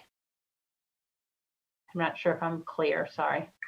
And if I could, before you respond, Ms. Schellenberger, I think another way to put it, if I'm understanding Commissioner Sinai, is if one person is attending in person and the line drawer is there listening, and another person is simply inputting through the COI tool, are we giving the information from the 2 contributors the same weight, or by the fact of the line drawer being present for one but not the other, are we giving preference to one over the other? Yeah, I understand your question. It's a great question, because we don't want to, we want access to be equitable, and we don't want to prioritize, right, certain kinds of testimony over others. And so prioritizing live testimony over what's been submitted through written and others. That said, I think that's going to be up to the commission to decide. There is something important, I think, about being as present as possible at those meetings, but I would need to think about that a little bit more, and I can certainly pose that question to some of the groups that I facilitate and engage with, and get back to you if you would like me to do that, because I think it's a very good question, but I don't want to answer on behalf of everyone. That's fine, but we would very much appreciate hearing your thoughts and the thoughts of other partners on that question, because I know that that's something in my mind, and part of the reason that I said earlier, I would not want to confuse people by having line drawers there if all we're doing is taking community of interest input, because that's not map drawing. That is gathering information about building blocks. It's not map drawing. Right. I think the preference is to have the line drawer be there. That would be my preference, but I will talk to other organizations, and we can get back to you with a recommendation on that. Very good. I think it's helpful. I think it's helpful to the line drawer. And I'd encourage you to also talk to the line drawers about that too. And this may come up this will probably present itself in the approach plans that they submit, which are a really important part of the proposal. But given that this is informing the decision you're making about the number of hearings you want to put in the bid, and you're thinking about budget and other items, I'd encourage you to reach out to them to get their perspective, as well as they're thinking about line drawing in this new landscape where there's more technology available and more mechanisms by which people can submit testimony. But historically, line drawers I think good line drawers want to be there to engage the community and hear that testimony. Right. Commissioner Kutagawa? I think this is, Lori, thank you very much. I appreciate your calling in and also impromptu answering our questions in this way. I think I've heard from the previous presentations that we had, and I'm not saying that this was explicitly said, but this was perhaps my interpretation of what was implied, that some organizations working with specific communities would gather up various community inputs to then submit maybe a streamlined map on behalf of the community. So just for the sake of maybe ease, I'll just say, is it better that we receive one map that, let's just say 100 people have inputted versus asking those 100 people to submit their own individual maps, even though they are exactly the same? Because it's like a vote, right? One map reflects one person, one perspective. I think it's going to be there. If folks have worked together on a map, I don't think you need each of them to submit that map. If it's a reflection of a collective unified map, right, then you wouldn't need to hear from the individuals. But I also don't want to, and I think there will be organizations working to ensure that happens. And a lot of those organizations are going to be doing engagement. Their goal is to do that. I don't think that, you want to overshadow folks who may, for whatever reason, slip through the cracks and do present their own maps as well, or smaller groups who do that. That it's always, I think, challenging in my experience with redistricting. It's always a challenge to figure out who's representing who. You'll have self-proclaimed voices of communities, but for you the challenge will be who is really speaking on behalf of whom. So, but I think for you it will be easier to have some of those unity maps and those collective maps rather than just 200 maps. I mean, but it's not a simple answer, because there will be some folks who aren't in those groups and will present their own maps too. Yeah, and I think I wasn't thinking about the unity maps, because I think that makes sense to me. I think I'm just thinking about, to your comment, and I think it goes back to the earlier kind of like, how does one get prioritized over the other, because a specific community shows up and says, we represent 1,000 people, and this single map represents the voice of, these 1,000 people. And to your comment where you said, there's a lot of people that purport to represent a lot of people. And I think I've been thinking about that, and just, is that a then question that as a commission we need to also consider, along the lines of how we've been talking about the communities of interest tool, and being certain that individuals will have a chance to input by providing their version of what they feel is their community of interest through that tool. And I will say that thinking along that particular tool, it makes me think of an individual versus, as we started talking to organizations, it sounded like it was less individual, more broad-based communities and groups of people. So we won't be receiving so many maps, but more maps that represent a lot of people. Does that make sense? And I think it goes back to, again, are we ensuring that the maps truly represent all those people that they say it represents?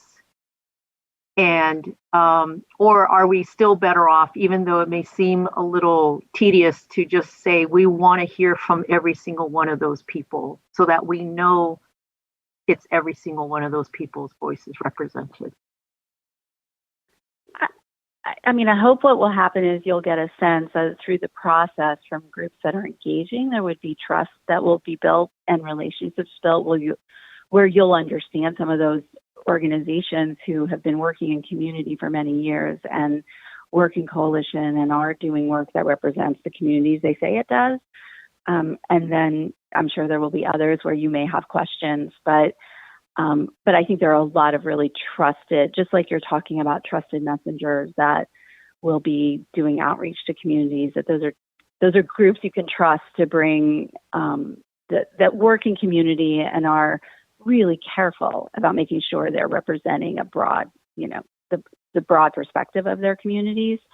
And then it's always hard to predict. I know I've seen in local redistricting 10 years ago, it was the city of San Diego, and they were adding a new district, so there was a lot at stake, and there were a lot of groups coming forth and that were very organized, who were presenting maps and presenting districts that they wanted drawn, and all of a sudden the draft maps were up, and there was a community that hadn't really been paying that much attention, and it ended up feeling it had been divided, and they gathered 2,000 signatures in 24 hours and showed up at the hearing, and all of a sudden the commission, City of San Diego has an independent commission, was like, where have these people been? But they all, this is 2,000 people who really care about their community and where the line should be drawn. So it's a little unpredictable, and sometimes you can be moving through the process, and others will groups will pop up later who all of a sudden are aware of the process and the impact it has on their community, and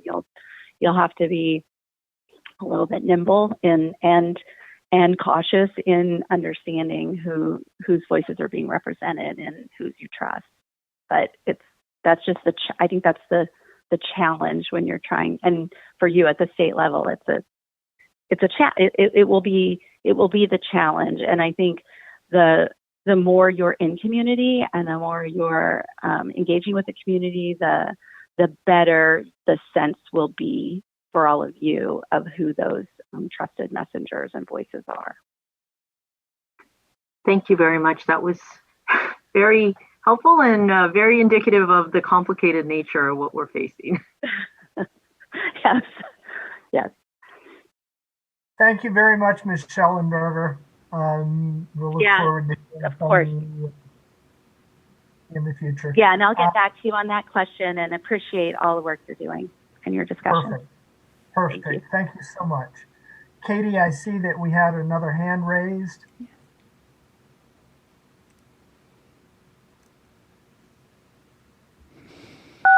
If you'll please state and spell your name for the court reporter. Yes, this is again Rosalind, Rosalind,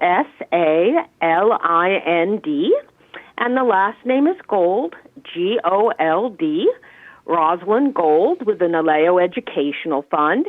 And I just wanted to circle back quickly to part of the dialogue that you were having with my colleague, Ms. Schellenberger, about whether you are inserting any kind of inequity in terms of analysis of information by having the mapping person or the line drawers being present in person when not everybody is going to be able to come to all meetings and testify in person. This kind of tension existed 10 years ago as well, because 10 years ago, you had people who could show up to hearings in person, but you also had people, because of work or professional or other kinds of responsibilities or family responsibilities or just whatever they were most comfortable as, could only submit through something in writing or something through email. So that is going to exist, no matter how you structure this, and we would not want to deny access to the mapper to in-person meetings, because there's just no way to say that that's going to somehow make things more equitable, because the mapper will only see testimony that's submitted through the COI tool or submitted through other means. We think more information is better, and the ability of you to work with the mapper to sort of sift through how to give weight to the different testimony. That's, again, as you've been talking about, going to be something that's a big, challenging part of what you're doing. But, again, we think in this situation, it is better that there be greater access rather than less. And similarly, I think we are going to see, as those of us who are going to be working with community members, sort of gauge level of comfort with individuals submitting, as opposed to individuals submitting representations, graphic representations of communities of interest, as opposed to having a community of interest sort of signed onto by several people. And, I think as this evolves, we'll be able to get a better sense of anything we can help in terms of, elaborating on how to give weight to testimony. But, I think all of you have had experiences in one way or another, even if you've had to kind of like listen to children in your families arguing about something and having to figure out who is the kid you're going to side with, right? I think that's just part of any kind of process that has robust dialogue, and part of the things that you'll be doing in terms of determining how to evaluate the weight testimony should be given. Thank you.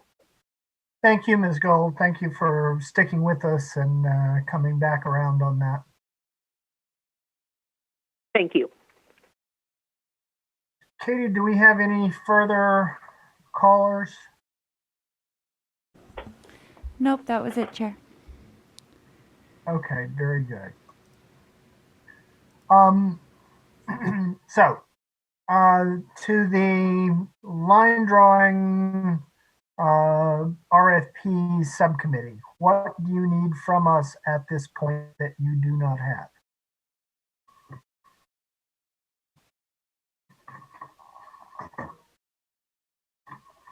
Well, I think that the callers were extraordinarily helpful.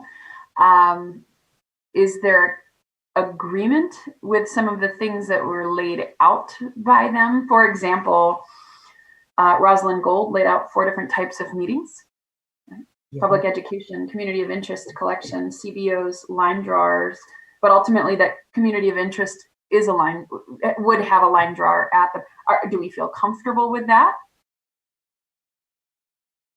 I don't think so. Commissioner Lamons, was that your hand? Please go ahead. Yeah, I thought they were extraordinarily helpful as well.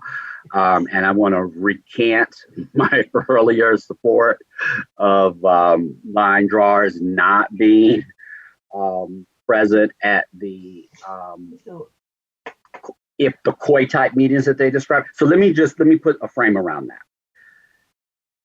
I'm shifting from how I was conceptualizing this before as sort of this building block model, and looking more at it from this portrait model where the artist is there. And I'm just using that example because that was sort of the way it was spelled out. So it's one thing to give people the pieces, in this case, the line drawers, the pieces of the puzzle to put together, and you can put something together from that. I'll look at that as like the kind of Lego model. But then the artistry side, where you have the artist actually there, taking in the information and creating the visual. And at the end of the day, I think, or at least in my mind, I'm thinking that we really are trying to get to that. Like that's we're not trying to get to a narrative report at the end of the day. We're trying to get to a visual map that is a picture, right? For lack of anything else to really compare it to. So I think that to not have those individuals present that can translate what's being shared with us into a picture creates either another step where that has to happen at some point, because at the end of the day, yes, and this has been my struggle with What do we do with narrative only? Yeah, I keep kind of running that in my head. What do we, I'm not saying it's not valuable, but what do we do with narrative only? What do we do with, we try to either have us land somewhere based on a conflict, right? That we remember, oh yeah, and we have over here some written information that suggested it supports us leaning in that direction, sans a picture. But when that narrative has been translated into a picture, we have a picture comparison, which I think is a lot of what we'll be doing as well, is looking at those pictures. So my thinking would be that as much as we can have that present, and using the COI tool to do that same function. So, I mean, sometimes that can be a real live person, or we have this tool that does that same idea when we're in the public. So that's a little bit different than a person going on. I also am not of the belief that this is going to be an individual sport.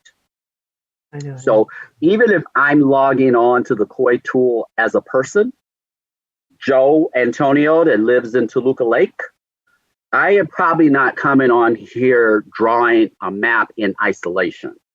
I'm either doing it on behalf of my community of interest, which means it involves other people. I probably have talked to them. We kind of all agree we're a group.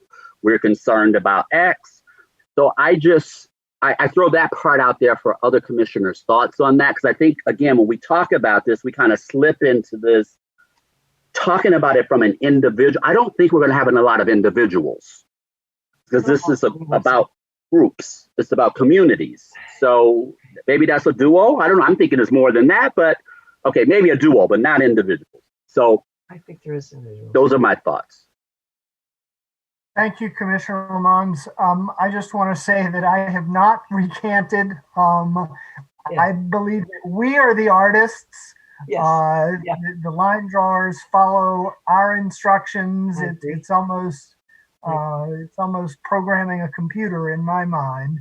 I'm not trying to impose my vision of this, but I really think that we are trying to shift the paradigm from the 2010 Commission's paradigm to a new paradigm, and I see the community of interest input as very separate from the map drawing.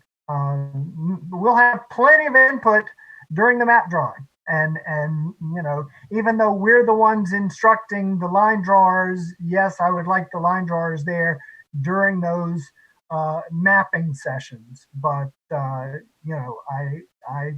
still am thinking in terms of a very different paradigm from last time. So, Commissioner Sinai.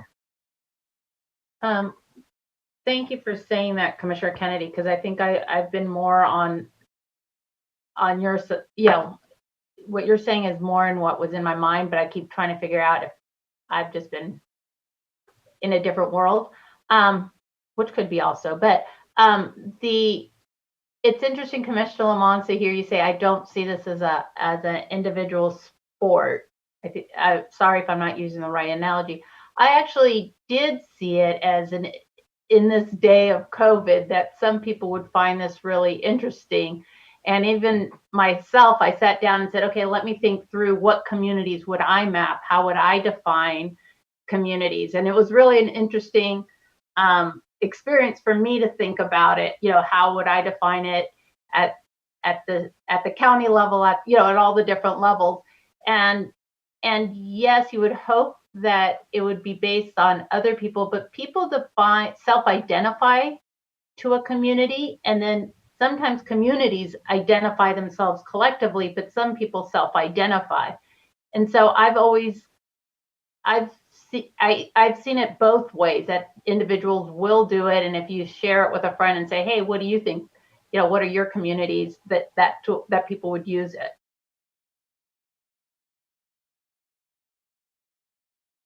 Commissioner Taylor.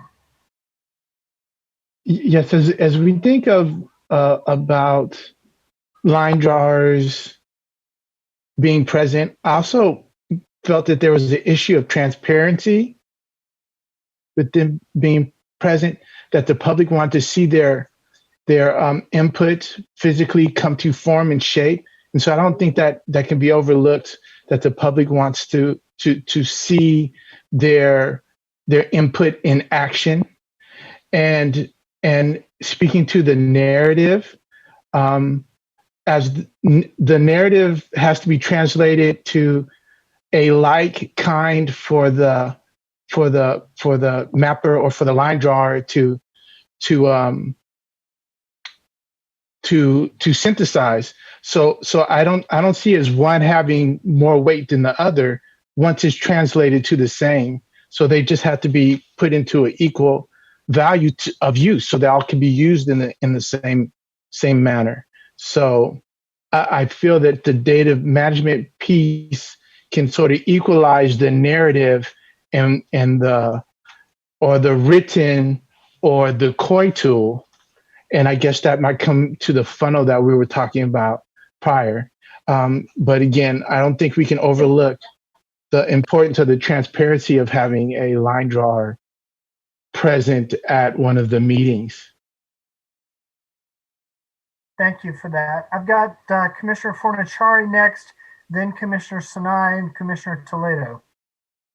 So I guess I have a question for you, Commissioner Kennedy. If we're collecting community of interest testimony, and as Rosalind Gold said, I mean, it is a geographic-based notion. A community of interest is a geographic-based notion.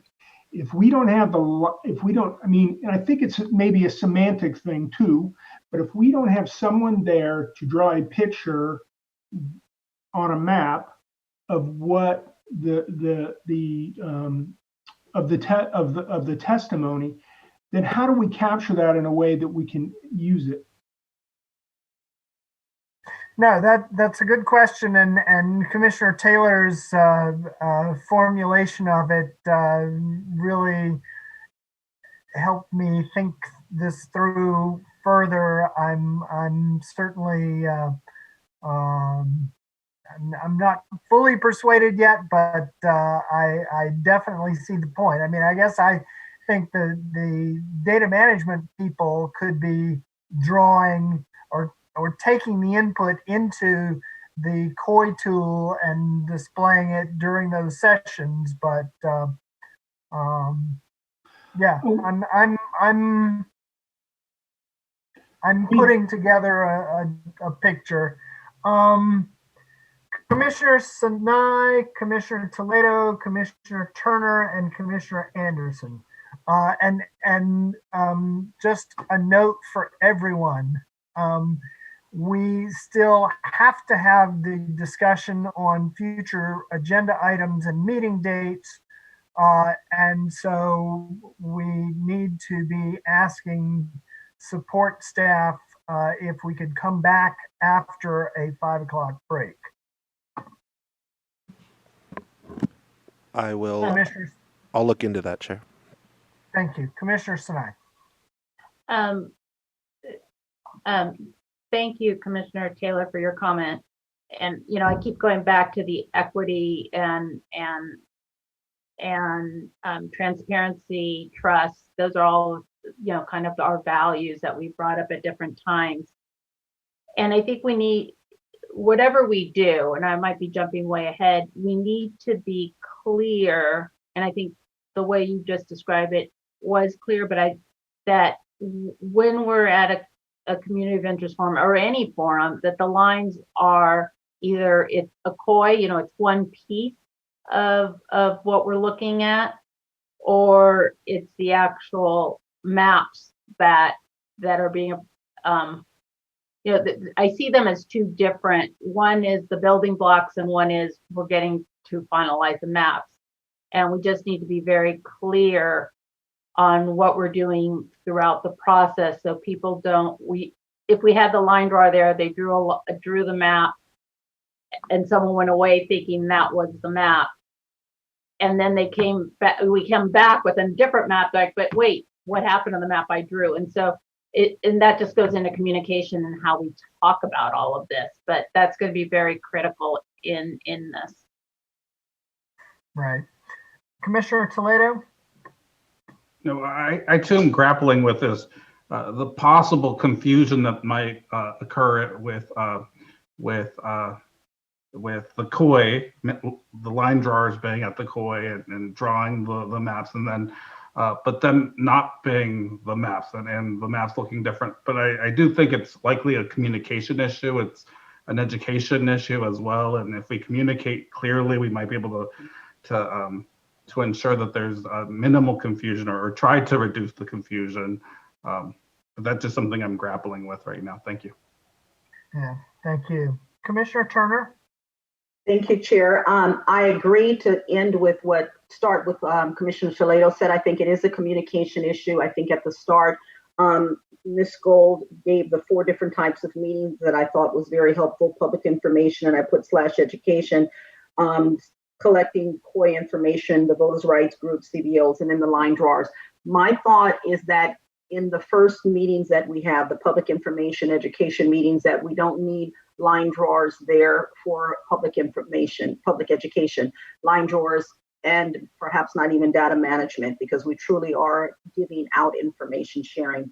Now, from the other pieces, from the collecting of COI information, my thinking, even in having line drawers there, if we have a very clear, concise messaging up front saying that we will have line drawers here, they're here to begin to get a sense of some of the types of information. So, whatever the explanation would be, it would minimize any confusion. And I think it's important that they're there because I've been thinking, and even tied into the conversation about whether all commissioners will be at a meeting or just some commissioners will be there, et cetera. To me, they're kind of closely related, because I'm watching and very aware of how we're working as a commission.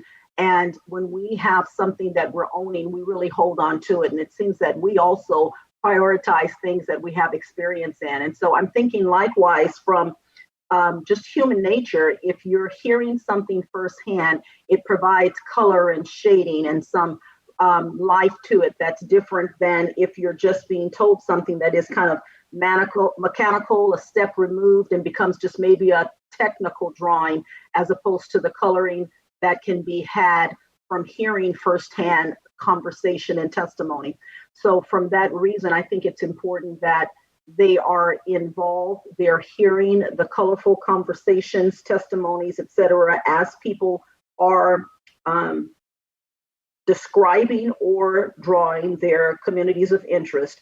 And then therefore, when it is time for them to begin to draw, even hearing from the CBOs, because I think, again, they'll be talking a whole lot about their communities and the importance of it and what have you. So for me, it would be that second meeting, second, third, and fourth meeting, we would want to have both the line drawers and the data management person. Very good. Thank you, Commissioner Turner. Commissioner Anderson.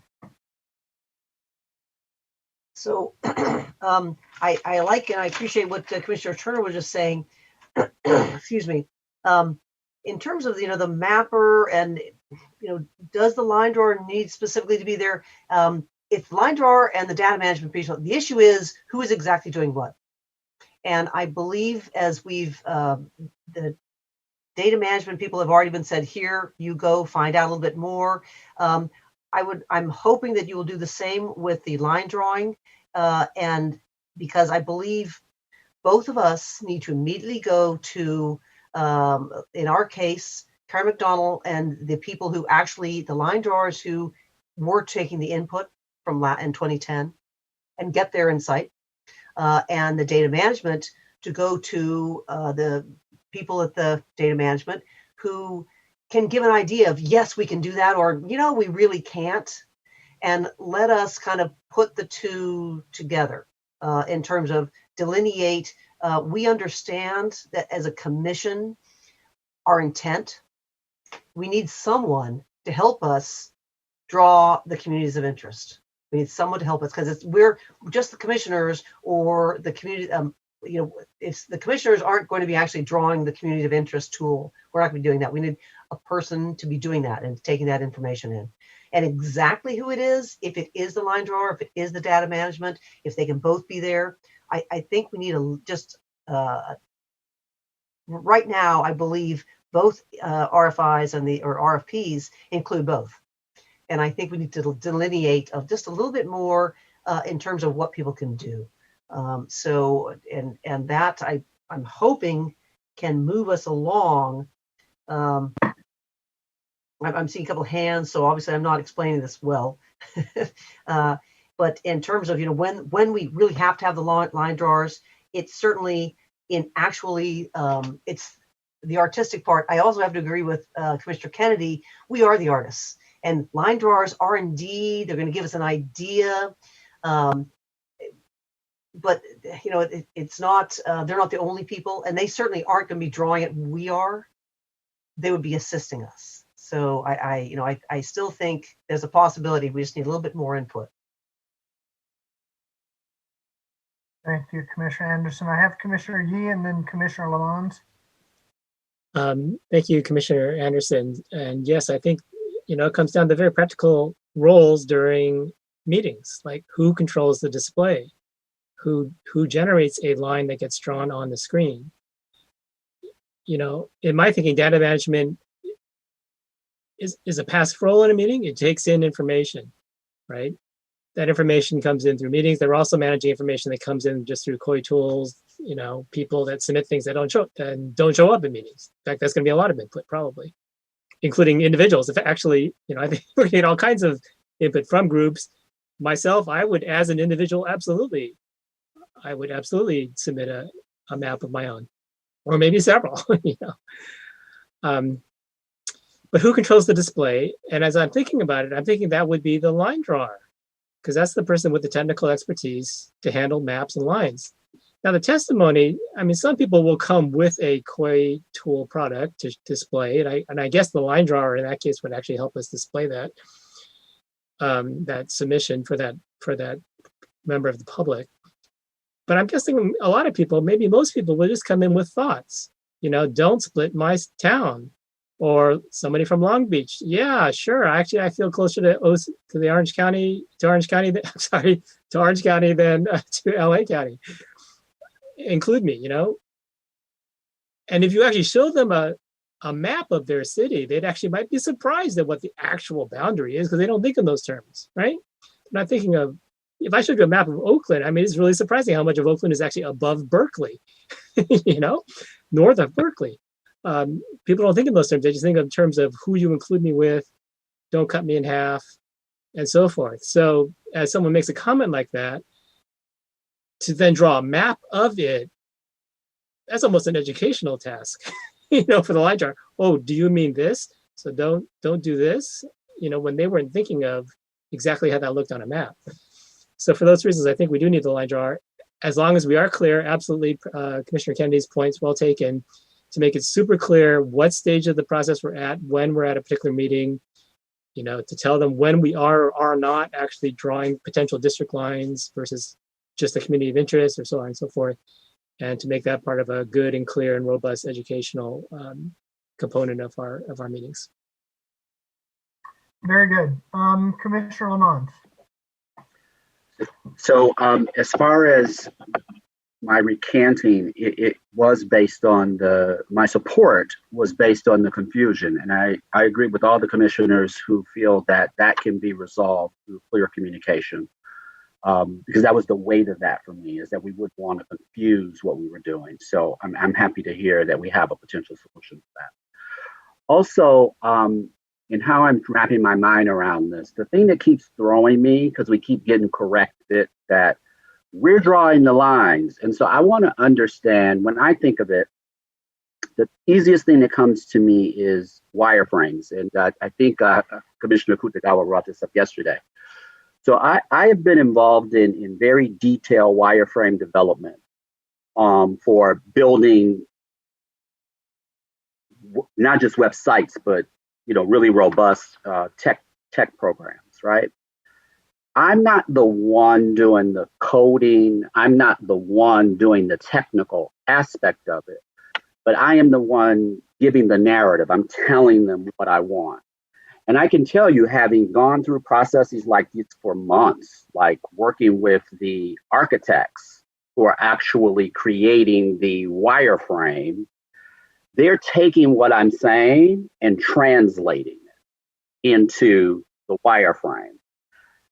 If I'm not there really telling, like really richly telling them, because their interpretation of what they think they hear is different if I just wrote it down and gave it to them and said, yeah, they could do it that way too. But it's so much more robust when I'm actually able to be in the room with the architect and share what I'm trying to get across. And then they show me some examples, they move it over here, they move it over there. So I kind of imagine that's what the line drawers are doing. We're giving them some information and they're moving things around. Or am I mistaken? Are we actually have some kind of device or mouse or something in our hands and we're all sitting around drawing? That I am unclear on this because I keep hearing commissioners go, oh, no, we're drawing the lines. And so I need to get clear on what that really means. Who's drawing the lines? And then as far as the individuals are concerned, I don't think that individuals who are interested in this as an individual won't participate. That is not what I'm saying at all. I guess what I'm simply saying is that I think the complexity of this, the fact that we've heard from groups who talked about, and I was so impressed with the group yesterday who acknowledged their vulnerability by saying, it took me years to really understand what we were doing, and I'm involved in this. And it took until this point to really grasp what we were really doing. So to think that the average person is going to be participating in this process as an individual, the same way these groups and the groups are teaching individuals so they can learn and know how to participate, I think that's going to be the bulk of, is just what I'm saying. That's going to be the bulk of where the feedback is going to come from. But I'm not for one moment suggesting that there shouldn't be mechanisms that people like Commissioner Yee in his spare time wants to draw multiple maps from all different many community perspectives will happen. I'm sure there are individuals out there who would do that. So I just wanted to clear that part up. I'm not suggesting we ignore individuals. Very good. And in response to your first part, I think it's clear that we will not have our hands on the mouse, but it's also clear to me, and I may be wrong, but it's clear to me that the line drawers aren't going to move that mouse until we tell them to. And maybe we all need, I haven't done it yet, but maybe we all need to sit down and watch at least one public mapping session from 2011. Go back to the video archives and sit down and watch it. And I think that would help all of us have a clearer understanding of this process. I have Commissioner Vasquez next, followed by Commissioner Sadwani. Thank you, and apologies to my commissioners for missing most of today's discussion, although I've been listening for the last couple of hours. Agree with, I think, most of, if not all of what has been said on this particular topic. I personally think, at least it sounds reasonable to me, to have line drawers at our community of interest phase of public meetings. I will just say my addition to this conversation is that is going to be a much more time-consuming process in terms of this dynamic back and forth conversation we're really hoping to have facilitated between someone who is actually drawing the lines in response to comments that they are getting from a community member. That's very different from, me stepping up to the mic and saying, hey, this is my community. And then sort of on the back end, the audio file or the video file of my comments or the written transcript then gets ported over in some form or fashion to a map. I think what we're proposing is a much more transparent and publicly accountable process, so that, again, I think several folks have said, so that a community member can go, oh, no, I didn't mean that, I meant this. And so we'll get more authentic and genuine, I think, community of interest maps, building blocks from that process, but it is going to be in real time more time consuming. So we should, again, sort of mentally and practically budget for that kind of dialogue, because it's not going to be just a queue of 2-minute in series comments. So those are my thoughts. Thank you, Commissioner Vasquez. Commissioner Sadwani? Yes, thank you. I think this is great that we had this conversation. I think we've needed to have this conversation for a while, so that we can all figure out what this is going to look like. You know, I will share that Commissioner Anderson and I had many of these conversations with line drawers, and so I feel like we've benefited from that. Originally we had thought about, we should bring all of these line drawers in to speak with you. And at the same time, one, it's a lot of time, but two, as we've mentioned before, with the VRA piece, there's a bazillion different experts out there that we could potentially find to bring in and talk with us. And there's not going to be a conflict of interest at all. In line drawing, there's not that many folks, right? In 2010, we had 2 applicants. We would be very fortunate if we have 1 this time. Maybe we'll get more. But when it came to like, should we just ask Karin to come and share with you what 2010 looked like? We kind of stopped short on that, and perhaps we should have just asked her to come in. But at the same time, I think we'd be very fortunate if she would be willing to apply this time around. And my sense from the conversations we've had, I don't know how many more applicants we're truly going to have. I think that if the commissioners feel like it would be helpful, we can certainly reach out to her or others to come in and share more about what does the profession of line drawing look like. I think what we have heard from multiple people is that Q2 did an excellent job in 2010 of really following what the commission wanted. That being said, I don't see Q2, Karin, or any of the other line drawers we've spoken with as just pure hacks who just sit there and do exactly what they have ideas as well. So, which is why we wanted this approach plan, so to speak, in an RFP to glean from their expertise. And so I think it's touching on both sides of this conversation of who's the artist here, right? Having listened to everything, I went back to the slides that we had yesterday and just started to sketch some of what I'm hearing from everyone. One of the things that I'm hearing, and so if you don't mind, if you'll indulge me for an extra minute, I would like to share my screen. I literally just made this, but happy to make it publicly available when it's possible to do so. Is everyone cool with that? Yes. Just a quick share screen and a plan, or a draft, the beginning of a draft plan. So previously, we were thinking about this in terms of pre-census and post-census, and then after the draft maps. I think that's still fairly there, but I hear their concerns of the community that, we don't really know when census will be out there. We heard from Rosalind Gold that there are these various meeting types. I think she was really synthesizing what we all were talking about. So I included that. What I'm thinking is that in mid-January to March, first of all, we won't have a line drawer by then. The RFP process is going to take too long. So even if we want to go out and collect community of interest information, we won't have a line drawer set up by that point to actually do that work. So that time period during mid-January and March then should be our educational outreach. All of those things we've already talked about. I'm not going to say what that all looks like. Outreach can come up with that, or our staff can come up with it, whatever that looks like.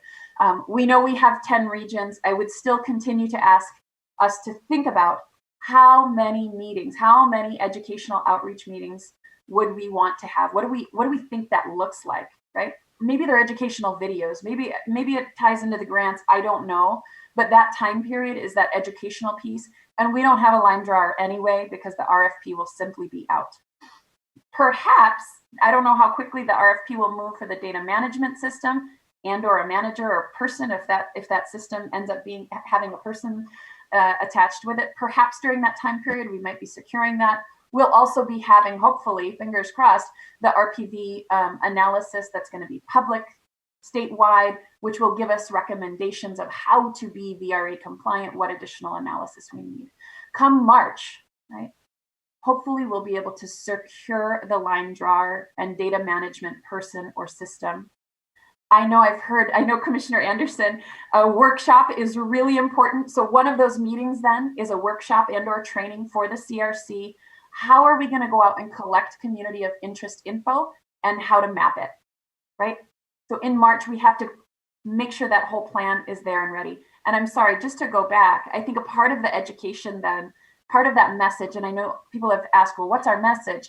I think a part of it is this, what is redistricting? Why is it important? All of those key pieces, but also we're coming back to these regions. We're coming back in March to June to collect this information on communities of interest. Here's what that's going to look like. Here's how you can prepare yourself. Here's how you can use the COI tool, etc. Right? So in March, we're kind of more internally focused. We're getting all of these data points together. There's other pieces I don't have on here that Commissioner Anderson and I talked about, water districts, school boards, etc. We can be collecting all of that data. And then March to June. And again, sometime in this time period, we're going to get census data. But regardless of whether or not we have census data, we can go out and start collecting the communities of interest with a line drawer, right? That I think that's ultimately what we keep coming back to is we're going to need a line drawer present. That doesn't make them the artist, but simply that they can capture and be transparent with the community about where their community of interest is. We need to figure out how many meetings that would be. Is it 35? Maybe? I don't know. I'm just throwing that out there. Rosalind Gold had also mentioned formal meetings with CBOs and VRA organizations who are going to want to present their draft maps. I don't know if we want to do that or not. I heard that from her, but I would say maybe 5 meetings there. And I see I have a typo in here, so my apologies. June, we move into drafting maps. And again, who knows when we'll get census data. All of this is a rough timeline, right? That would again be public meetings with the line drawer. I don't know if 10 meetings is realistic. I think that they met for an entire month every single day in 2010. But on our end, we need a sense of what these different meetings are and how many there'll be and a rough time frame for the RFP. If that were the timeline, then July, we release those draft maps and then we go back out with the draft maps and collect feedback to find out what are we getting wrong? What are we missing, right? Undoubtedly, there will be improvements to make. Again, we have 10 regions. Will we do about 15 meetings there? So that's kind of what I've just been putting together as everyone's been talking and as we're thinking about that. I'm going to stop there. But I'd love to get a little feedback. As with anything that I present, I present it just for your feedback. We don't have to use this at all, but I feel like we need to start moving some of this forward. And certainly we need some additional shapes for us to move forward this RFP. Commissioner Sinai, and then I have one quick comment, and then I'm looking for other hands. Commissioner Turner. Commissioner Sinai. Thank you. Thank you, Commissioner Sadlani, for putting that together as we were listening. I think the numbers are fine just because I'm new to this. But I did want to share that last time the way they did the community map was they did one day and they had 2-hour slots and the groups kind of just signed up for those 2-hour slots. So they were able to do it all in one day and each one presented their map. So 5 days may be too much on that end. We may want to do it in 2 days, but I thought all the other ones looked great. Thank you, Commissioner Sinai. My one comment would be I would suggest moving the workshop back to February instead of March. I think, we may be looking to make good use of time in February before things start getting busy. Commissioner Sadlani. I think I love that idea in principle. For the VRA and outside litigation, we already have those RFIs largely written and they're ready to go, and they have a shorter process to go through at OLS, and we still don't anticipate actually hiring until the end of February. So I think the reality for us is that I don't know, and maybe Dan can add something here, but I don't know if we'll get a line drawer on board by February. Right, but we could perhaps use a fair and reasonable contract to bring someone in for one training event. Director Claypool. First, I'd like to say that getting together with Karin and Jamie Clark, and maybe even drawing in Angelo Anchetta for a discussion about what you're going to encounter is an excellent idea. So that might even be a presentation possible for next time. But that they're really a wealth of information there, and they're willing to give it to you. As far as the training, I believe that as in a role as at the statewide database, Karin might be willing to simply give you the training without being necessarily in place with a contract. If or even if she's going to, hopefully she will be one of the bidders on a contract. But she's a willing person like that. She likes to spread that information. And then finally, I have one other thing. We keep talking about the data manager, and last time it started with Karin's group Q2, and then it pretty much was taken over by the commission, because when we saw the volume, no, we never had anyone there. We would just pull the information straight across. Karin would send it over, and then we would categorize it. I don't know that the data manager necessarily needs to be in the same room or at any of the meetings. I do have a strong belief that the line drawer needs to be there, because they really do add to the process. But we'll see what the data managers say. And then finally, we're going to keep our fingers crossed on that line drawer contract. It's going to depend a lot on whether we can get some expedited services, and DGS has been very good at particularly Office of Legal Services has been very good at to the last commission, and I'm expecting they'll be good to this one. So I think perhaps we'll see what we can do. But as far as having that training, I wouldn't hesitate to ask Karin. Okay. Commissioner Turner. Thank you, and thank you, Dan. Yes, for our subcommittee, we do also intend to reach out to Karin as well as to ask the questions of the digital response that we had. So we'll get back to you on what we're hearing as well. Wanting to make, and thank you, Commissioner Sidwani, for just kind of moving us along and presenting it. It looked really good to me. The question, and maybe in the wrong placement that I had, was in thinking about the number of meetings, thinking in terms of the regions and what have you. I think we initially said that we were not set on these regions and that we would revisit them again. And it somehow sounds like we've kind of solidified that these are the regions. And so I just want to keep talking about that, or at least lift it to make sure either we have definitely determined that these are such, in which we need to state that. And if not, let's just also keep in mind that based on how we ultimately, where we ultimately land with regions, the meetings can begin to shift too. So maybe that's another conversation that we need to quickly have. Commissioner Akutagawa.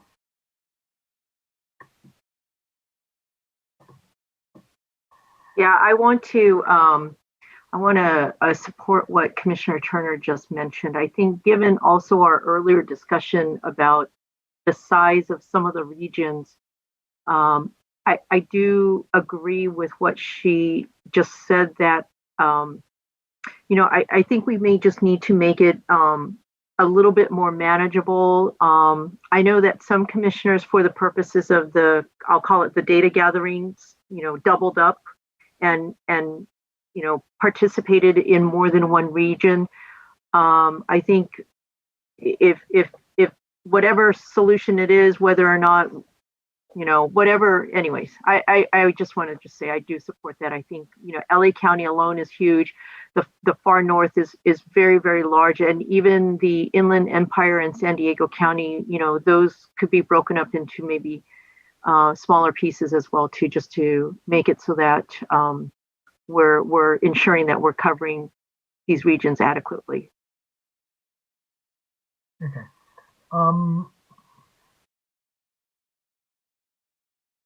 Can I respond really quickly to that? You can respond, and then I have Commissioner Lamont. Absolutely. For me, it's not even about the regions, right? Like, I feel like that's still, yes, totally. I just threw that on there because that's what we're working off of now. I have no, what we need is like number of meetings, right? We know generally we have 10 regions. So for me, the regions are important. I think that's an important conversation. I think we can also overlay that, like, do we want in each region to do one evening of just Spanish language, one evening of Asian languages or other languages that are needed in those places? But to me, it's like, well, okay, how many meetings, right? So I hear you, and I'm totally on board with that. But for the RFP, we don't need the regions to be figured out. Okay, Commissioner Lamont. I actually was thinking the same thing that Commissioner Turner and Okutagawa when you were presenting, Commissioner Sadwani. I kind of was thinking we do need to know, because it kind of is the math. So if we're talking about 3 touch points or going with the education, I guess, wouldn't be tied to the line drawer, but we're talking about those other different types of meetings being tied to the line drawer, and we know that that's multiple trips, then knowing where we're going and how many different places we're going helps us get to the number. Now, we could guesstimate it. We could say, well, we have 10 now. I don't know how many they had last time, but let's say we carve it up a little bit differently because of some of the big counties that people just mentioned. And we say, okay, we'll have somewhere between 15 and 20. Let's say we'll have 23 touch points, 60 meetings. Like, I think we need to do some kind of, we don't have to define the regions, but I do think we have to have some sense to give you a answer to the number of meetings question that is built on something other than just pulling it out of thin air.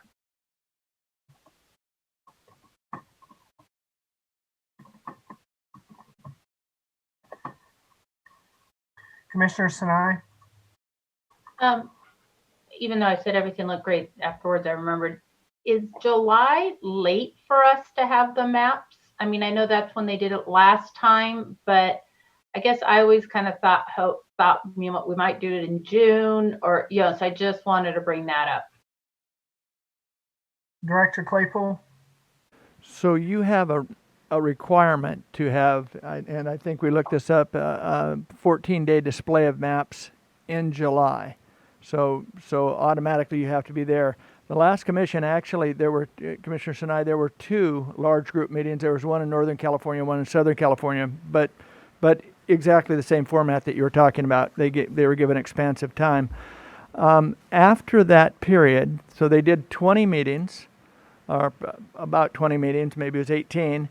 Then they did the large group meetings, the 2, and then they went to what they called a blackout period, and that had been requested by one of the groups. They'd actually requested 2 of them. But we did a 5-day blackout period where the commission didn't do any work on any maps because they were going through so many iterations that it was just hard to follow which direction they were going in. After those 5 days, they received public comment regarding those maps. And then there were another, it was either 14 or 16 days of going back out and doing refinements with those maps before they reached the July display. Then after the July display, they went into a final refinement. And then there was a brief period where Q2 needed to kind of solidify what they had, and then they had their final maps. But all those were done after July. All that work was done at McGeorge Law School here in Sacramento. So that was kind of the pattern and the pace. So they had a phase 1, large groups, blackout period, phase 2, July maps, and then finished up.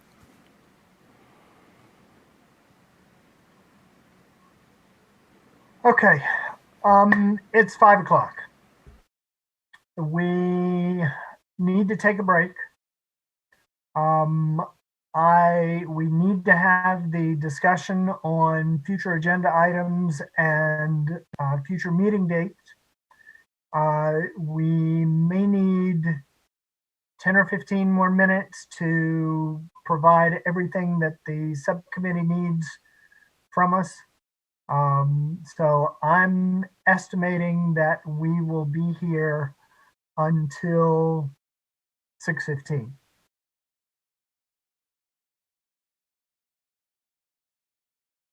So I've alerted the support staff to that. So let's take a break and be back at 5:15.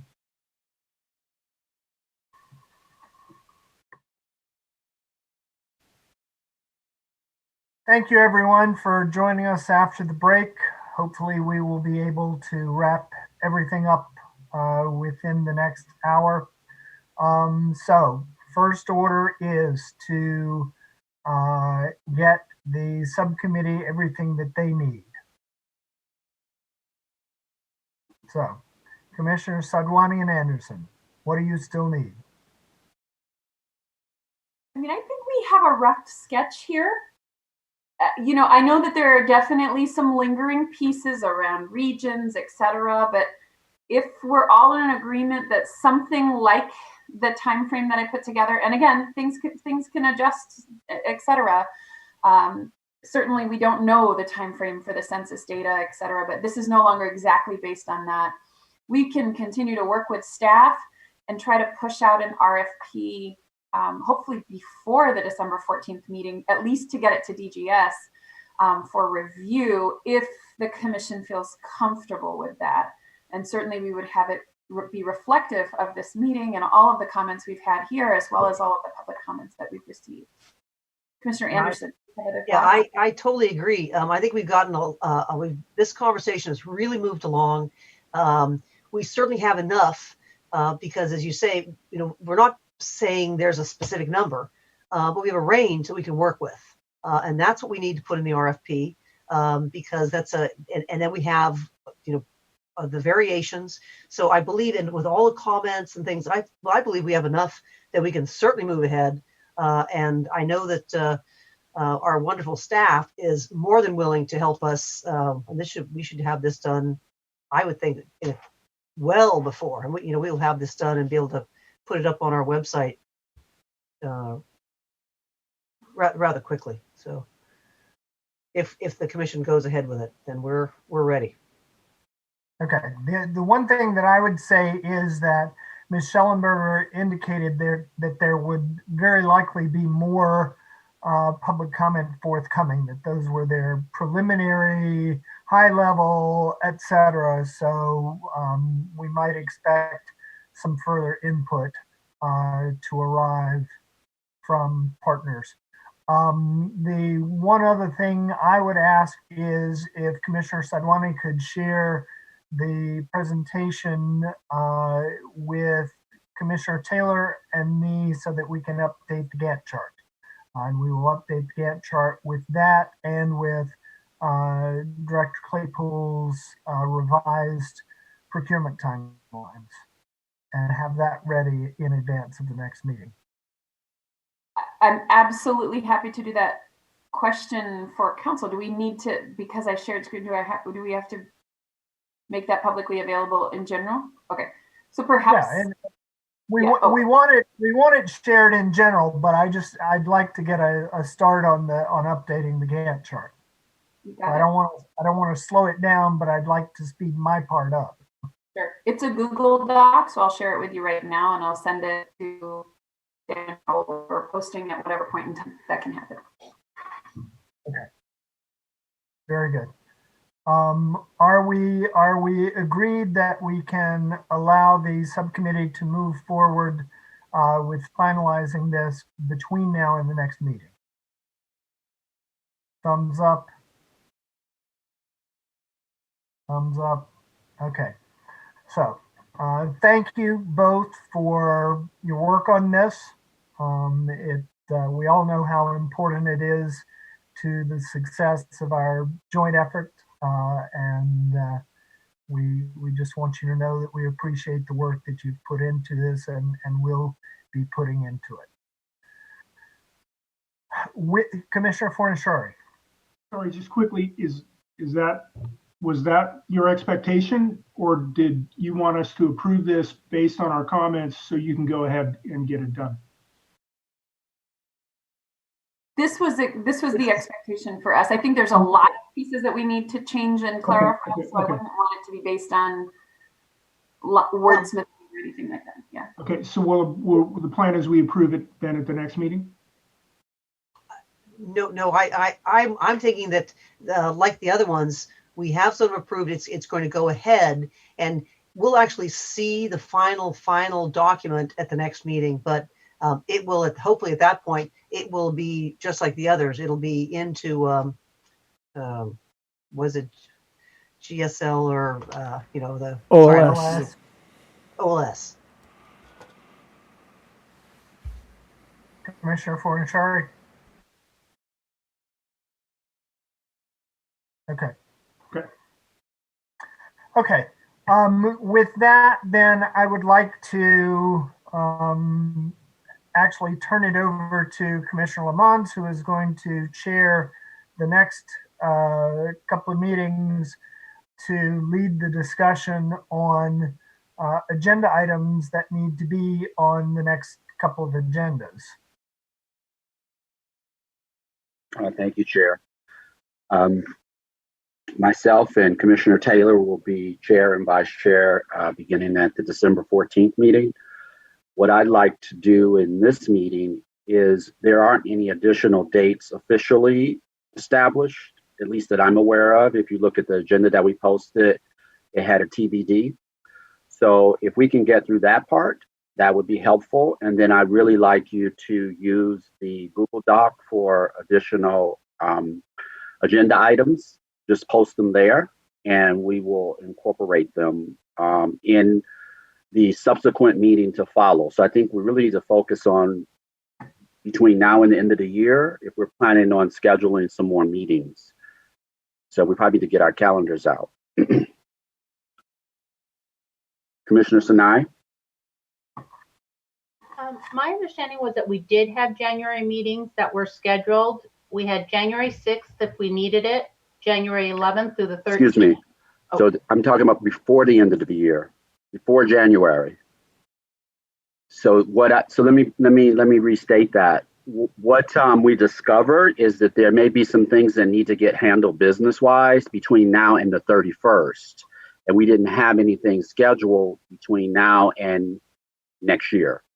So that's why I had TBD on the 14th through 16th. And so I guess we need to decide, do we need to do a couple placeholder meetings, even if we don't use them, but we actually have them scheduled because we may have business that we need to come and vote on or to address before the 31st. So that's really the discussion from my point of view.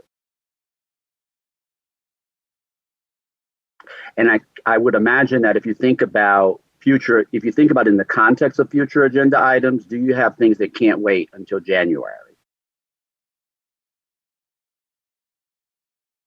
And maybe Director Claypool might have some thoughts on that as well, because staff may need some things from us. Commissioner Salwani? Thank you. The one piece that I know the VRA subcommittee will need a little time on is to present a potential contract for a stage 1 RPD analysis for review and approval.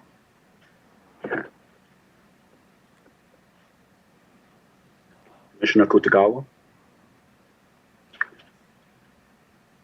Are you thinking the week of Christmas or the week between Christmas and New Year's? Because I agree, I think we should at least put something on the calendar so that if it is needed, it's better than to not have it. I was thinking that maybe what we could do is put one day, like I'm talking about a one-day meeting, not a multi-day meeting. So maybe we could pick a day the week of the 21st, and we could pick a day the week of the 28th. and just one each. It doesn't mean we have to use them both, but we would at least have, let's see, the 20, where are we? We need 14 days, right? So today is the 9th. So I guess the earliest, and we're not going to post today, right? So the earliest we actually could do one is Christmas Eve. So I don't anticipate we're planning on meeting Christmas Eve, Christmas Day, the day after. So we're talking about the week of the 28th. Today is the 3rd. Oh, I jumped to the 14th. You're right. Thank you, Commissioner Kennedy. So today's the 3rd, so I guess the earliest. Yeah, so we could meet the week of the 21st if we wanted to choose one day that week and then one day the week of the 28th. Yes, Commissioner Fernandez. Then Commissioner Anderson. I'm just going to throw out dates. Not that I'm in a rush or anything, but how about December the 22nd and the 29th? That's a Tuesday meeting. Commissioner Anderson. That was exactly what I was going to say. Thank you very much, Commissioner Fernandez. Okay. Is everybody comfortable with, are everyone comfortable with those? Show of thumbs up. Okay. Well, it looks like we're going to pull together agendas for the 22nd and the 29th. Yes, Commissioner Kennedy. Also, I would like to apologize.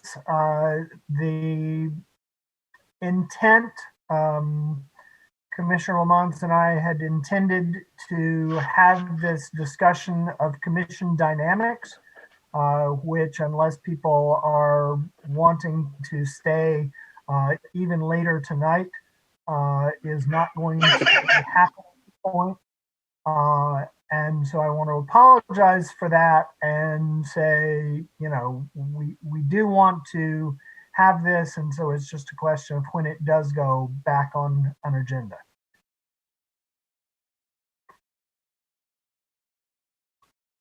Commissioner Yee.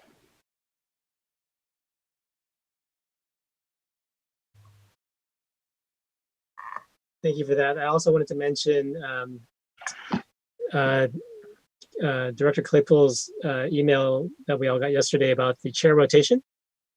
And this will start affecting us in January. So Commissioner, I think you mentioned that Commissioner Sadmani is choosing not to be in the rotation. The way that affects us is that our policy directs us to, then she would be replaced by the next Democrat, not the next in order. And the rotation would continue. However, at this point, that means that there would be 3 Democrats, 4 non, and 5 Republicans in the rotation. And if we continue in that fashion, then basically the remaining 3 Democrats would serve rather more than others. So at some point, we'll have to decide whether to continue with that policy or change it. If we even out the work, that's all fine, but that means then Republicans would serve more than others. I mean, serve more often than others if we even out the work. So we'll have to cross that bridge at some point. So Commissioner Yee, I just invite you, if you'd like to have a discussion about that in one of the meetings that we have upcoming, to add it to the Google Doc, and we'll incorporate it. Commissioner Fornashari. I'm wondering if we could have the social meeting to talk about our dynamics. Well, my understanding is, Commissioner Kennedy, we were actually agendizing that as opposed to a social meeting. So unless there's an objection to agendizing it, we would go with that model and just handle it at one of our future meetings. Yeah, I was just thinking it could be sooner rather than later, that way. Commissioner Turner, then Commissioner Fernandez. Thank you, Commissioner Fornashari. Wanting to, the meetings that we are potentially scheduling the 22nd and 29th, would it be with the intent of needing to vote on anything that would require a majority vote? Because there are a couple of folk that have indicated they will not be there on one day or the other. I'm sorry, I didn't catch that. I thought I had a pretty unanimous thumbs up on that. So Let's ask Kari if that is the VRA. Excuse me, Commissioner Sadwani, you're going to want to vote, right? Do I want to vote?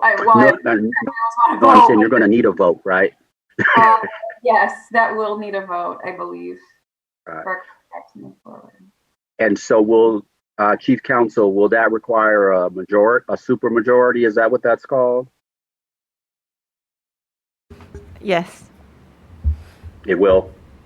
Yes. Okay. So let's go back to the date. So we're looking at the 22nd. How many people cannot make it on the 22nd? I cannot. 1, 2. Okay. So I think we would still have a quorum and we would still be okay. That's 1 Democrat and 1 non-party affiliate. Am I correct, Counsel? Yes. Okay. So there's no conflict there. How about the 29th? Pardon? Is either the 21st or the 23rd an option? I mean, it seemed like there was a random selection of the date. Well, what I did is ask for dates, and those were the ones that was offered up. And then I asked for a straw poll, and that's how we got there. So if we want to try another day, we can. The 21st. Do we want to try a different date? Yes, Commissioner Turner. I'm sorry, I didn't realize I was still on off mute. What also may help with that, I don't want to offer a different day, but I'm wondering that will help with the days. For the just in case meeting for the VRA, are we anticipating a full day meeting? Because maybe that'll make a difference in who's available when as well.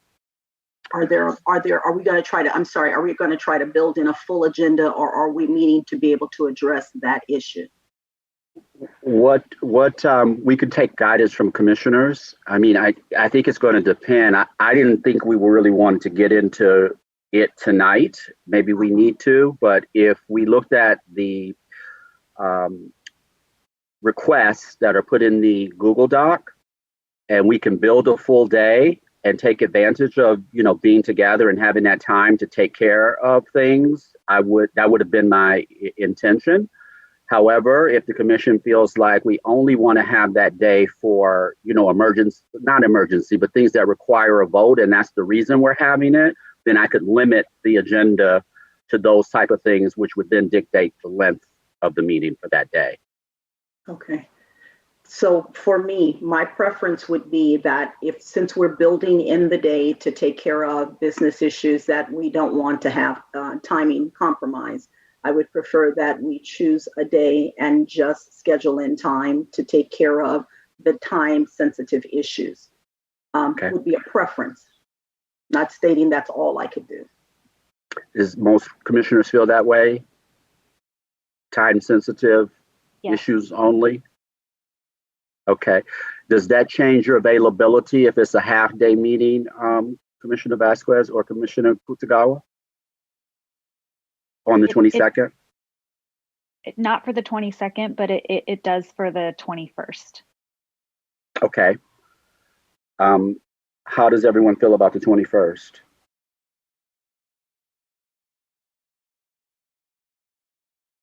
That means that I need to have the agenda built and ready to be posted on this coming Monday. So just to let everybody just be aware of that. So thumbs up for the 21st. Could you do maybe a hands down for hands down for the 21st? Hands down for the 21st. One hands down. Okay, how about the 23rd? More hands down. You guys are bad. Okay, how about the 28th or the 29th? Commissioner Lamont, if I may. Yes.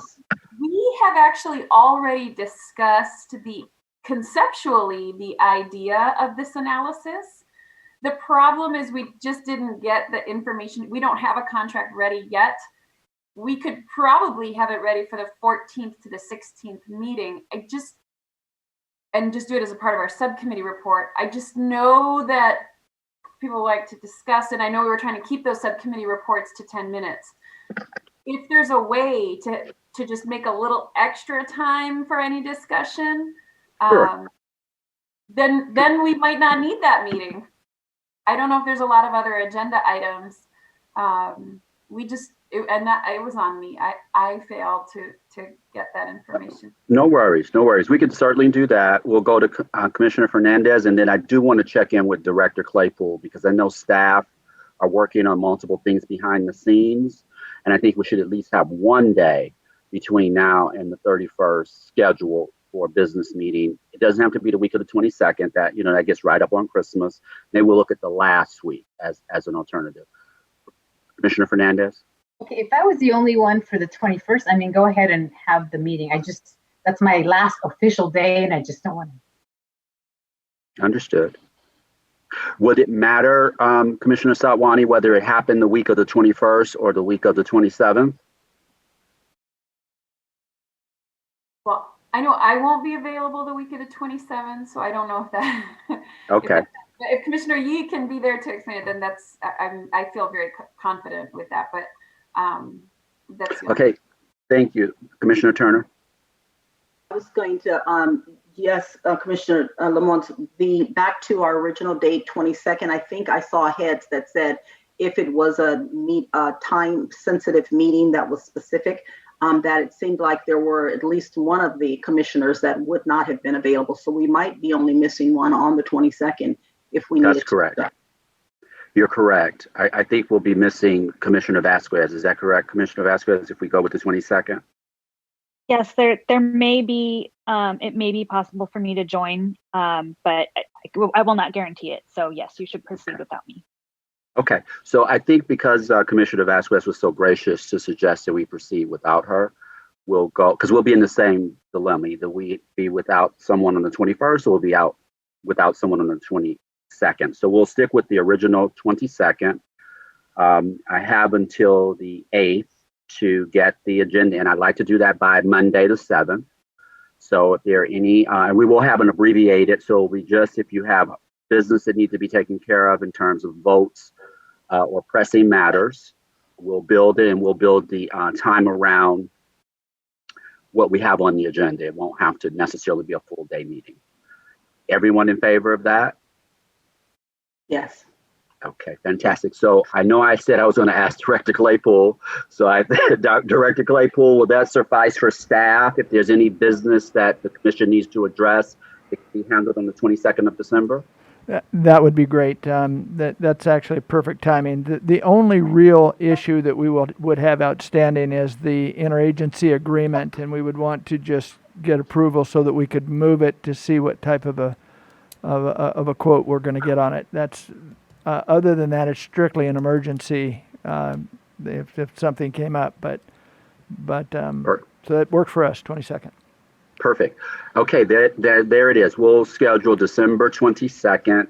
Again, please, if there are any things you'd like us to address, I have taken note, but I would like you to actually use the Google Doc. So if you would go there, Subcommittee Yee and Sadwani, and enter it there, we'll capture it from there. And any other commissioners between now and next Sunday, I'll send out an email reminding you, and then we can establish that agenda for the 22nd and get it posted on time. So with that, Commissioner Kennedy, I'm going to turn it back to you. I think we accomplished I guess I'm not yet. Commissioner Kutagawa? Can you just repost that link to the Google Doc? Yes, I'll include it in the email. Chair? Okay. Commissioner Fornaciari, were you about to say something? No. Okay. We also need to be looking at dates in February and perhaps even into March.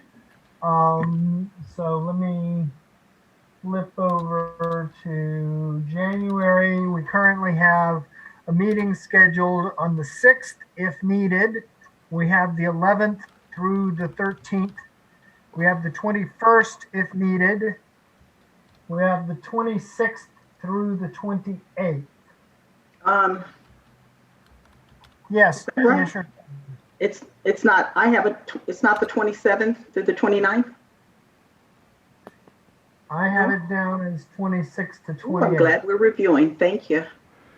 Could you repeat, so we have the 6th for the just in case, and then we had the next one, Commissioner Kennedy, was January what? The 11th through the 13th. Okay. Then we have the 21st if needed. My calendar says the 26th through the 28th. For me, I have a potential speaking engagement on the 26th. So, I'd be happy with the 27th through the 29th, but my understanding was that we landed on the 26th through the 28th. We're in plenty of time to change that. We still have several weeks during which we could change that. I'm actually good either way. I just had it wrong, so I'm glad we're reviewing it. Okay.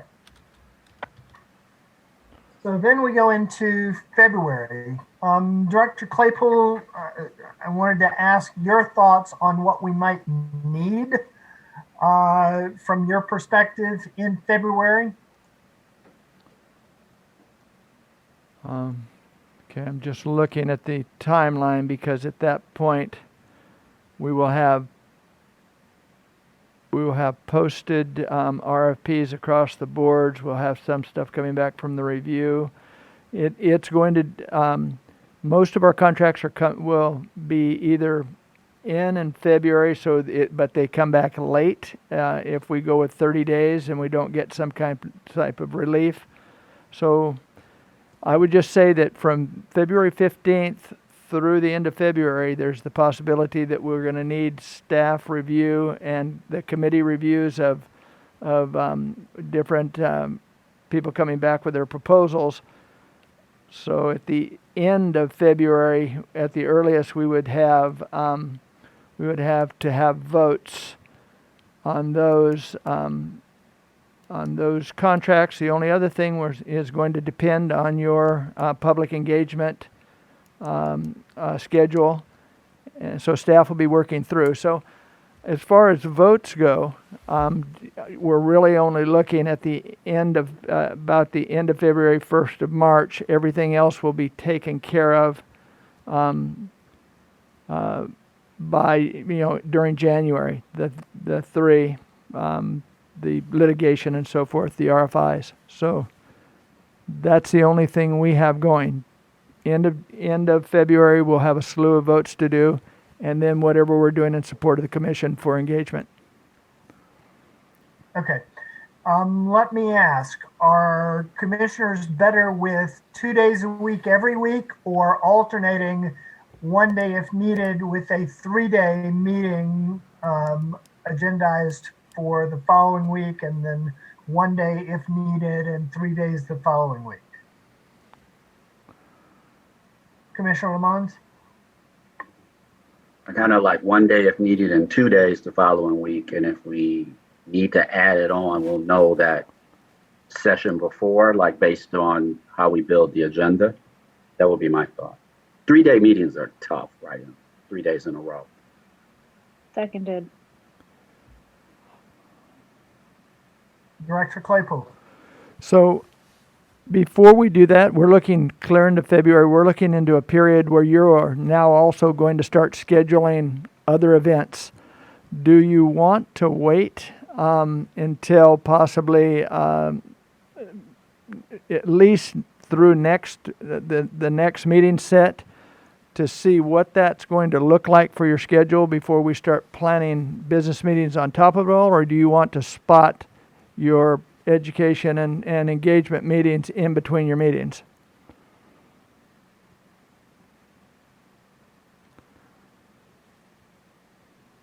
I guess my understanding was that we needed to start scheduling some meetings in February. So that's why I brought the subject up. Commissioner Sadwani. So if you recall when we updated everyone on the VRA and outside litigation RFIs, we need to identify dates for interviews and such. Now, there are some outstanding questions to staff about whether or not those interviews need to be public, if so, the parameters for them, et cetera. But we had proposed a number of dates. We are under the assumption at this point that those interviews will be public and therefore would need to be in a publicly noticed meeting. And the recommendation of our 2-person subcommittee was that we expand at least to 3 people to conduct those interviews in the subcommittee and then bring it back for the full commission. Regardless, those need to be noticed meetings. And so the dates that we had suggested were February 10th, that a legal committee would review the applicants publicly. February 16th, I believe, are public interviews, and that February 24th, that committee would make a recommendation to the full commission. Somewhere in and around there. Right.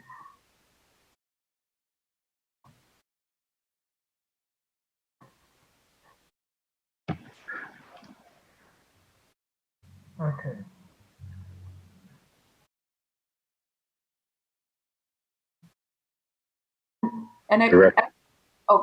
No, sorry. No, go on.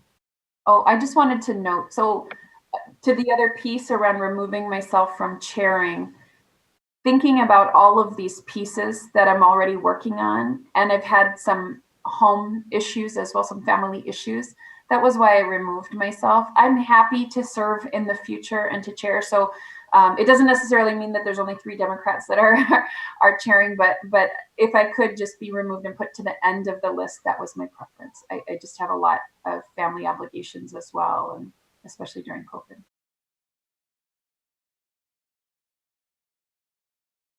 Okay, very good. Could we tentatively, Director Claypool? Well, I just wanted to clarify what Commissioner Sadwani had asked, whether those interviews have to be in public. Our council would have to say whether they have to be in public or not. However, in 2010, they were in public with the legal subcommittee. Very good. Commissioner Lamont. Commissioner Kenny, can we have Commissioner Sadwani invite her to put those on the agenda building list with the dates? And then that way, the chair that's building that agenda for that time will build it in. So, I mean, I don't know that we as a committee right now have to establish the February dates. If we start to use that tool to drive what we need to do business-wise, and the chair sort of takes the responsibility of building it. And if we see it already on there, like she said it publicly, we know to kind of wrap our mind around it and then go from there. Would that work? Well, I'm proposing that we tentatively schedule meetings, and this could include the expanded legal committee so that not all members need to be present. But if we go ahead and schedule 2-day meetings for the 9th and 10th of February, the 16th and 17th, and the 23rd and 24th. So that would be Tuesday and Wednesday of 3 consecutive weeks. And we will figure out in the next few weeks which of those days all commissioners would be needed and which of those days only a subset of the commissioners would be needed. Commissioner Lamont. I think we might be saying the same thing, and I'm just suggesting a different process to get there.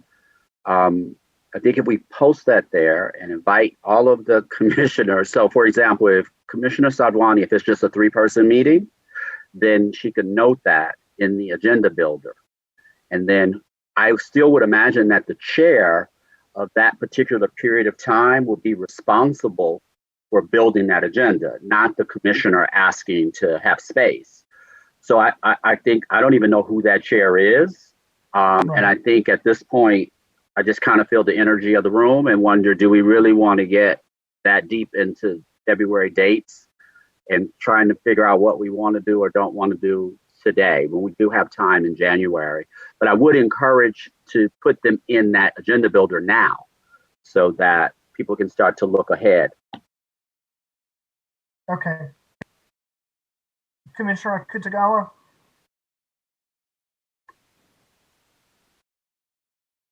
I just have a question. Thank you, Commissioner Lamont. I do agree with you. I think it might be a little early and it's late right now, but I do have a question. I'm looking at the dates, and I know that at some point we did say that we would try to vary the dates so that then we're not, having meetings every week on the same set of dates. And then for those of us where, certain days of the week might not be as good, we'll have to be away. And we just all agreed that that's just what's going to happen and we're all going to be good with it. So I just wanted to ask Commissioner Sadwani, the dates that you've selected are essentially all, I think, Tuesdays or somewhere along those lines. Can you vary the dates a little bit so that we can, if we need to have 3 consecutive weeks, we can shift the dates like by a day for each week? So then. Absolutely. And I think I hear you, Commissioner Mons, and I will most certainly do that. I think for Commissioner Kennedy, the one day that we would need everyone to make a decision is probably that February 24th date. And again, we were just throwing those out there so that we have a sense of the timeline of the weeks. We can most certainly change, to a different day within the week. Mm-hmm.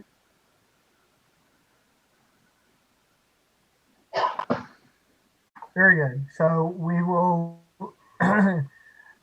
leave the setting affirmed, Commissioner Kitagawa. Yeah, just one more question. I just want to also clarify, are we agreeing to a date change for January? Because I did have the 26th through the 28th on my calendar, and if we make a shift, it does impact. I'll be away for about 3 hours on the 29th if we shift it forward, or whichever way we're going to shift it. No, we have not shifted it. It was just a matter of Commissioner Turner updating her notes. So we are still set for the 26th to the 28th. Okay, Director thank you. Claypool. So a point of clarification. So we have Commissioner Lamons and Commissioner Taylor up next. Then they have the first meeting in 2021, but they will cover the one day just in cases on December 22nd and January 6th. Then their second meeting will be, actual meeting will be January 11th and 13th. Is that correct? What do you think, Commissioner Lamont? That's what I understood. And then Is that what you understood, Commissioner Taylor?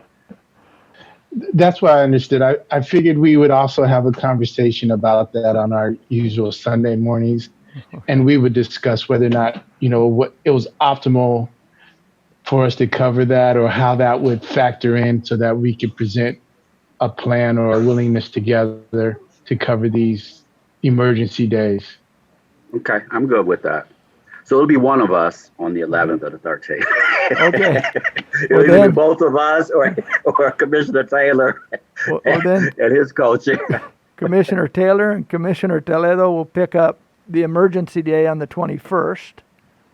And then they start their first meeting set January 26th to 28th. That's the way it looks to me. Commissioner Kitagawa? Just again, clarification. So are we, I thought it was every 2 meetings, or is this now they're going to take a month? Commissioner Lamont? Well, it isn't that we're taking a month. It's because these are like one day insert meetings. So rather than have somebody just pick up for one day, I think that's the thinking behind that. So the 6th may or may not happen, but you have to prepare for it, kind of thing. So we just see that through back to certainty, which would be the 11th through the 13th. And then we switch, because we would have done 2 full set meetings, but we might have a couple extras in there. I think that was the thinking, if everybody's okay with that. I would agree. I think one of our concerns was continuity, and we're just trying to ease that continuity in the shift from one chair to the next. Very good. Commissioner Yee, I apologize for skipping you. No worries. I think the current agreement was 2 full meetings. So these insert meetings are, we can count them with one of the preceding or the following meeting. The meeting that Director Claypool mentioned just now with Commissioner Toledo coming in, that's the point at which we need to discuss the rotation. So I will put that on the agenda for the next meeting to discuss. For the VRA committee, the dates we chose were Wednesday, Tuesday, Wednesday, because we didn't know which part of the week the full meetings would end up being. So there is some flexibility there. It could be the first day or the last day of a 2-day meeting or so forth.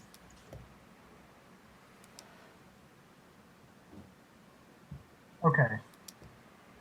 So we will proceed with commissioners who are aware of items that need action on a particular day to put that in the agenda building document, and we will not have set dates at this point for February.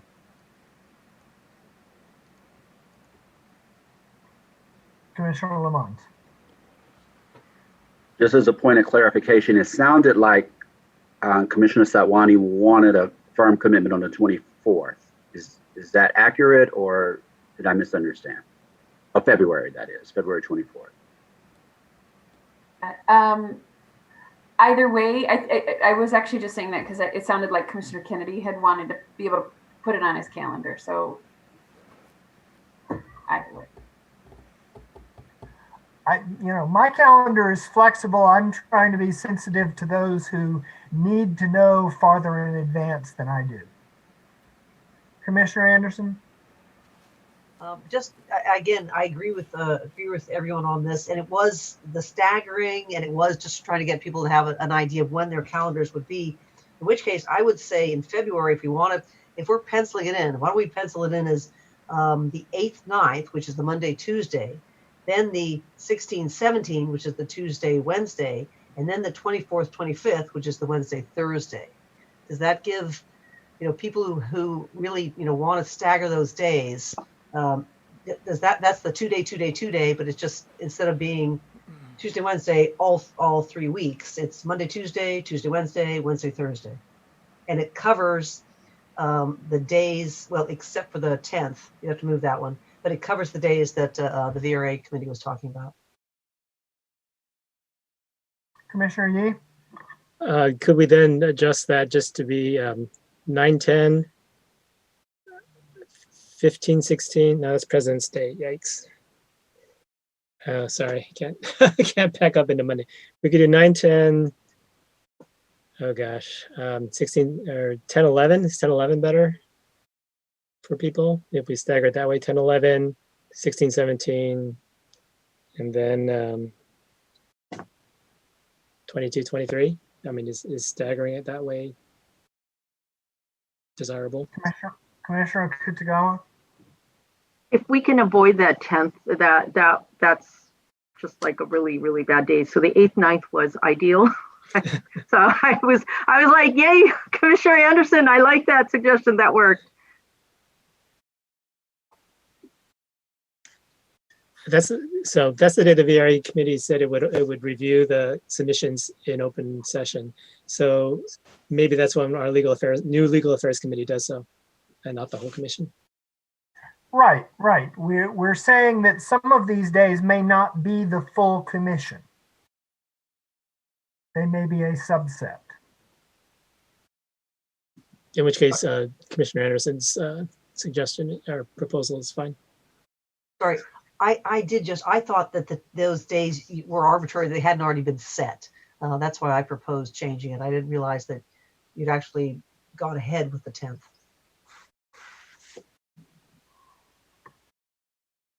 Okay, but are we able to go with the 8th and 9th? Yes. Okay. 8th and 9th, 16th and 17th, 24th and 25th. This is tentative. And it's not necessarily that all commissioners will be required both days for any or all of those meetings. But this is to help people block out time that may be required for commission business.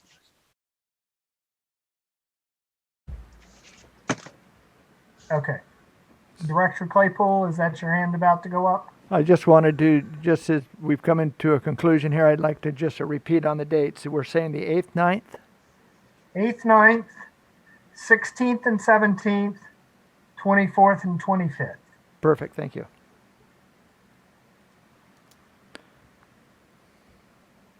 Okay. And with that, we have a caller in queue. Katie, you can invite them to join us.